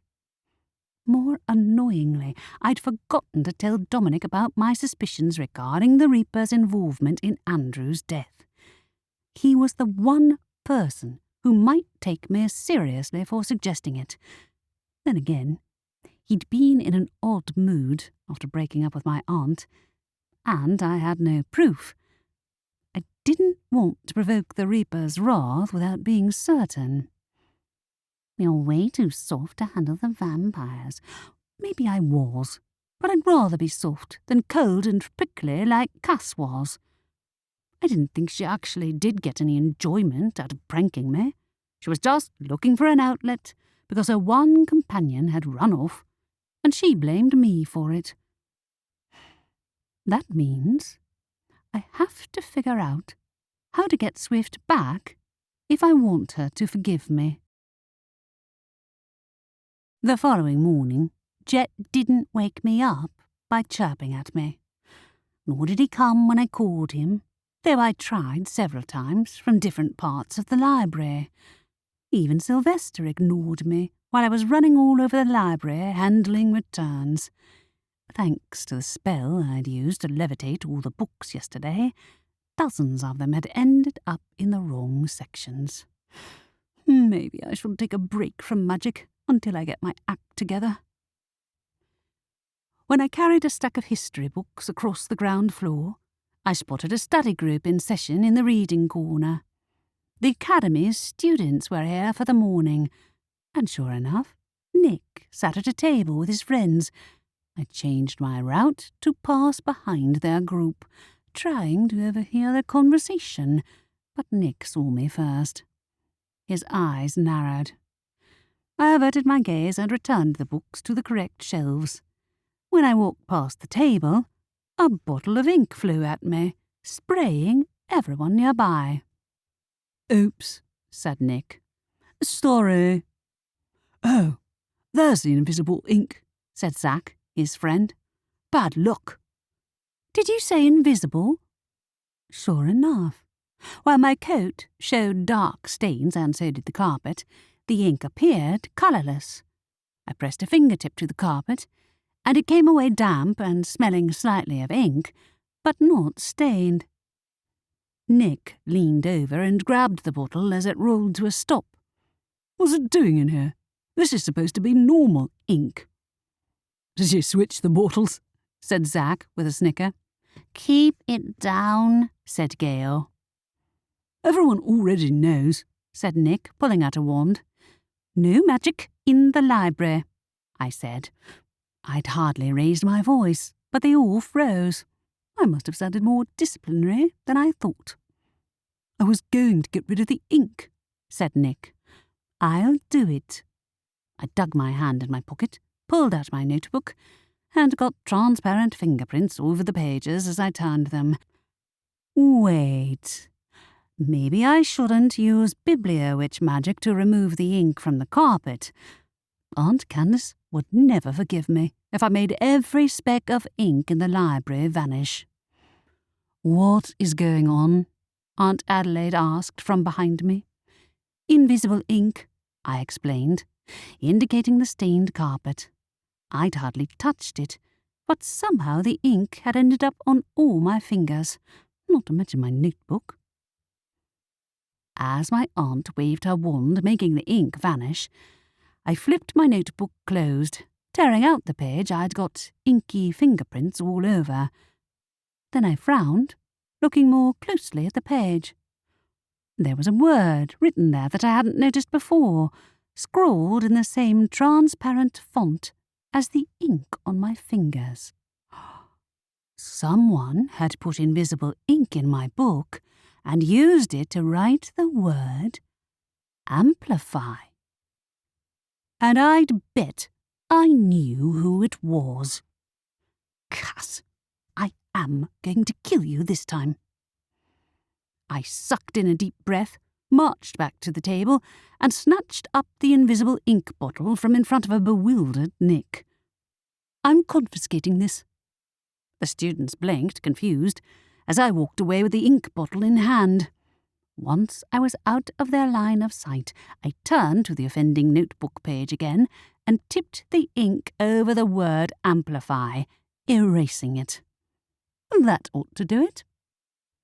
I checked my notebook to make sure Cass hadn't hidden any more words in invisible ink, and hesitated on the page where I'd written the familiar spell. Intentional or not, I didn't want to permanently switch it off. I needed to mend things with Jet first. Ah, excuse me. Miss? I turned around. Cameron stood behind me, looking abashed. Call me Rory, I said. Did you need my help with something? No, I just wanted to apologise for the ink, he said. Nick and his friends are troublemakers. I know. Did he know about last night? Maybe. Not being a vampire, it wasn't like he could read my thoughts. Yeah, he's supposed to be grounded, said Cameron. That's what everyone is saying. They say he got caught last night, trying to rob the vampires. His tone didn't make it clear whether he'd heard about me being there or not. It didn't really matter if everyone knew, unless the Reaper was bothered by me and Xavier going for nighttime strolls together. I doubted it, though. He had much bigger problems if my hunch about the killer borrowing his scythe were true. I weighed the odds, then said, Yeah, I was there, actually. Cameron's brows rose. You were? Something in his tone rang false. Like he'd known, but he wanted to pretend it was a surprise. Yes, I went on. I heard a rumour that they planned to steal from the vampires and decided to go there to make sure they didn't get into trouble. Where'd you hear it? There was a note of caution in his voice. They held their meetings here in the library, I said. I work here. Why? You're not part of their group, right? No. But I heard some of their ideas. He looked down. At first, they just wanted to become more like the vampires, but they used to do it from a distance. Now they're stealing from them. That's not all they stole, is it? I was thinking of the fire dust, but the scythe came to mind. Cameron paled. Do you know something? I tried not to sound too harsh. He was just a kid, really. He swallowed. I heard they sneaked into the apothecary. I should have reported them, but I got cold feet. There was a genuine-sounding tremor in his voice. Time to cut to the chase. Nick was already questioned by the police. Do you think he was the killer? I don't know, he said. He's unpredictable. And he's the sort of guy who'd see killing a vampire as a badge of honour, like stealing from them. You should have reported them, you know. I did, he mumbled. I told Nick's mother. Too late, but at least nobody was hurt. Oh, that's how she knew. If you see anything in the future, I'd really appreciate it if you told either me, the police, or someone else in an authority position before it happens. Okay, he said. Maybe Gail was involved too. I'm not sure. But they dated and were close friends before that. She's still in Nick's inner circle. All right, I'll talk to her next. Odd that he'd chosen to confide in me. Or maybe it wasn't. From the way the students had acted when I told them off, they saw me as an authority figure. I hadn't meant to intimidate the poor kid, but on the other hand, maybe I could use my perceived authority to my advantage. As Cameron walked away, I followed him into the study area. Aunt Adelaide stood watching the students, including Nick. Gail, however, wasn't there. I turned around and spotted her returning a book to the shelf on my right. Hey, I said, walking over to her. Can I talk to you alone? She looked down, biting her lip. I didn't do anything. I didn't know he was going to throw ink at you. I know you didn't, I said. I just wanted to have a word with you about Andrew. Her shoulders tensed. What about him? I lowered my voice. You knew he was actually a vampire, right? Yeah. She didn't quite meet my eyes, but her posture relaxed. And whose idea was last night's scheme? I asked. You must have known that stealing from the vampires would go badly. Yeah, she chewed on her lower lip again, her cheeks pink. I didn't want Nick to get himself killed over a stupid accident. I thought if I went along, he was less likely to run into trouble. He's still grounded, right? He's not going to have too many opportunities to go near the vampire's place. Not if his mother has anything to do with it, she said. Good. I paused, then said, Were you there when he stole the fire dust? Her mouth pressed together. I don't want him to be jailed. He's an idiot, but he's just misguided. Did you think the same about Andrew? I asked. Did he steal too? She looked away. What does it matter? He's dead. And his parents don't know how it happened, I said.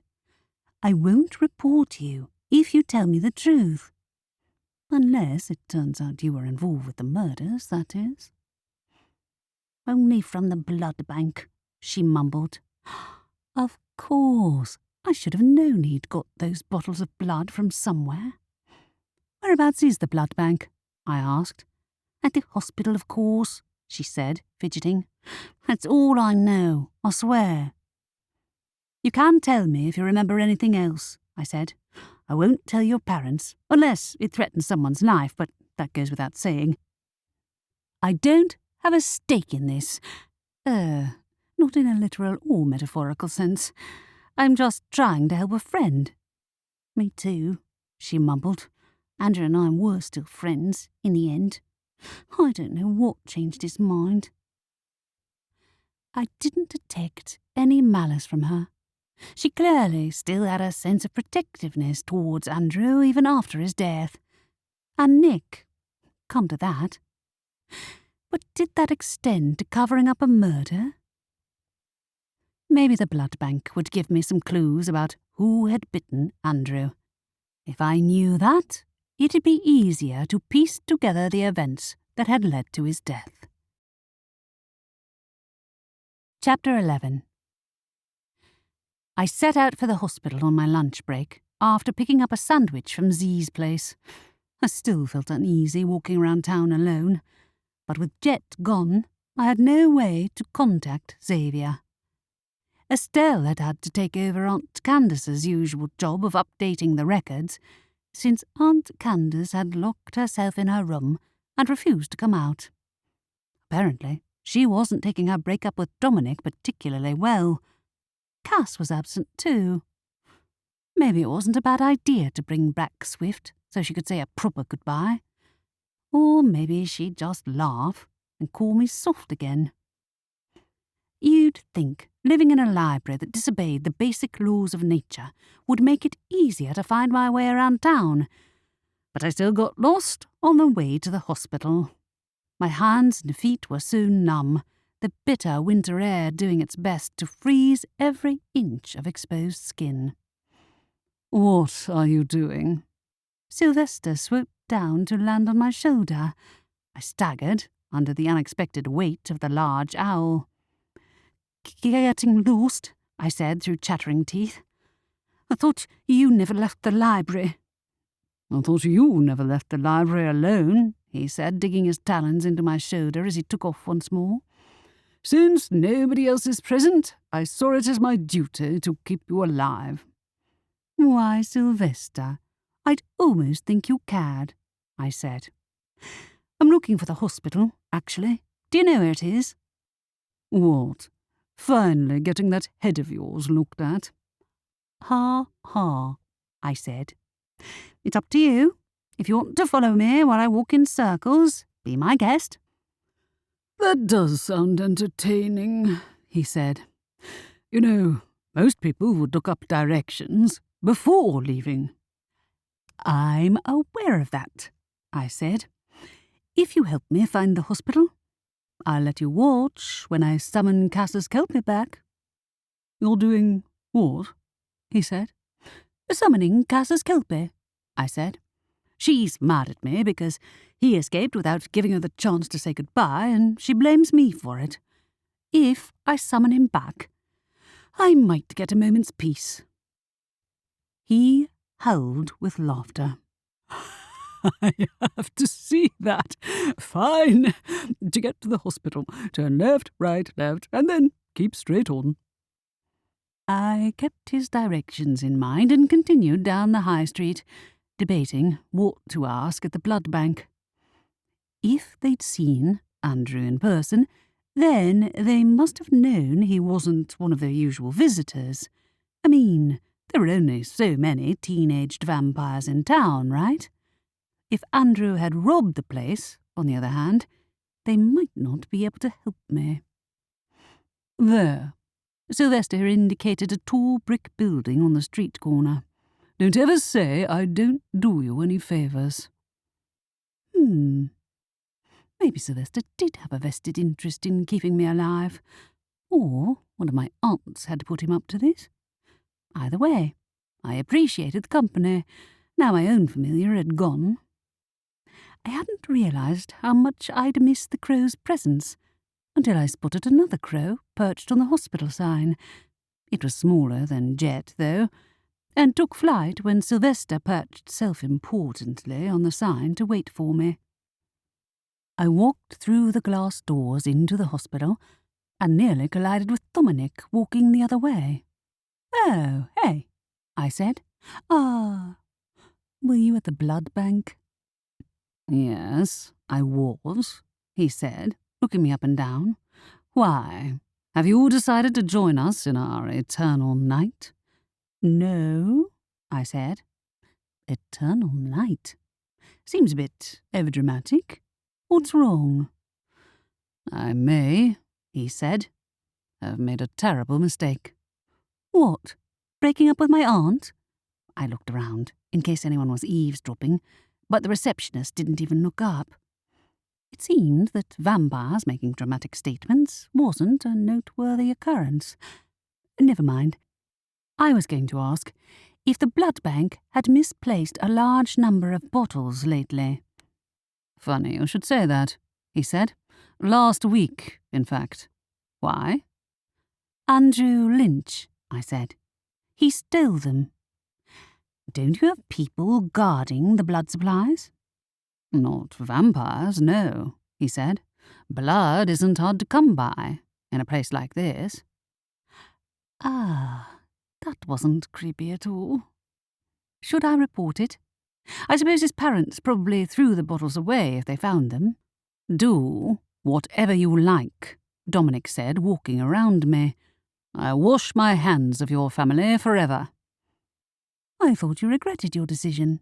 I spun on the spot, expecting him to pull another of his disappearing acts, but he stopped mid-walk. "Regret doesn't mean it wasn't the right choice to make," he said. "Your aunt is difficult." "That's one word I'd use," I said. "If Andrew stole the bottles of blood from here, does that mean nobody saw him?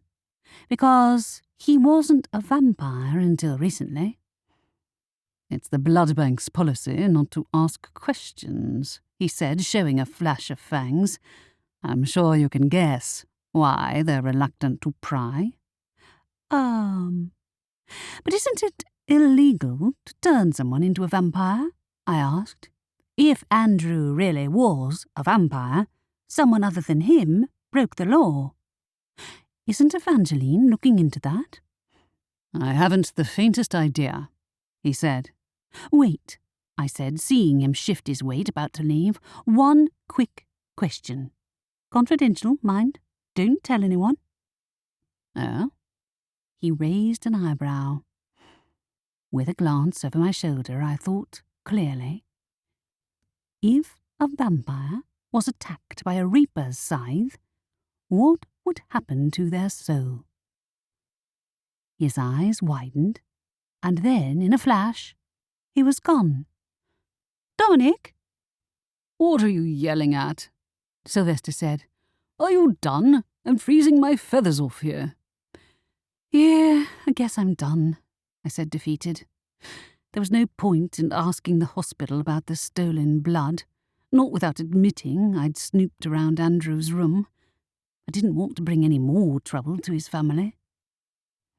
"Now, it's time for you to bring back the Kelpie," he said. "You are going to keep your word, right?" Yes. I was starting to think I'd made a mistake with Dominic in telling him about my Reaper theory, even if I hadn't said a word aloud. He might be the most trustworthy vampire I knew, but if the theory was true, all evidence pointed to Nick being more dangerous than he seemed, even if he was the type of person who'd break into the vampire's headquarters at night. Just how had he outwitted the Reaper? Sylvester kept up a stream of encouraging comments. As I walked to the beach, I tuned him out, but the closer I got to the sea, the more ridiculous an idea it seemed. Cass would laugh at me, I was sure. Still, I had to admit I missed Swift's company too. If I could call him back, then maybe I'd be able to do the same for my own familiar. I slowed as I reached the seafront, notebook and pen in hand. The tide was in, preventing me from standing on the beach, so I made for the pier instead.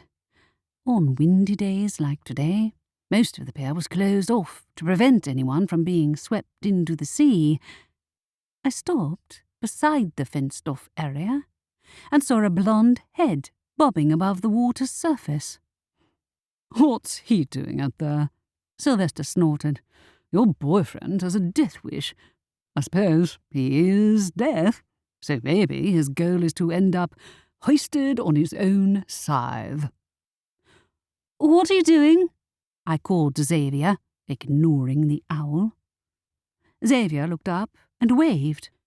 He really shouldn't be able to swim with the weight of the scythe strapped to his back. Another perk of being a Reaper. Xavier swam up to the side of the pier. "I'm looking for the missing soul again."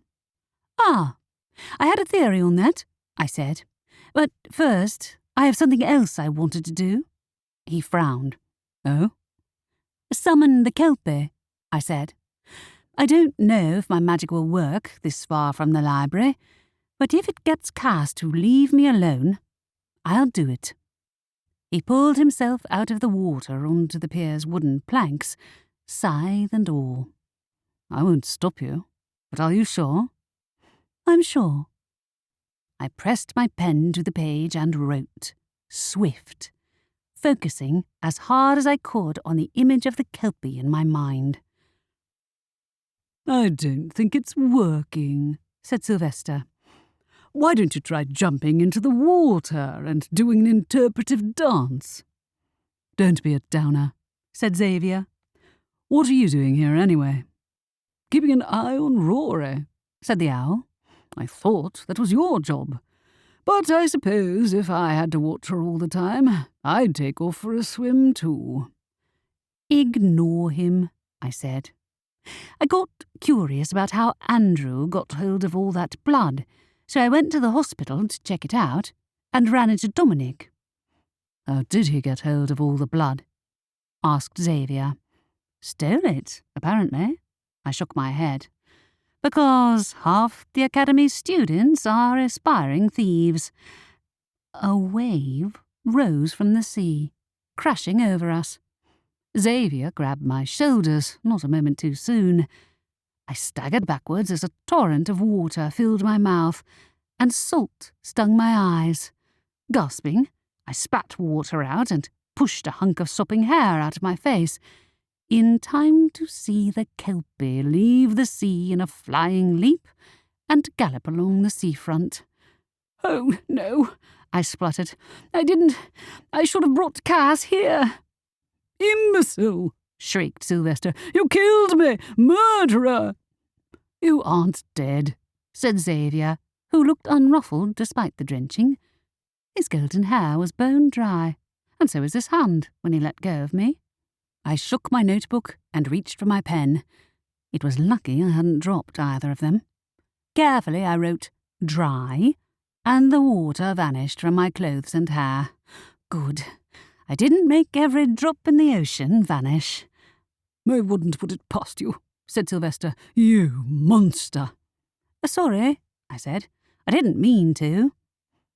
You have seaweed stuck in your feathers, said Xavier. Let me help. Sylvester huffed, but let him pull the clump of seaweed off his wing. As he did so, a scrap of waterlogged paper fell off. Xavier caught it in his hand and made to throw it away. Wait, what is that? I asked. A receipt from the apothecary. That's where Nick stole the fire dust from, I said. Oh no, stop that! Swift galloped right in front of the police station, spraying the windows with water. I might as well hand myself over for arrest right now. I broke into a run, sprinting off the pier and on the Kelpie's tail. The giant water horse whipped around the corner, past the clock tower, and continued full tilt towards the town square. I pelted across the road and ran into the square, in time to see Swift stick his head into Z's bakery and emerge with a muffin in his mouth. Sorry, I yelled at Z. Don't worry, I gave it to him this time. She emerged from the bakery, grinning. This is the most entertainment I've had in weeks. Apparently, she wasn't the only one who thought so. A growing crowd gathered on the outskirts of the square, shoppers watching the chaos in groups. The Kelpie turned on the spot, his magnificent white-blue mane swinging. I realised where he was going the instant he moved. Breathless, I grabbed my notebook and pen and wrote the word stop. Swift skidded to a halt, inches from the library doors, knocking a student flying in the process. The boy picked himself up, groaning. Oh, sorry, Cameron, I said. Ow, he said, looking at the Kelpie with a panicked expression on his face. Have you seen? There you are. A crow flew past and landed on his head. I didn't know you had a crow familiar, I said. I didn't know you had a Kelpie. He's not mine. And I should have brought Cass to the beach rather than setting him loose in town again. I'd assumed he'd decided to pursue life at sea, but maybe he did miss the library, or just Z's muffins. Swift nuzzled my hand, and I stroked his head. Looks like he is, commented Cameron, backing away from both of us. I ran a hand down the Kelpie's back, and he let out a soft neigh. Okay, maybe he does still like me. Swift had come to trust me in the weeks I'd helped Cass take care of him, but I'd assumed I'd blown that trust when I'd shut him in the cage. Sylvester swooped over my head. What now, genius? Sylvester, would you please fetch Cass? She'll be disappointed if I have to send him back to the sea, without her having the chance to see him first. No need, he said, pushing the door open. She's already here. Sure enough, Cass herself emerged seconds later. Her eyes widened at the sight of the Kelpie standing there on the doorstep, letting me stroke him. Goddess, what have you done now? To my surprise, as much as Cass's, everyone in the square applauded at her appearance. They'd moved closer, forming a circle to watch us. Cass shook her head at me. You brought him back. I had to use a spell to get him to keep still, I said. Since I removed the amplifying spell someone accidentally put on my notebook, I managed to stop him without any issues. Her face flushed. You shouldn't have used magic on him. If I hadn't, he'd have got loose in the library, I said. Not going to thank me? Don't, yelled Sylvester. She and that monster almost drowned me. Oh, you be quiet. Cass walked to Swift's side. He lowered his head, allowing her to stroke him. Can one of you tell those people to find someone else to stare at? Hey, you're giving them a great show. I dug my hand in my pocket and found my notebook. When did you do it, anyway? What? The notebook, Cass. I rolled my eyes. I'm done playing games with you. But if you're breaking into my room while I'm not there—" "No, you left it on the desk after you got drenched when Swift escaped. Idiot." "So I had. You sneak." "You made it too easy." She stroked the kelpie. "By the way, your boyfriend looks peeved." "He's not my—" I spotted Xavier waving at me across the square. Ignoring Cass's snort, I walked to join him. A few people glanced our way, but most of them were more interested in Swift. "My boss is calling me," Xavier said. "Will you be okay handling the kelpie?" "I think Cass has the situation in hand," I said. "I had something I wanted to tell you before this happened. Alone?" "Oh, sure." There was nowhere safe to talk without a bunch of curious onlookers, but if I didn't tell him about the thief, it might be too late. "Can I drop by later? Give it an hour, the crowd will be gone." "Actually, can I come back with you? This is something the Reaper needs to hear too." His brows shot up. "Okay, sure." My heart raced at the very idea of speaking to the Reaper. Perhaps he wouldn't believe anyone would dare to steal his scythe, and for all I knew it wasn't possible for anyone to have done it. But the only way to know for sure was to catch the killer. I did my best to ignore the stares as we headed past the clock tower to the seafront again. Even Xavier's confident manner seemed tense, and I waited until we were out of earshot of the square before saying, "I think I know how Andrew died." "Really?" he said. "Yeah, it hit me last night when we caught Nick and his friends stealing from the vampires," I admitted. "I should have mentioned it then." "Don't worry about it," he replied. "What do you think?" "I think they stole from the Reaper instead," I said. "Andrew's soul was gone, right? And you thought another Reaper might have come onto your turf. But what if it wasn't a Reaper, but someone else using his scythe?" His eyes darkened. "What? You think my boss wasn't paranoid?" "I don't know what to think," I said quietly. "All I know is that Andrew's soul disappeared, and the main suspect is reckless enough to try to steal from the leader of the vampires. Andrew himself was a thief. He stole from the blood bank too. I don't know how else his soul could have disappeared, but I'm not the expert here." "Yes," he said, half to himself. "You're right, but I have a suspicion that my boss will require more proof before he'll even consider the possibility of a human getting the best of him." I thought so. I quickened my pace as we turned into the high street, which was unusually empty for this time of day.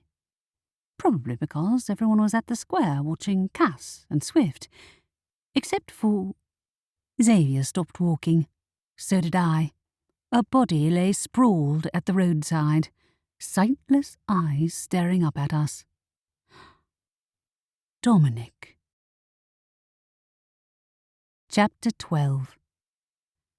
Xavier moved first, pacing around Dominic's inert body. His brow furrowed, his eyes seeming too dull in colour. I'd only seen him wearing that expression once before, when he'd been looking at a corpse to see where the soul was. "Your soul," said Xavier. "It's gone." I clapped a hand to my mouth. "Oh no, it's my fault." "No, it isn't," he said. "I told him my theory," I whispered. "Nobody else. The killer must have figured he'd spread the word to everyone and ambushed him so he couldn't warn the other vampires." "How would the killer know you told him?" said Xavier. "My guess is that he was trying to confront the thief himself and paid with his life. It wasn't your fault, not at all." "He'd never have thought to do it if I hadn't put the idea in his head," I said, my throat closing up. "We have to call the police." "I don't have a phone," he reminded me. I'll make sure nobody moves the body. Ah. I dug my hand in my pocket, pulled out my phone and gave it a shake. Oh no. It got drenched by that wave earlier. I think it's broken. He swore. Can you call your familiar? Jet, I need you. No response. Wait, calling him by name wouldn't work away from the library, even if he wasn't mad at me. Instead, I pulled out my notebook and pen with shaking hands. The pages were crumpled from the soaking they'd had, but the pen's magical ink was as bright as ever. I wrote a single word. Jet. I don't know if it'll work the same way it did for the Kilpie, I admitted. Have more faith, he said. He knows you need him. Partner, screamed a voice, and the crow flew at me, crashing headlong into my face in a shower of feathers. Jet spun in a dizzying circle before landing beside Dominic's body. At that point, he let out a shriek. He's dead! He's dead! He's dead! Jet, calm down. Maybe I should have called Sylvester instead. Can you fetch the police, please? We can't let the killer come back. Danger! He screamed. Danger! Well, that's one way to warn everyone, Xavier remarked. Sure enough, by the time the crow took in my command to fly to the police station, people had started to emerge from the nearby shops. What happened here? Asked a tall, thin man wearing a long, buckled cloak.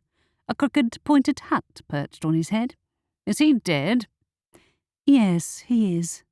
My gaze snagged on the shop he'd just come out of. You work at the apothecary, right? Has anything disappeared from your stores lately? Funny you should say that, he said. There's been a number of thefts this week. I can't imagine what someone's plotting to do with invisible ink, fire dust, and half my ingredient stock. The same thief stole a set of antique vampire fangs from Flanders' antique shop, too. They stole... what? Perplexed, I looked at Xavier, seeing my own confusion reflected in his eyes. Why would anyone feel the need to steal a pair of fangs unless... They wanted to fake a vampire attack to cover up a murder. A chill raced down my back. If it was true, maybe Andrew hadn't been a vampire at all. Then again, Dominic hadn't been able to read his mind. Something didn't add up. By the time Edwin hurried over, we'd drawn a wide crowd, making it impossible for me to question the owner of the apothecary. When a group of witches nearly trod on Dominic's limp arm, I moved it out of the way, and a crumpled piece of paper fell out of his hand. I read the first word, Rory, and quickly hid it up my own sleeve. He left me a note. What is going on? Bellowed Edwin. The crowd parted to let him through, and he stared down at Dominic's body with undisguised fear. I leaned closer to Xavier. Are we going to tell him who we suspect? Because we don't know where the killer went. And if he resists arrest, more people might get hurt, or worse. How did you defend yourself against a reaper's scythe, even wielded by an inexperienced human? I didn't know, and from Xavier's uneasy silence, he didn't either. I'll take care of it, Xavier finally said, approaching Edwin. May I speak to you in confidence? No, you may not, said the elf. This is the second time you've shown up beside a body with a Rory Hawthorn. Let me guess, he is without a soul too. Correct, Xavier said. If you refuse to listen to me in confidence, then allow me to state who I suspect. Nick. Possibly he worked with his accomplices, Gail and Zack. A murmur rippled through the crowd. They're kids, said Edwin. They've already been questioned, besides, and had an alibi for the first murder. You might want to check that again, I said. They're carrying something you want to know about. Trust me. Xavier dropped his voice. The suspected killer is carrying a very dangerous weapon. If anyone other than a reaper confronts them, it's likely to end fatally. Edwin's gaze darted to Xavier, then to his hands, as he subtly moved his scythe so the elf could see it. Yes, Edwin's voice was faint. I see, Reaper. If that's the case, then I would like to speak with you alone. Am I right in assuming that Aurora Hawthorn's part in this is over? Hey, I began, but Xavier nodded. Yes, it is. I'd suggest everyone else leave too, added the Reaper. The crowd stirred, parting as Edwin's troll guards made their presence known. I caught Xavier's arm, whispering, What if he doesn't have the weapon on him? He might have hidden it, or even returned it, like last time. Which didn't make a great deal of sense. But Nick hadn't started out with the intention of committing murder. I didn't think so, anyway. But now, 2 people were dead, and someone would have to break the news of Dominic's death to Aunt Candace. Oh, no. I should confront him alone, Rory, he said. Best not to put yourself at risk. I don't want you to risk your own life either, even if, you're not alive in the usual sense. He gave a faint smile. I'll take that as a compliment. You should leave. I'll see you later when this sorry business is dealt with. I didn't manage a smile back. Rationally, I knew there was nothing I could have done to save Dominic. But had he really gone after the killer alone? Or had the killer stalked him after overhearing our conversation at the hospital? I could have sworn there hadn't been anyone close enough to overhear, least of all Nick. He'd been at the library at the time. Evangeline is on her way, I heard Edwin say, and I shuddered inwardly. I didn't want to be here when she and the other vampires found out Dominic was dead. As I walked away, I unfolded the note I'd hidden up my sleeve. The message Dominic had meant to give to me. Rory, don't show her the journal. The words of Dominic's last note bounced around my head for the rest of the day. I assumed she was Evangeline, but what did my journal have to do with anything? Perhaps Dominic had planned to hand me the note with an explanation later on, and he hadn't expected to be ambushed first. But since he was dead and none of the other vampires even knew the journal existed aside from their leader, there was nobody I could turn to for guidance. Besides, we had bigger problems. The moment Aunt Adelaide broke the news of Dominic's death to her sister, Aunt Candace had lost it. Black drapes now adorned everything in the library, from the balconies to the shelves. And if that wasn't enough to scare off the patrons, her wailing echoed downstairs from our living quarters in an endless, out-of-tune dirge. Even Sylvester and Jet had flown outside to avoid the racket. Can't someone use a muting spell? I said to Estelle as we sorted through the books the fleeing students had left in the reading corner. There must be one. Not when she's using the library's own magic to get her point across. Estelle winced as Aunt Candace hit a particularly high note with the finesse of a mallet striking a brick. She'll run out of steam soon. Not soon enough. It's been 2 hours. I rubbed my ears. Why is Cass allowed to skive off and not us? Because she said she'd bring the Kelpie into the library if she had to help out. Estelle slid another book into place. Might distract Aunt Candace for a bit. I covered my ears at the sound of another strident wail. She didn't even thank me for it. She's Cass. She'll show her thanks by being 1% nicer to you. 1% is better than 0. I continued sorting books, stacking them in piles according to which floor they came from. I can't focus with that racket going on. You don't have to, said Aunt Adelaide, appearing from behind a bookshelf with a long, suffering expression on her face. Deal with the books later. We're closing for the day. What if all the people in the square want to come in? Asked Estelle. I'm pretty sure most of them will have gone home by now, I said, or followed Cass to the beach to watch her say goodbye to Swift. Exactly, said Aunt Adelaide. You both deserve the rest of the day off. Okay, said Estelle, standing. We'll pick it up when Aunt Candace calms down. Maybe we should see if Cass is okay. I think Cass is fine. I raised my voice as Aunt Candace wailed again. She doesn't have to listen to this. Nor do I, said Aunt Adelaide irritably. I'm going to employ an earplug charm, and I suggest you do the same. She waved her wand, then walked away. I don't know that spell, I said. I can teach you, Estelle said. Then you can chill out and read a book for a while. I think you need to. You know, for once in my life I don't feel like doing that.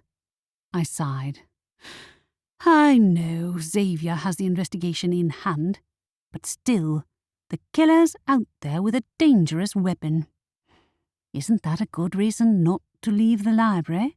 She said. I'd prefer not to be around when the Reaper confronts him for stealing his scythe. Estelle had taken my explanation more calmly than I'd expected, but she seemed confident the police would catch Nick in no time. Aunt Adelaide was too. Is he likely to do that? I said. I thought the police were the ones who decided his punishment. Maybe, she said. I've never heard of anyone stupid enough to steal from the Reaper before. That kid has some nerve. More like no common sense. Apparently, he hadn't learned from what I'd said to him last night at all. Partner? Squeaked a voice. Jet flew over to me, landing on my shoulder. Partner, your aunt is very upset. Does she want company? Estelle let out a small laugh, stifling it with her hand. She probably thought the same as me. The last thing Aunt Candace needed was Jet chattering away at her while she was grieving. Ah, no, I said. She wants to be left alone. Oh, he shuffled his feathers. Do you, too? I winced at the sound of another screech. No, but I'm going to find somewhere quieter. Can you see if the police have caught Nick yet? Of course, he said, flying towards the door. I'm glad you two made it up, Estelle said to me. So you're keeping the spell active then? I thought it wasn't meant to be permanent. It wasn't, I said, but the amplifying spell was still active when I used it. I can't believe Cass, she said, shaking her head. That explains how you made all that water disappear. Don't tell her I said this, but I think locking her in the cage with the manticore was entirely justified. She's the one who smuggled it in here besides. I said. I could erase the familiar spell, but that might upset him again. Besides, I kind of like having a familiar I can talk to. I guess I just need to find someone he can natter away to when I'm busy. That would have been punishment enough for Cass, said Estelle. I can't listen to this a moment longer. Want to do the earplug spell? Sure. I dug my hand in my pocket, and Dominic's note fell out. Ah, forgot about this. Dominic was holding it when he died. Wait, what is that? I held out the note. I know I should have handed it over to the police, but I don't want everyone to know about the journal. What? She stared at the note. Don't show... Who? If I had to guess, I'd say he meant Evangeline, the vampire's leader.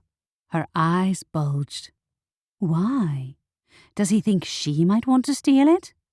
I don't think now's a good time to ask her if it's true. I crumpled the note in my hand. Or if it's linked to his murder, come to that. I don't know what to think. Was the killer connected to the vampires who'd tried to steal the journal? No evidence suggested he was. But if it was true, the whole town might be in danger. A clap of thunder sounded, drowning out Aunt Candace's wail. Then a drop of rain fell from the high ceiling, followed by another. "Wait, is she making it rain?" I said. "Oh, no," said Estelle. "Aunt Candace, stop." Another clap of thunder sounded, then a deluge of rain poured down, drenching both of us in an instant. I shoved a handful of sopping wet curls out of my face and fumbled in my pocket for my notebook. Thunder crackled, then lightning speared the library down the centre. Aunt Candace's wailing filled the background like an orchestra of nightmares. "Make it stop," yelled Estelle, grabbing her own notebook. "Stop!" The rain continued to pour even as she scribbled frantically. I pressed the tip of my pen to the page, racking my brain for any word likely to make the thunderous weather stop. After a pause, I wrote, "Amplify," then "try."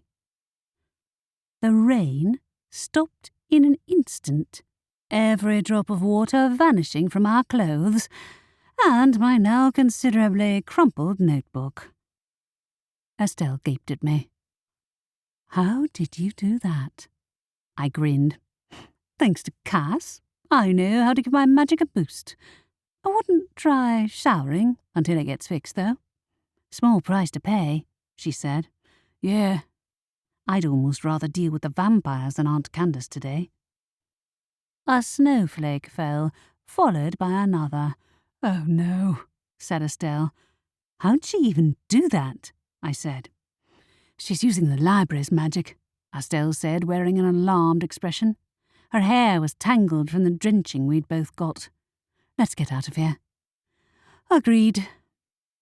We reached the door as the snowflakes swirled into a blizzard, escaping into the town square. I inhaled the fresh sea breeze, relieved at the pleasant silence outside the doors.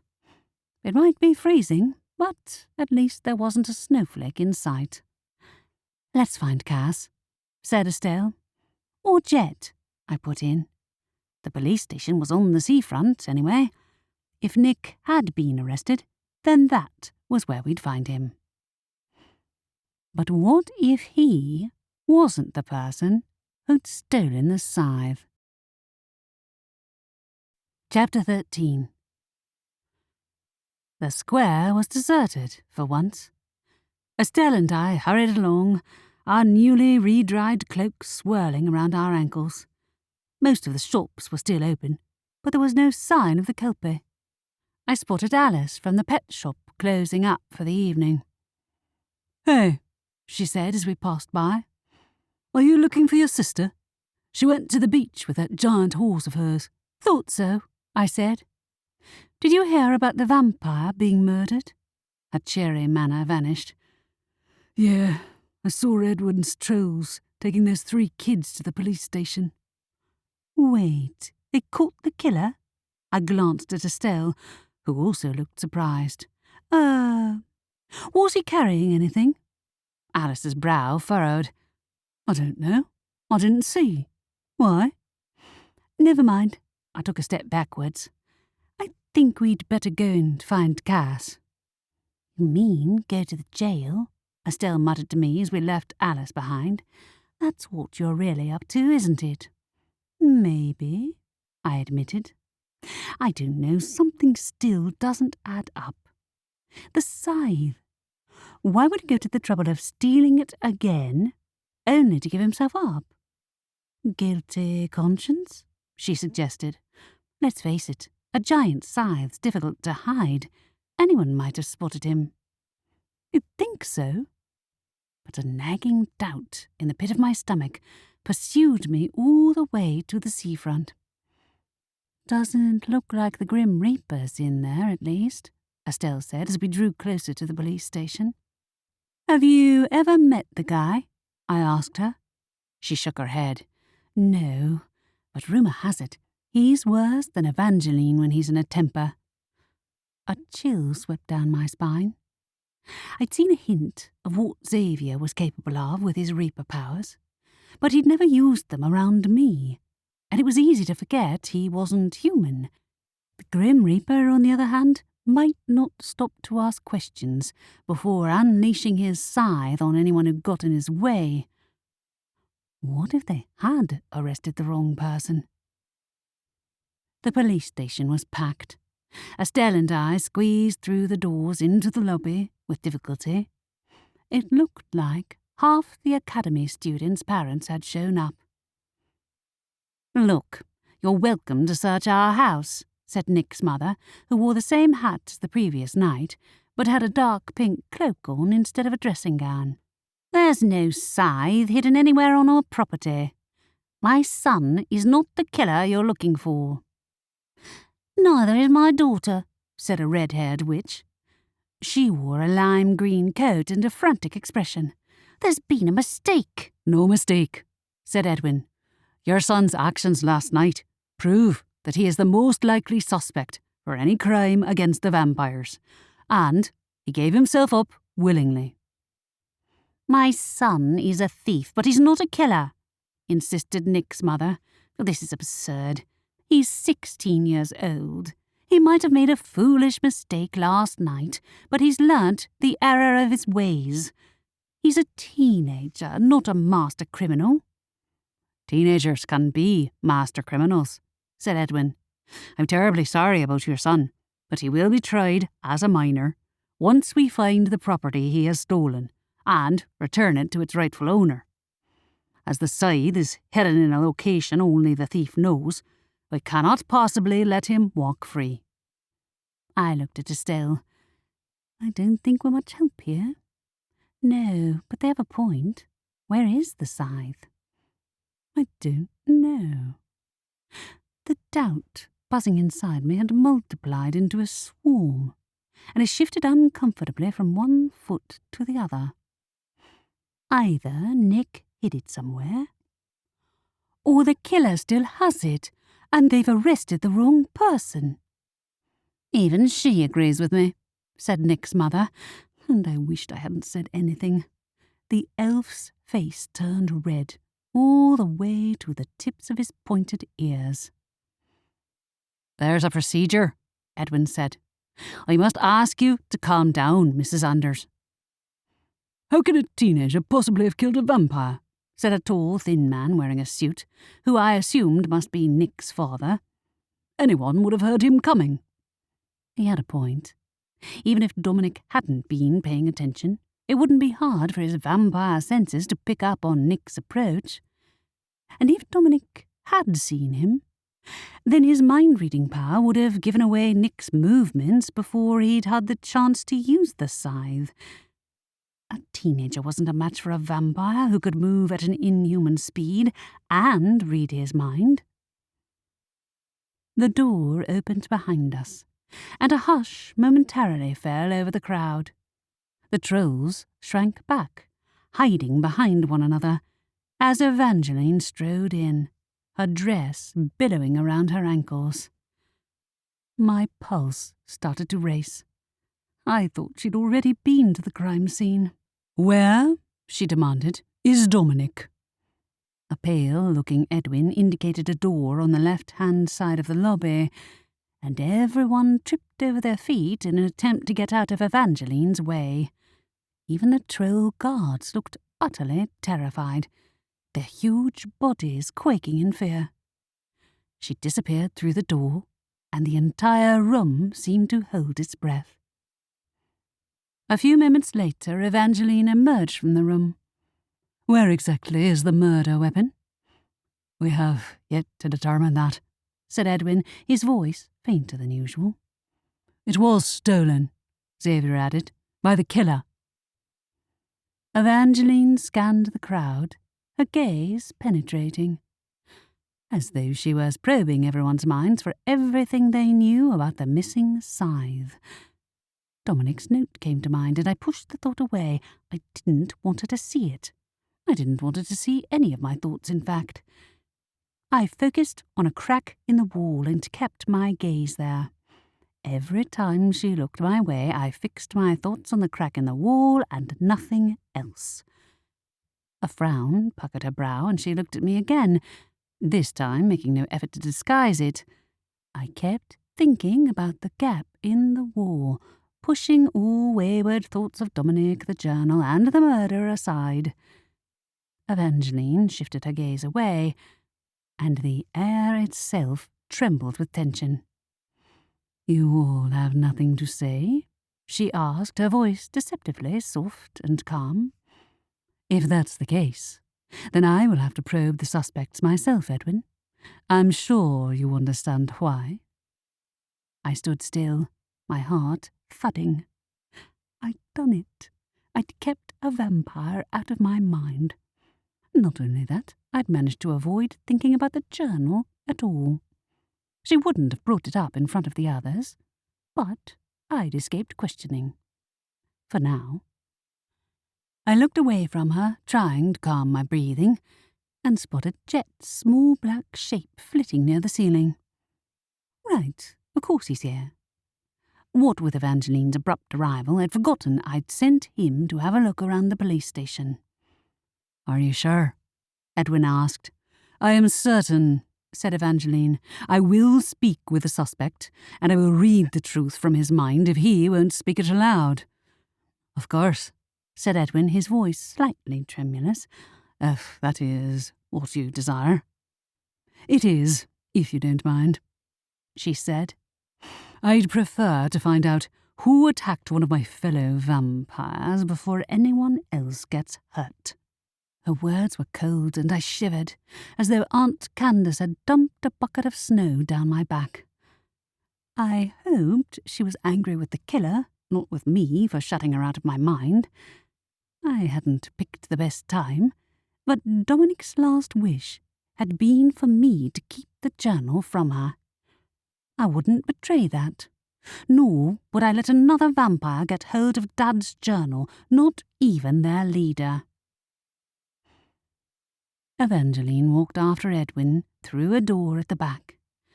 Another uneasy silence followed, in which nobody seemed to know where to look. Several people slipped outside, apparently deciding their fear of the vampire's leader outweighed their curiosity. Estelle fidgeted next to me. "Do you reckon she'll get answers?" "If he's the killer, he won't be able to hide it," I said. "He won't be able to hide where he put the scythe either." "For all our sakes, I hope he did do it," Xavier murmured, approaching me. "What are you two doing here? I thought you were going back to the library."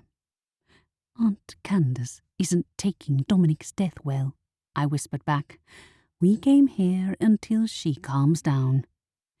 "Is the Reaper looking for the scythe?" "No," said Xavier, "not yet. And I hope for all our sakes that we track it down before that becomes necessary." No kidding.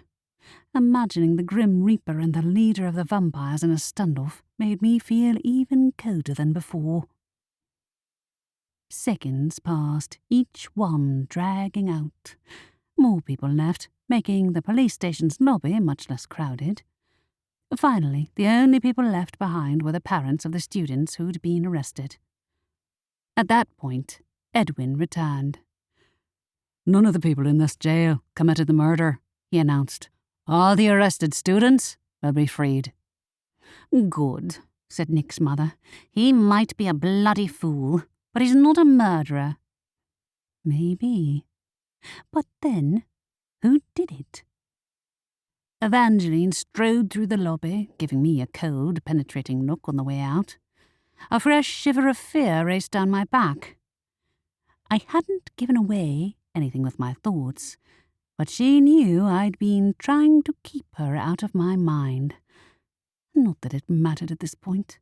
The killer walked free. Xavier moved to speak to Edwin, lowering his voice, while one of the trolls walked through the door at the back, which presumably led to the jail. The other troll nervously watched the door, as though expecting the leading vampire to come back in. "I don't think she's coming back," Estelle said in comforting tones. Good, said the troll. I don't like her. She gives me the creeps. Likewise, I said. Here's a tip. If a vampire tries to read your mind, focus on something like a crack in the wall or the floor. Don't think of anything else. Then they won't be able to see your thoughts.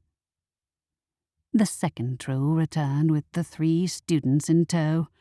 The red-haired girl was in tears. It's my fault, she sobbed. No, it isn't, insisted her mother. Yes, it is, Gail gasped. It was my idea to steal from the apothecary. It was? The sound of Nick's mother yelling at him drifted past. How? Estelle grabbed my arm. We should get out of here. But I looked around for Jet, but the crow had disappeared. Did you see where Jet went? He was in here? A minute ago. I moved towards Gail, who was still sobbing. Excuse me, what did you steal? Who are you? Asked her mother. I'm Aurora from the library, I said.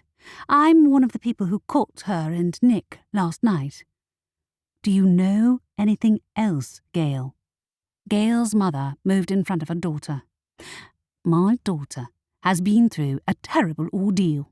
You're not with the police, are you? Rory, Xavier appeared at my side. You should go. The killer's still out there with the scythe, and they already killed 1 vampire. I know, I said. But if it's not Nick, then who is it? Whoever it is, they got the better of Dominic despite his mind-reading ability, said Xavier. That suggests they're either a vampire or they got really lucky. Partner! Shrieked a voice, and I turned around to find Jet fluttering at my side. There you are, I said. You should go back to the library. She is here, partner. What in the goddess's name is going on? Demanded a voice. I spun around to see Aunt Adelaide standing in the doorway, a cloak streaming behind her. Nothing's happening, Mum, Estelle said. We couldn't find Cass. Neither can I, said Aunt Adelaide. Cass is missing. She was out on the pier with Swift. I gestured to the door. At least that's where I assumed she'd gone. Unless she went back to the library. I didn't see her come in, said Aunt Adelaide. I thought she'd come here with you, or had got herself arrested for that stunt with the Kelpie. No, Edwin's been busy dealing with the murder suspects, said Estelle. Are you sure she didn't just go further down the beach with Swift? Xavier came over. Rory, what's wrong? Cass is missing, I said. She was with the Kelpie. Gone, gone, gone, howled Jet, flying round my head. What is that racket? Edwin said. And what are you still doing in here? My daughter is missing, Aunt Adelaide said. Estelle, Rory, go back to the library. That's an order. Estelle swore under her breath. It's no use arguing with her when she's in this mood. I'll walk you back, Xavier said. Trust me, it's best if you stay in the library until we find the real killer. But Cass is missing. Sure, she might be a nuisance, but she was Estelle's sister and Aunt Adelaide's daughter, and despite her attempts to prank me on a daily basis, the time we'd spent with Swift had alerted me to the loneliness she tried to cover up. I felt an odd kinship with her at times, too. What if the killer had taken her, like he'd killed Dominic? Chapter 14. The library was deserted when we got back, but at least there was no sign of any snowflakes on any of the black draped shelves. Mercifully, no wailing greeted us either. I think she's tired herself out, said Estelle. Or Aunt Adelaide managed to shut her up. I paced through the lobby. Why didn't Aunt Adelaide let us go and look for Cass? We aren't any use back here. She's fine, Estelle insisted. She was with Swift. Besides, there's no reason for the killer to have gone anywhere near her.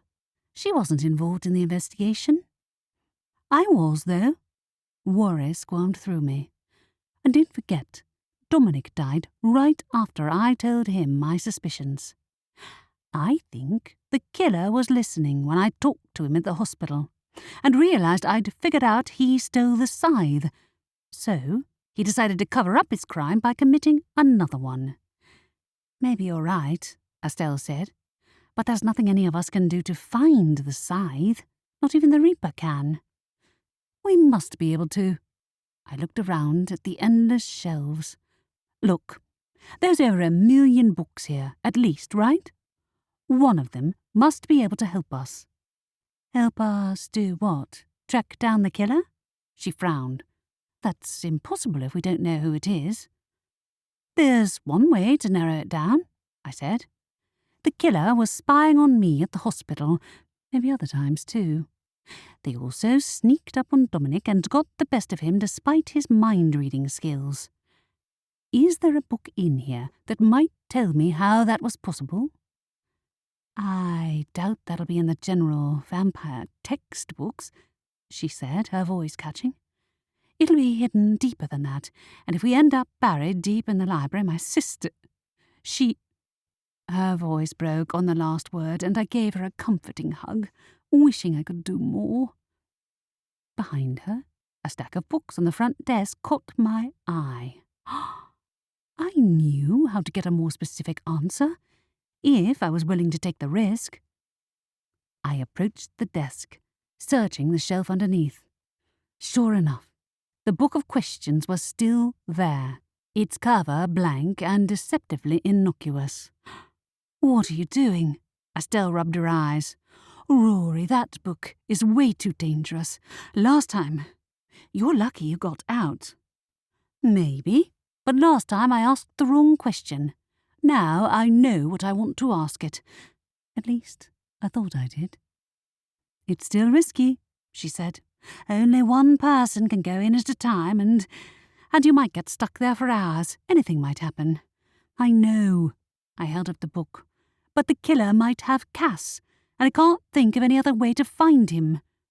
Where's Sylvester, anyway? Good question. Estelle faced the library and called out, Sylvester, where are you? Partner, howled Jet, flitting behind me. Don't go. Don't go. Don't worry about me, I said to him. You wait here, okay? Estelle and I, we'll both go in, she said.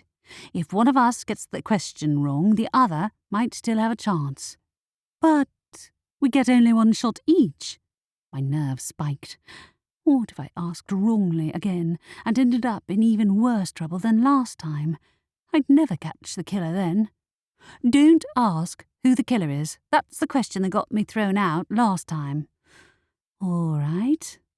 Estelle opened the book and said, I wish to enter the forbidden room.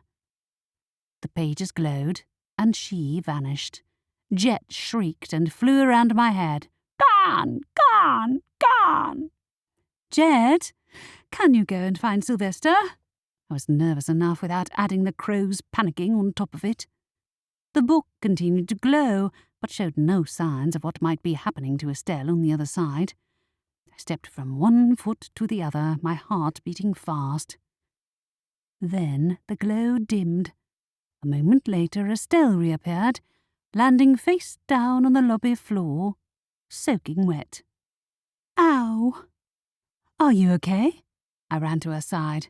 I am, but I got it wrong. Her face crumpled. I asked where the killer took Cass.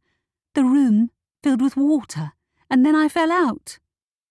Ah, I reached for the book, my hand shaking a little. Okay, I'm going to ask my question.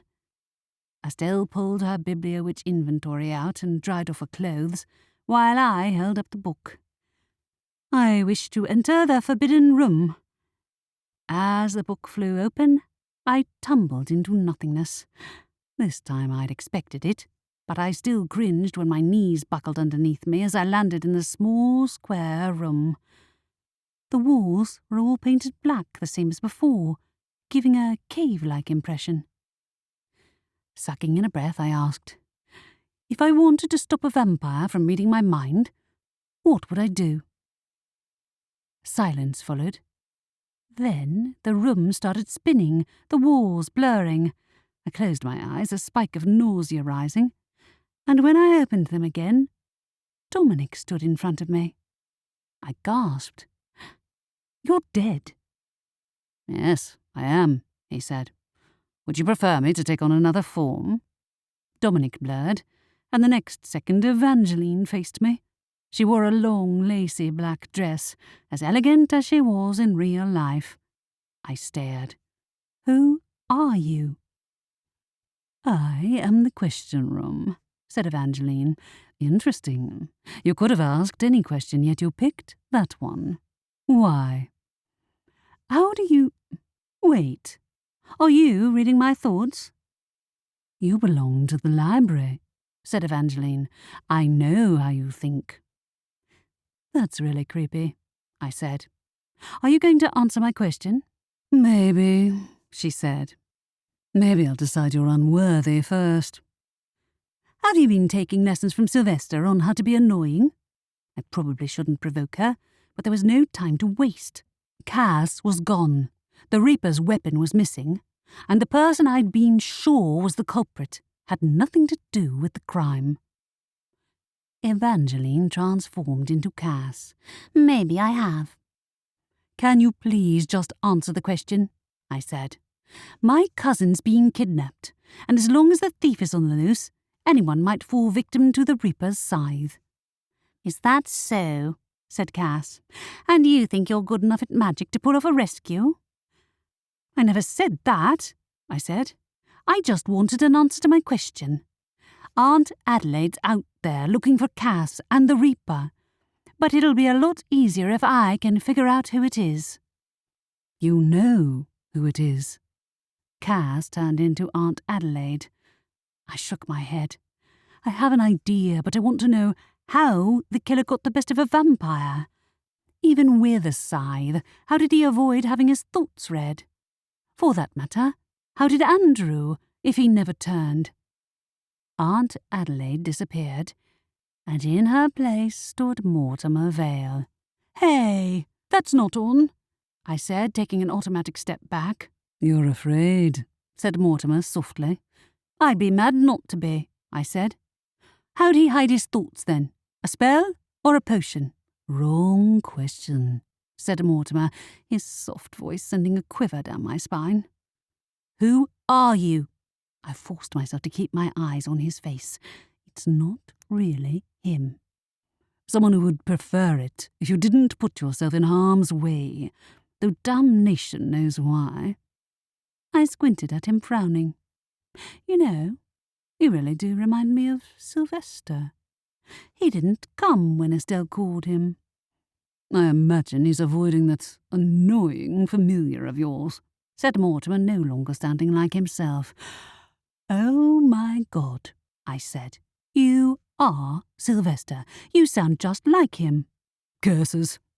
Mortimer Vale vanished, and in his place was the owl.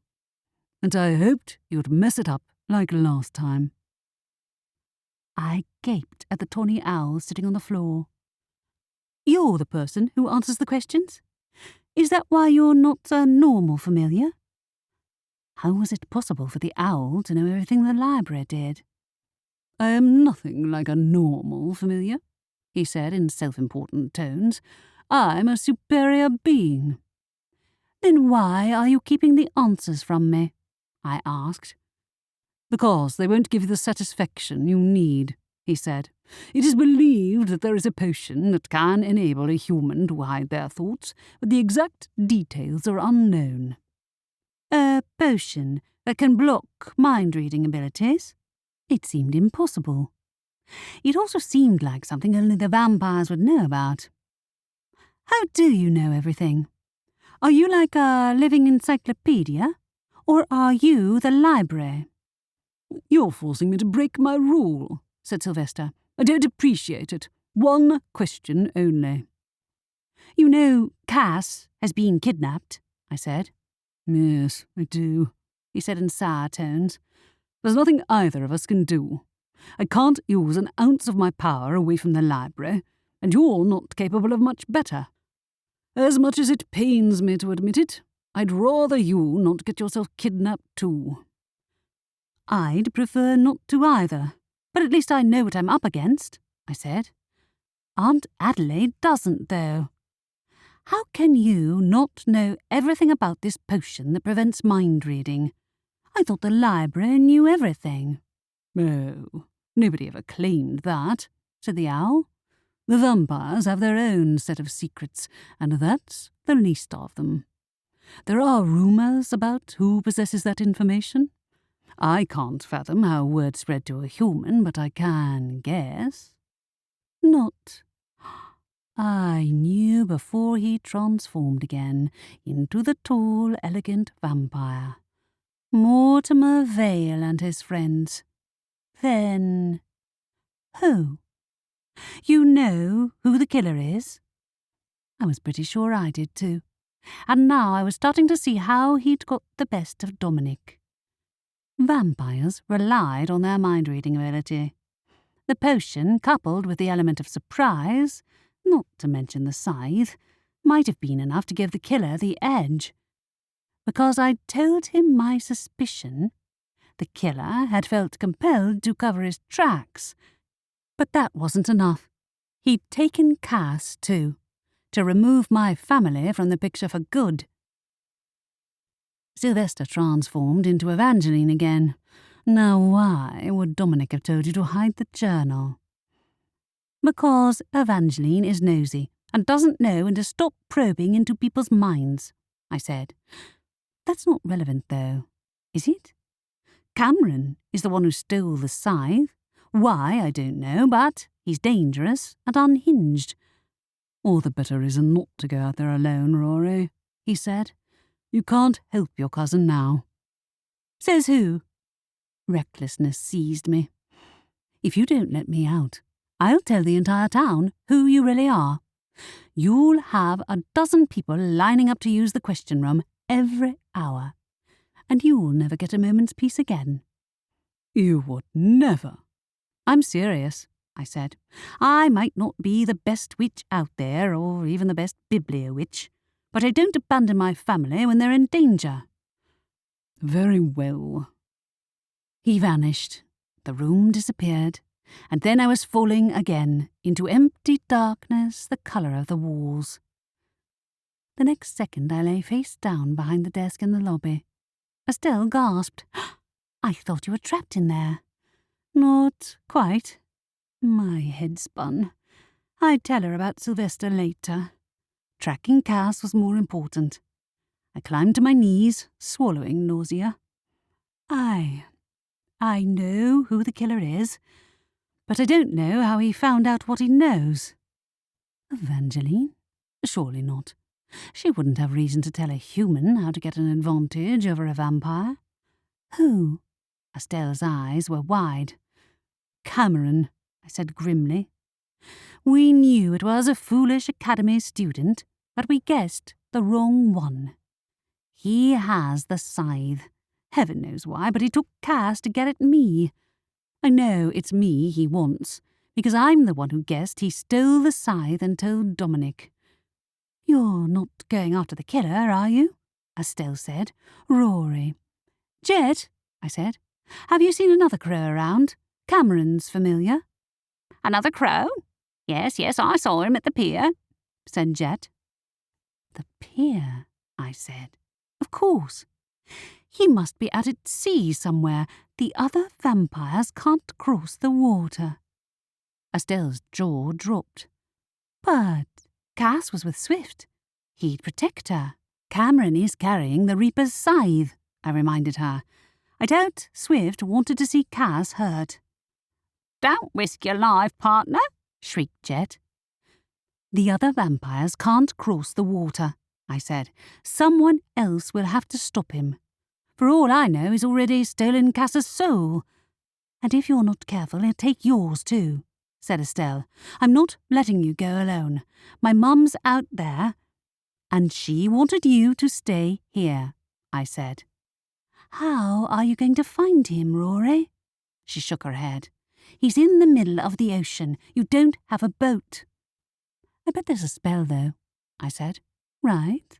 Cass was going to use one to transport the Kelpie to the sea the first time around, but she decided not to. Estelle swore under her breath. I want my sister back too, but this isn't the right way to go about it. What else is there to do? Leave her to die? My voice cracked. If Aunt Adelaide catches up to him, who knows what he'll do to her? Then I'm going with you, said Estelle. I opened and closed my mouth. We'd wasted enough time already. Sure, but don't transportation spells only work on one person? Yes, but I can teach you how to do it. You have to focus. Write, travel, and focus on the person you want to get to. I pulled out my notebook and pen. Jed, can you please tell the police where we are?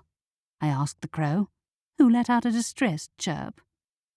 For a brief moment I hesitated. Maybe I was losing my mind. Here I was, about to go out to sea to track down the criminal who decided the best place to escape justice was in the middle of the ocean, and who had a weapon that not even a vampire could stand up to. But then again, I spent my days surrounded by the impossible. I wrote the word travel, focused on the mental image of Cass, and the library disappeared. Chapter 15. Water crashed over my head. I gasped and spluttered, salt stinging my eyes. I blinked repeatedly, flailing my arms and legs.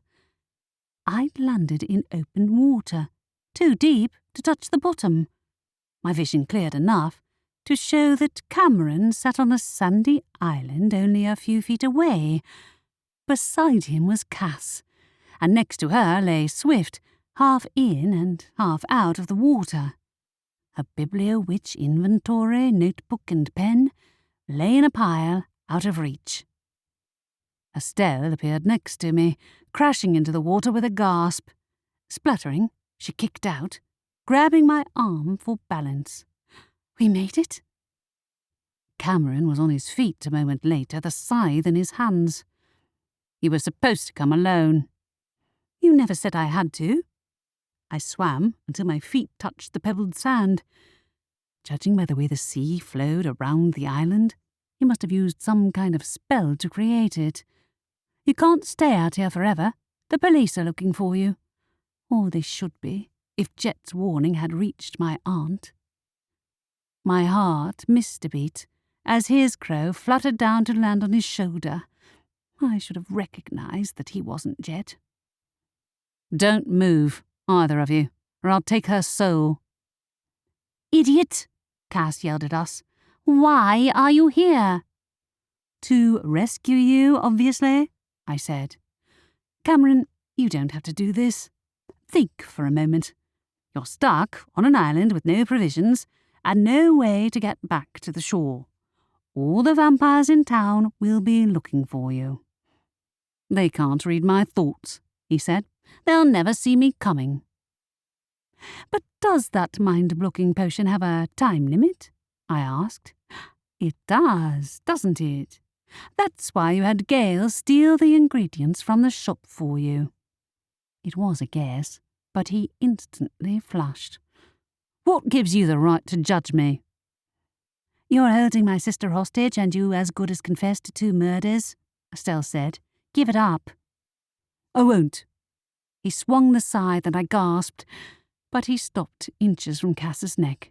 See, I'm the one in control here. But you're still afraid, I said. His hands were trembling on the scythe, and despite his confident tone, he must know I was right. He'd backed himself into a corner. You know, the vampires will take you to pieces when they catch you. There's nothing they can do to me, he insisted. Not as long as I have this. The vampire I already killed didn't see me coming. But killing him wasn't enough, was it? I said. You wanted me gone too, and that's why you took Cass. Yes, and you were stupid enough to take the bait, she shot at me. Do you want us to rescue you or not? I stiffened as Cameron pointed the scythe directly at me. Nobody's getting rescued, he said. You, Rory, get over here. Estelle gave me an alarmed look, but the threat of the scythe got me moving. Until he let go of his weapon, we were all at his mercy. Where did you even find out about the potion? I walked over to him, keeping both eyes on the scythe. Not that it's any of your business, but I read about it on the internet, he said. I stopped. The internet? Seriously? Yeah, so? He said defensively. It's better than your library. I found a vampire online who was happy to answer my questions. Did you tell this vampire your plan? So what if I did? He swung the scythe, and Estelle dodged out of the way just in time, dropping her Bibliowitch inventory in the process. Oh no. Take out the notebook and pen and throw them over here too, he said. You too, Rory. And any wands or other bits of paper you might be carrying. Cursing him silently, I dug in my pocket and tossed the notebook, pen, and Bibliowitch inventory to join Estelle's and Cass's. Swift gave a low growl, but didn't move. He was trapped too. Why'd you kill Andrew? If I was going to die, I had nothing to lose by asking. Was he the first person who stole the scythe? Both of us, he said. It was his idea. He promised to get himself turned into a vampire if I stole the Reaper's scythe. We were meant to be a team. But he faked it instead. Got cold feet. I nearly got killed by the Reaper, but he chickened out at the last minute. And then he tried to steal the scythe from me and got his own soul reaped in the process. Then you returned the scythe, I surmised. You didn't need to steal it again, or kill Dominic. It's too late now. His grip tightened on the scythe. I have to finish this. There was a flash of black feathers as a crow landed on his shoulder, and as our eyes locked, I stared in surprise. It wasn't his pet crow, but Jet. What are you doing here? It must have cost him some serious self-control to keep from speaking up and giving the game away. Jet caught my eye. Then he screamed. Cameron lost his grip on the scythe, startled, and Estelle made a lunge for her Bibliowitch inventory. She tapped a page, and Cameron flew backwards, splashing into the water. The scythe fell, and I grabbed it before it could fall into the water too. For a weapon almost as tall as I was, it was surprisingly lightweight. Like it weighed nothing, in fact. Estelle fished the other notebooks and pens out of the pile and threw Cass hers. Cass, however, only had eyes for Swift. She murmured something to him, while Estelle handed me my props back. Thanks, I said, tucking the scythe under my arm so I could return them to my pocket. Cameron emerged from the water, spluttering. You're dead, he yelled. You're all dead. I won't give it back. I won't. You will give it back, said a loud, resonant voice. A shadow fell over the water, and the blood in my veins froze. Estelle stiffened, while even Cass stopped moving, remaining close to the kelpie. Jet, meanwhile, flew to land on my shoulder. He's here, said Estelle, looking like she was about to faint. The Grim Reaper. The sea froze, every particle of water turning to ice. My teeth chattered, my hands trembling. Estelle was visibly shaking too. Then the Reaper strode across the frozen ocean. He looked like a shadow shaped like a person, moving faster than any human had the right to. In seconds, he stood in front of me, extending a hand. I held out the scythe, and he took it without a word of thanks. Then he advanced on Cameron. Estelle clutched my arm, quivering with fear. Cameron screamed and tried to run, but the ocean was in the way. The Reaper picked him up and slung him over his shoulder. The shadow, shaped like a man, turned away, Cameron still draped over his shoulder, and disappeared into nothingness. Several long seconds passed before any of us spoke. "He's gone," I said. "He just took him." He deserved it. Cass stroked Swift's long mane, murmuring to him. "Thanks, Jet." I held my hand out, and the crow hopped onto it, his little body trembling. "How do you replace his familiar?" He flew away, Rory, he squeaked. Most familiars never abandon their masters, but he did a despicable thing. "If you can find him, I'm sure Alice will be able to get him a new witch or wizard to work with," said Estelle. "Someone who isn't a murderer." "Yeah." I looked around at the sea lapping the edges of the sandy island. How do we get back to shore? The water had unfrozen, and judging by the fact that the fish swimming around us were still alive, the magic the Reaper had used hadn't done them any harm. Maybe the whole thing had been a trick. He's scarier than vampires, even Evangeline. "How do we get to shore?" said Cass. "By Kelpie, of course." "What? Ride him?" I asked. "If you do that, he'll throw you in the sea. No, watch." She whistled, and the Kelpie's ears perked up. Swift walked across the sand and into the water, the sea parting around his hooves. "Neat trick," said Estelle. "How'd you get him to do that?" "Just a little spell the two of us have been working on," Cass said smugly. "Well, are you coming?"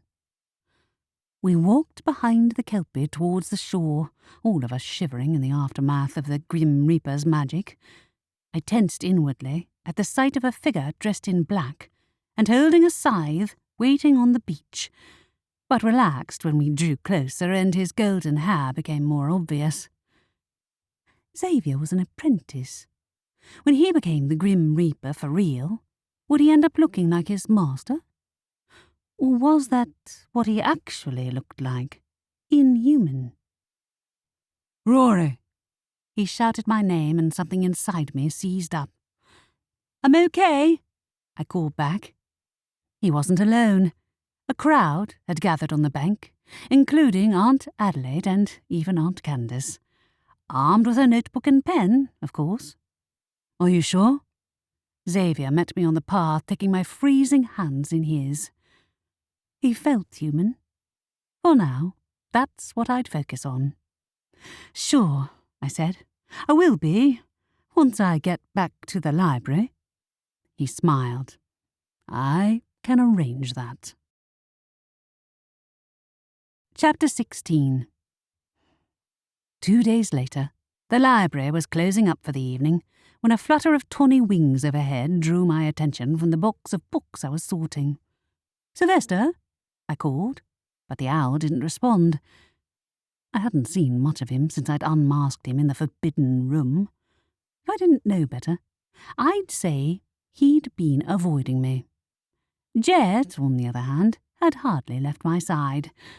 Since his frightening experience with the Reaper, he'd eased up on the chattering, though some of that was because whenever he wasn't with me, he was helping Aunt Candace in one of her late-night writing sessions by dictating the town's gossip to her. I turned on the spot, searching for the owl. "Come on, I know you want to talk to me. You wouldn't go to the trouble of making me notice you if you didn't." Sylvester fluttered down, landing on the desk in front of me. "You haven't undone your spell on the crow." "Nope," I said. "If you're jealous, give it up. I'm not undoing it." "Jealous? Never." He gave a sniff. "I'm far superior in intelligence. Yeah, well, you're the living embodiment of the library. Not all of us get to say that." I tilted my head. "Is that true? Do you know everything the library does?" He was silent, which was answer enough in itself. "Why do you still work for my aunt, then?" I asked. "How'd you end up like this, anyway? Were you ever really an owl?" "Ask your grandmother," he said, She's dead. I'm aware of that, said the owl. If that's all. I thought you wanted to talk to me, I said. Let me guess.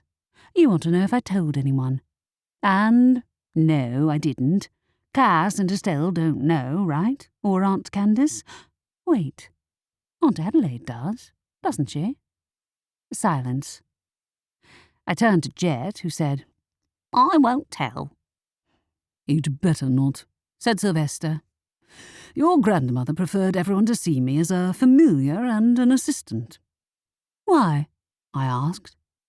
For that matter, why can we only ask the Forbidden Room one question a day? Can't we just ask you in person? He fluffed his feathers. It's impossible for one to hold the library's entire store of information in one's head at any given time, even for someone as intelligent as I am.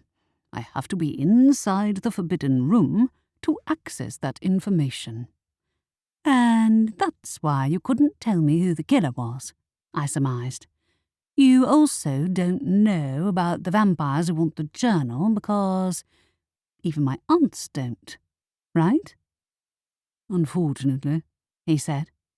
If I did know, then it would be easier to decide what to do about them.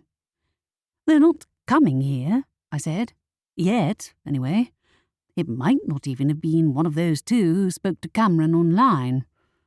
If it was them, then I hope you're making an effort to prepare yourself. Hey, I stopped Evangeline from reading my mind, I said, and I held the Reaper's scythe too. Rory's more of a hero than you are, Jet supplied. Really? Said Sylvester with a disgruntled look. I could have helped her if I hadn't been stuck inside the library. You followed me outside the other day, I reminded him. Apparently, Jet helping me take down Cameron had hit his ego hard. Ah, well. Don't worry, I won't tell a soul.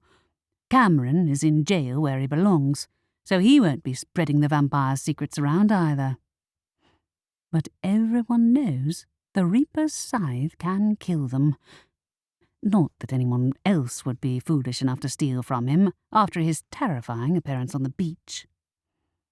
Cameron had reappeared inside the jail an hour after he'd been taken, shaking and not speaking. Even Xavier had been surprised that the Grim Reaper hadn't taken his soul after all.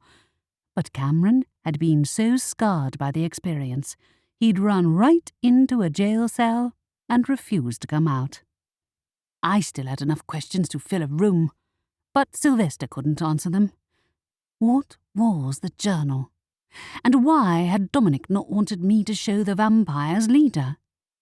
He was dead, so there was no chance of getting answers from him, but the question still nagged at me. Who are you talking to? Estelle approached with her arms full of books. Oh, Sylvester, there you are. I need to return this to the second floor. Gladly, he said, gripping the book in his talons and flying off with it. What were you two talking about? Asked Estelle. The vampires. I felt bad for keeping her in the dark about Sylvester's true nature, but maybe he'd be less keen to gang up against me with Cass if he knew I could reveal his secret at any time. Dominic didn't trust Evangeline, and I might never know why. Not to mention what Cameron said. He spoke to a vampire on the internet who told him about the potion that blocks mind reading. Doesn't that sound a bit like, well, those vampires are recruiting? Not necessarily, said Estelle. It might have been a one-off, but her tone suggested she didn't really believe it. The other vampires might not be in town, but they were still causing trouble. Lucky the Aspiring Vampire Society had permanently disbanded. I hope you're right. Villain or not, I didn't trust Evangeline. Not a bit. But they didn't matter. I had the library, and I had my familiar. Okay, he might have a quirkier personality than I'd planned for, but life was never dull. Besides, someone had to listen to the patrons chatter while they tried to make small talk with me. The library door opened, and Cass walked in, carrying a paper bag. "Oh, hey," said Estelle. "How'd it go?" "Swift is still hanging around the pier," said Cass. "I think he wants to stay close enough to shore to see me. Also, I can feed him these muffins," I added. "Nah, he's there to see me," said Cass firmly. "The water's back to normal after Cameron's spell messed everything up." "And he's in jail," Estelle added. "Was the Reaper around?" "Nope, but I'm guessing he's coming to see Rory later." I shrugged. "Probably." "You still want him, even after seeing that scary guy?" She raised an eyebrow. "It wasn't that scary," I said, and she snorted. "Anyway, life's too short to nitpick on other people's joy." "That's not what I meant," Cass said. "I mean, whatever." She walked away, after dropping the paper bag on the counter. "I guess she's not going to help us, then." Estelle adjusted her grip on her stack of books and carried them behind the desk. "Apparently not." She'd left her paper bag on the front desk, though, and when I picked up, I saw the logo for Z's Bakery. Not only was she not fighting with me, she'd also given me a muffin. Munching on the muffin, I picked up the last 2 books from the front desk and took them to the reading corner. As per usual, the academy students had left a pile of rubbish behind, but at least there weren't any posters for secret societies. There had been a brief attempt at an aspiring Reapers Society that had shut down even faster than the vampires one had. I suspected Nick's mother might have had something to do with that. While everyone knew about the theft, the Reaper's appearance had sparked a whole flurry of new exaggerated legends about what had really gone down on the beach, carried in whispers between the students. For the last 2 days, Aunt Candace had been hidden in her writing cave. Rumour had it she was fictionalising hers and Dominic's doomed love story, and that it was going to be her most epic tale yet. I hoped, for all our sakes, she'd leave the Reaper out of it. I still hadn't met the man himself.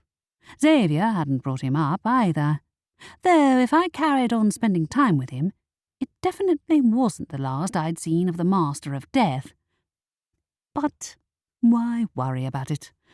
Whatever happened, we'd take it one day at a time. The door creaked open, and I got to my feet, dusting myself off. Xavier was here, which meant the end of my shift. I had a date with a Reaper.